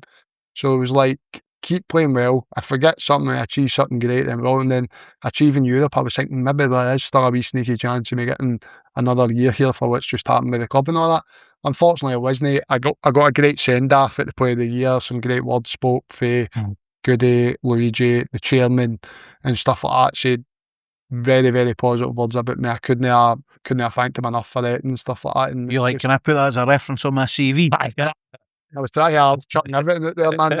I done Louis Goal of the Season award at the end of the season and all, and I was like, I know you've all voted this before I scored against Aberdeen to get through, but aye. Yeah, I mean, post-split's not a United thing. We didn't do very well, lose 4, but talk to me about that Aberdeen game. There's no better game for me to score my first goal for United. My first goal, because I obviously scored in the group stage against, I think it was Stenhousemuir and stuff like that. But that season was my first goal, and there's no better time, no better situation, and no better club to score against. Yeah, because they hate me with an absolute passion. We've said this before in the pod. Like, they really do, eh? Oh, they hate me. Yeah, but they hate Goodwin as well. Aye, like unbelievably. So they could put like Afi Darbo and all that kind of stuff, and it's. But they've been shite for a prolonged period of time, not just like a couple of games. I know. It's wild. They, to be fair, I had a bad season up there, and I've come out and said that numerous times in the press. I had a bad season up there, so I understand, like, they hold a grudge. Why they don't like me. But I left like that next season and stuff like that, so I never took any more money off my left. Like what they wanted, I said. So basically, it was a bad season for me. I don't know why they've got so much hatred, but probably came for the coffee cup. That was brilliant. Because that was Willie Miller, was it? I can't remember what he said. Basically, we played them, we played them, and your favourite player, Mano, he scored. He didn't even have done a full lap of the pitch because he doesn't like them either. And he scored, and then I scored, and we beat them 3-0. And in fact, Mano scored 2, I scored 1. We beat them 3-0. And I came out and it was on the radio, and Willie Miller's like, 2 Aberdeen rejects. That's right. I've scored against us. So I went to Starbucks in the morning and I said, put Aberdeen reject across it and then take a picture of me drinking it. So I did it and then sent out there to Willie Miller, basically saying, like, just enjoying my coffee, man, bittersweet and all that. So I'm just like, what professional guy comes out on the radio and calls an ex-player a reject? Yeah. Do you know what I mean? Like, it never worked out. He's an ex-player for a reason. It never worked out. So you don't need then come in and try, like, put the dagger in, man. Do you know what I mean? Say reject and all that. There's no need in it. He's a top. He's a legend. A Scottish football man, a legend. That's the sort of chatter that comes with fans, rather than. Exactly. It's a guy that Boys on podcast. Boys on podcast. Exactly. I'm going to bet it. But that, I mean, like I say, that last day, I mean, it was brilliant, incredible for that bus. And it's that bus coming in. There was only one boy's head getting on. It's incredible because the best is I normally linger about the back post. I like to hang about the back post. I like to go up. I'm not really a glancing header kind of guy, but I just kind of thought, I'm gambling across this front, man. Glenn doesn't normally get it off the ground, the boss. I'm just got to go for this here. That was And brilliant. as soon as it Great. went in, I just knew straight away, because I knew I was up against the boy, I think it was Canester. Boy Canester. Oh, yeah. And I knew he'd never had the beating him in the full game. I said, I've got him on post here. And I knew straight away, as soon as it hit the heat, man, I said, he's not getting that. I don't know why Mitov was waving, man. I don't know. Exactly what he was doing, waving it goodbye. It was someone else at full time, though, wasn't it? It was. It's always amazing, that especially because it was a warm sunny day. The crowd was immense. Like, literally, there was not an empty seat in the stand. And then just after it was, And they had full melted. full meltdown, and they end up hitting an But then that robbed you guys and the fan. Aye. Oh, Steve Hughes back out on the Well, pitch. that was shocking for me, because then I didn't get the send off that I would have probably got, but Yeah. clapping the fans and Yeah. especially scoring that game as well. It was like, that was everything to me. You'd have been on Goodwin Shudders, probably. I hadn't been Yeah, it's bittersweet, of course, like you say, the way the fans were on. But how was that summer for you, given you're still looking for a club at that time? It was obviously a hard summer. Like, made easier because of all the bonuses that were going to come in for like reaching Europe and fourth place finishes and all that. So it wasn't bad, that kind of sense. The parties after in Dundee were incredible. You obviously see big York van der Sande on people's shoulders, and What a man. what a man, honestly. We couldn't have wished a goal for him more, but it just never. I've never seen an open training session at the stadium and York scored a goal in training and the fans celebrated like it was a game. Yeah. It's the best thing we've ever had. I think we stopped doing it at one point so we could all just have a right good laugh. I was actually gutted for the big man, because you know what, he's the nicest guy in the world. He's an absolute competitor, honestly. Out of all the strikers in training, he was the hardest to play against. Yeah. His link up, his movement, everything about him was just so... Could use his body as well. He could sit and games. He scored a big man. It was devastating for him, because you could just... No, it's like he's a striker. You don't score, the weight goes on your shoulders and stuff like that. And the big man he was just a great guy to have about. He was the nicest guy ever. Never ever get downbeat at all. He was just always upbeat, happy, trained his hardest, done everything he could. And even with people slagging him, saying he'll never score a goal, just still so happy, and still when he got his chance, he tried his hardest. Yeah. Obviously, you sign for Ross County last season. Big favourites. What went wrong? God, I don't know even where to start with that, to be honest. A big move for you and I, being Dundee. It was a big change, big culture change for me, for obviously being here and then going up to there. And obviously the first thing I done was having in my power to try and get them to sign Doc as well. I was like, you need to get him in. If we can get him in, we've got every chance of winning this league. For what it's worth, we'd have kept just Beth around. Just put that out there. Yeah, no, genuinely. I appreciate that. So, no, I don't know, it just never kind of clicked. For me, if I was being open and honest with it, I just think there's too many people up there comfortable. Too many people, like, not even behind the scenes, because behind the scenes, like the kit men, kit woman Susie, kit man Jimbo, like, it meant the world to them, everything, man. And that's how I was gutted that when I left the place. They were the two that I gave a cuddle to, and I said that I was gutted for the Mace, because they were lifelong fans of all that. They people that just, bleed like the club and stuff like that. So I said to them, like, it's so bad for yous. I felt so bad for yous more than anybody else. I just felt there was just like, even in the playing staff and all that, there was just too many people comfortable in what they were doing up there. Wasn't it like, as I said, we went a full season and there was not one fight in the changing room when we get relegated. I couldn't believe it. Me and Doc, even Trevor Carson and stuff like that, man, we were like biting the heads off each other. And there wasn't many more after that would come out and have a wee go. And I just felt that there's been a lot of boys up there for a lot of years that are sitting comfortable, getting a great wage, and they get relegated last year, and a lot of blame get put on two boys that finished fourth in the league last season at United, came up to try help, and then the fans turned on us quite quickly. But then I'm like, you've turned on us really quickly here, but there's boys sitting here that have been there for years and years that aren't producing anything for you, got you relegated before, and there's nothing really said to them and stuff like that. And listen, like, some of the boys up there as well were unbelievable for me and helped me out massively and stuff like that, but there is too many people just comfortable in the situation that they're in, and that's what I was saying, like, they don't really have that person that's been at the club and played at the club all the time and stuff like that, do you know what I mean, like your Davy Bowmans and all that lot. So it's like you're trying to build your own kind of atmosphere at time and stuff like that, and it's just like, just wasn't happening. Just wasn't happening for whatever reason. And then obviously you lose one manager, then another manager comes in, and you get a wee bit, but then that doesn't work out, then he goes, and then it's just like, I think for me, when Kettlewell came in, it got better. We weren't excellent, but I thought thing by that time we were dead in the water. But when he came in, definitely a good manager for me in my eyes. I thought he was excellent, and everything he brought in and the standards that he was setting. He was starting to set a standard where there was no more coasting, and like he was starting to drop people at the team that deserved to be at the team. And then he was like, it needs to be on merit and blah blah blah. Blah. And then for me, like, I was injured when he came in. I had done my hamstring when he came in, and we sat down, we had a conversation. And at this point, it was 6 months left on my contract. So my agent was away speaking to other clubs and that. And this was the third new manager, and you know, it's like one of the highest earners, the oldest at the club. You know what managers are like, they're kind of like, we need to get him out. So I had a chat with him straight away, and he said, no, like, he said, I'm hearing your agent speaking to other clubs. And I said, like, my agent will be speaking to other clubs. I'm on this last 6 months of my deal. I said, but I said, that doesn't change anything for me being here. I says, that's only happening because there's a new manager coming for the third time.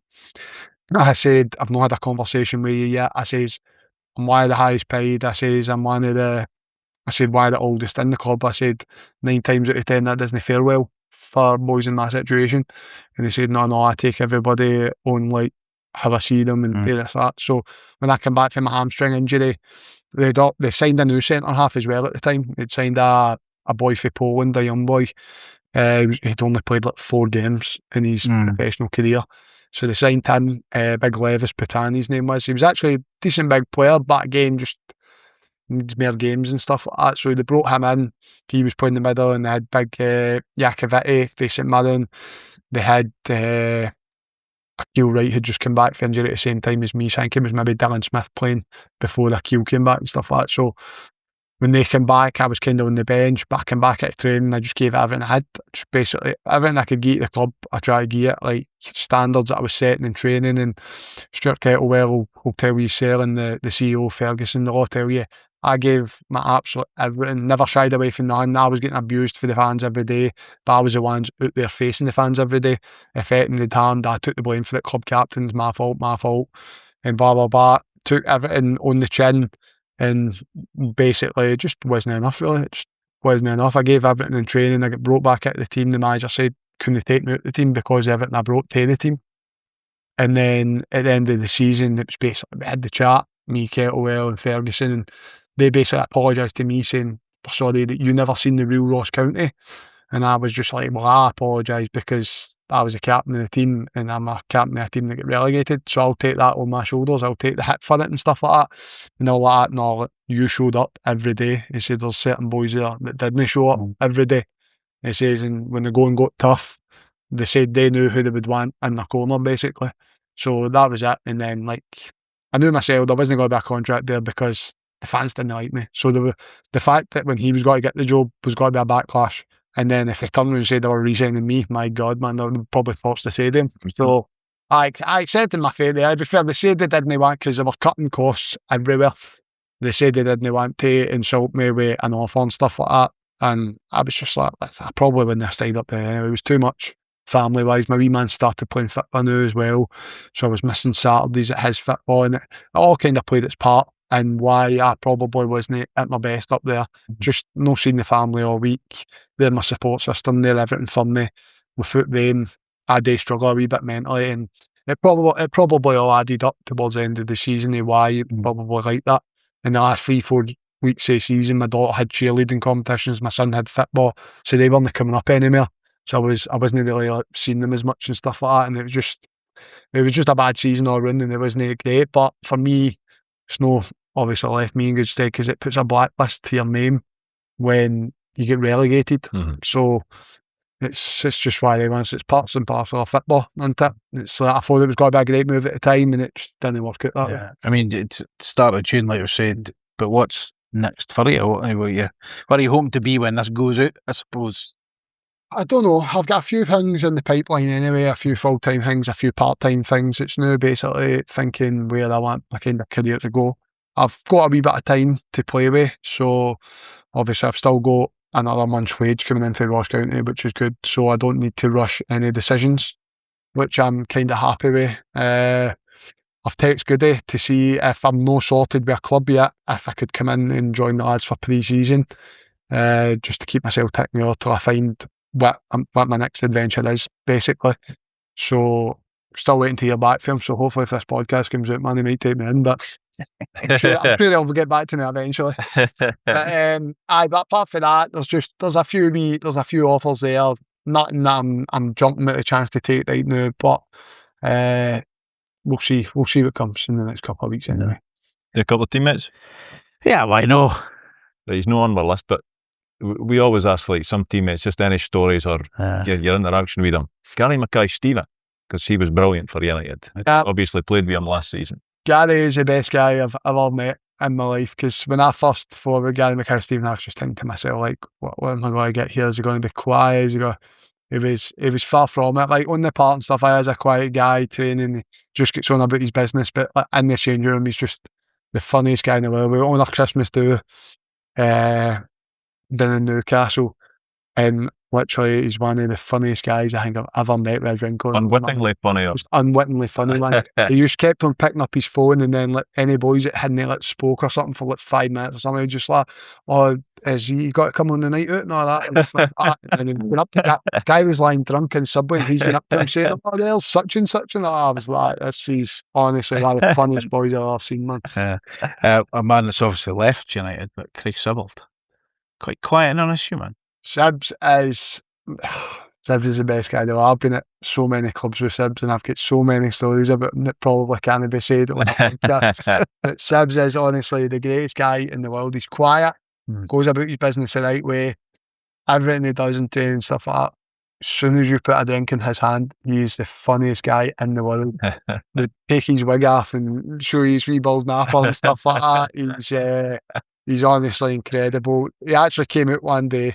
He'd only literally had 2. He's the biggest lightweight in the world. Had about 2 beers, and then we were all putting the glass on top of his head and pouring the drink in, and he was sleeping. Sleeps every bit. He will literally sleep a full night out, and then in the last minute he'll jump up, and that's him. He's lively as anything. That's what he's like. That's I think when we spoke about him before, like when he come into United, he was the unassuming signing around all the big names at the time. And he was our best player. You know, and you look back at that. I mean, for United fan, when it was announced he was going, it was like Bylan.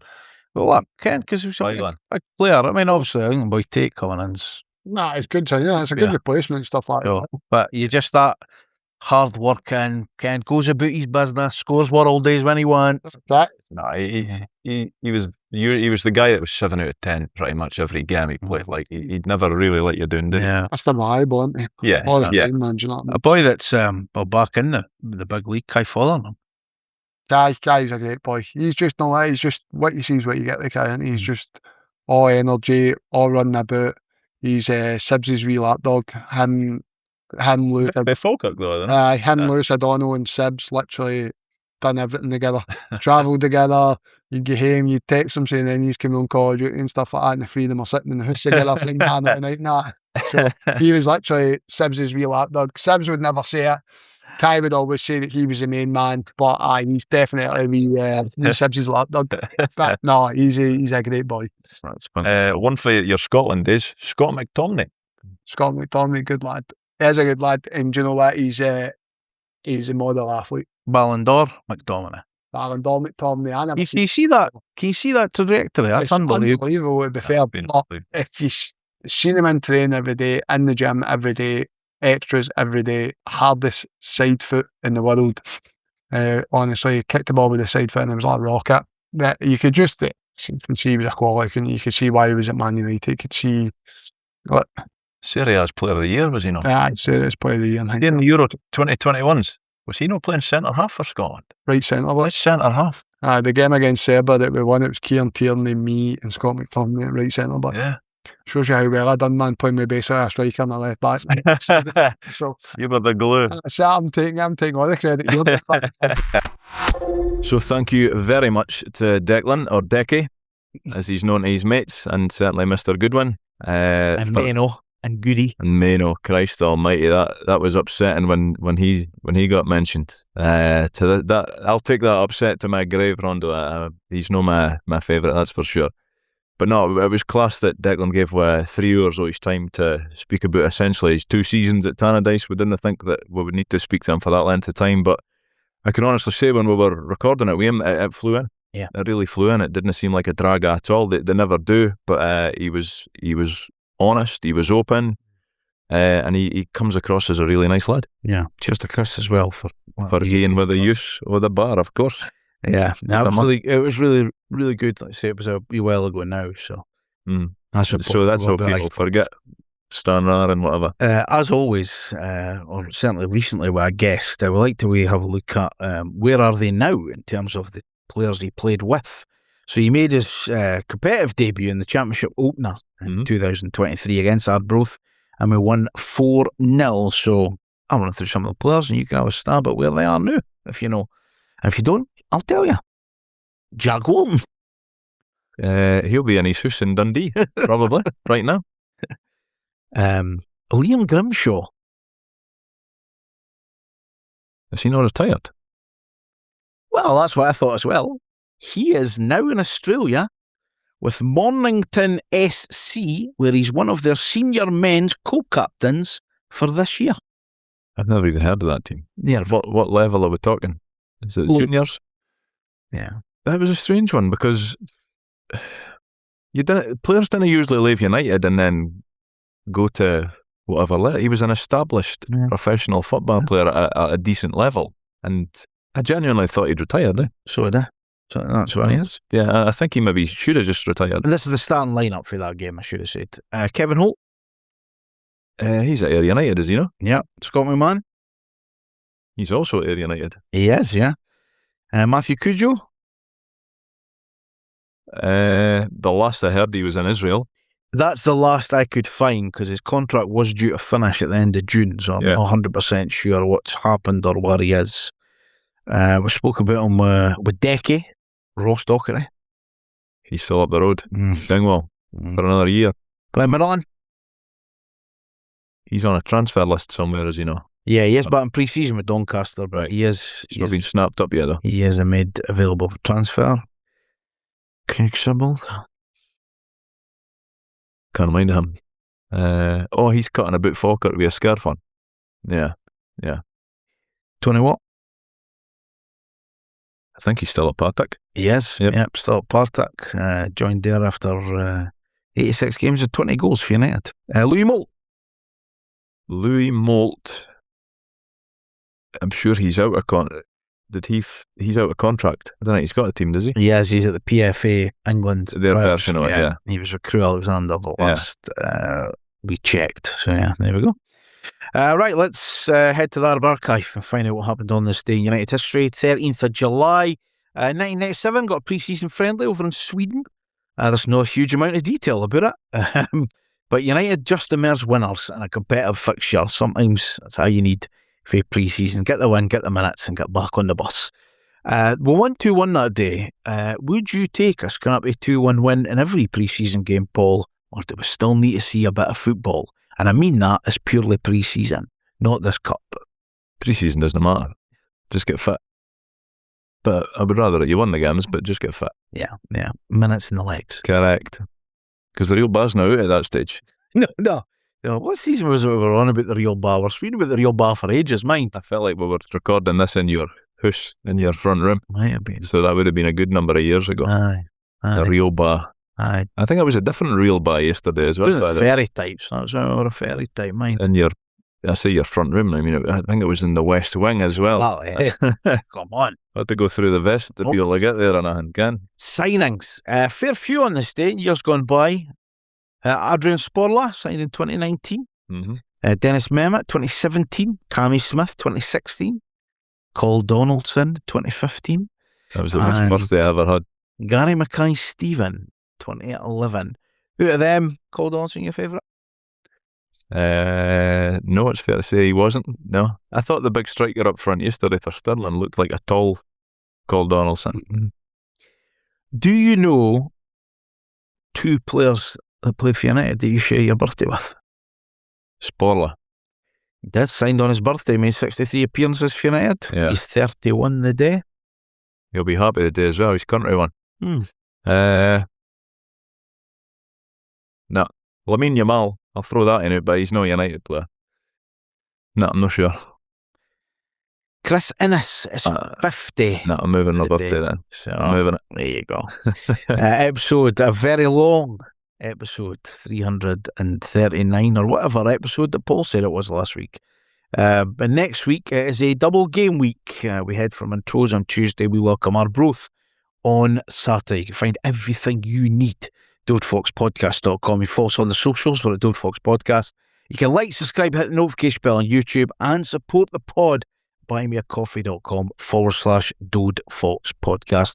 Have a great week. Stay safe. Have a pint of the game when it comes round on Saturday. But don't forget to wash your hands and your arsehole.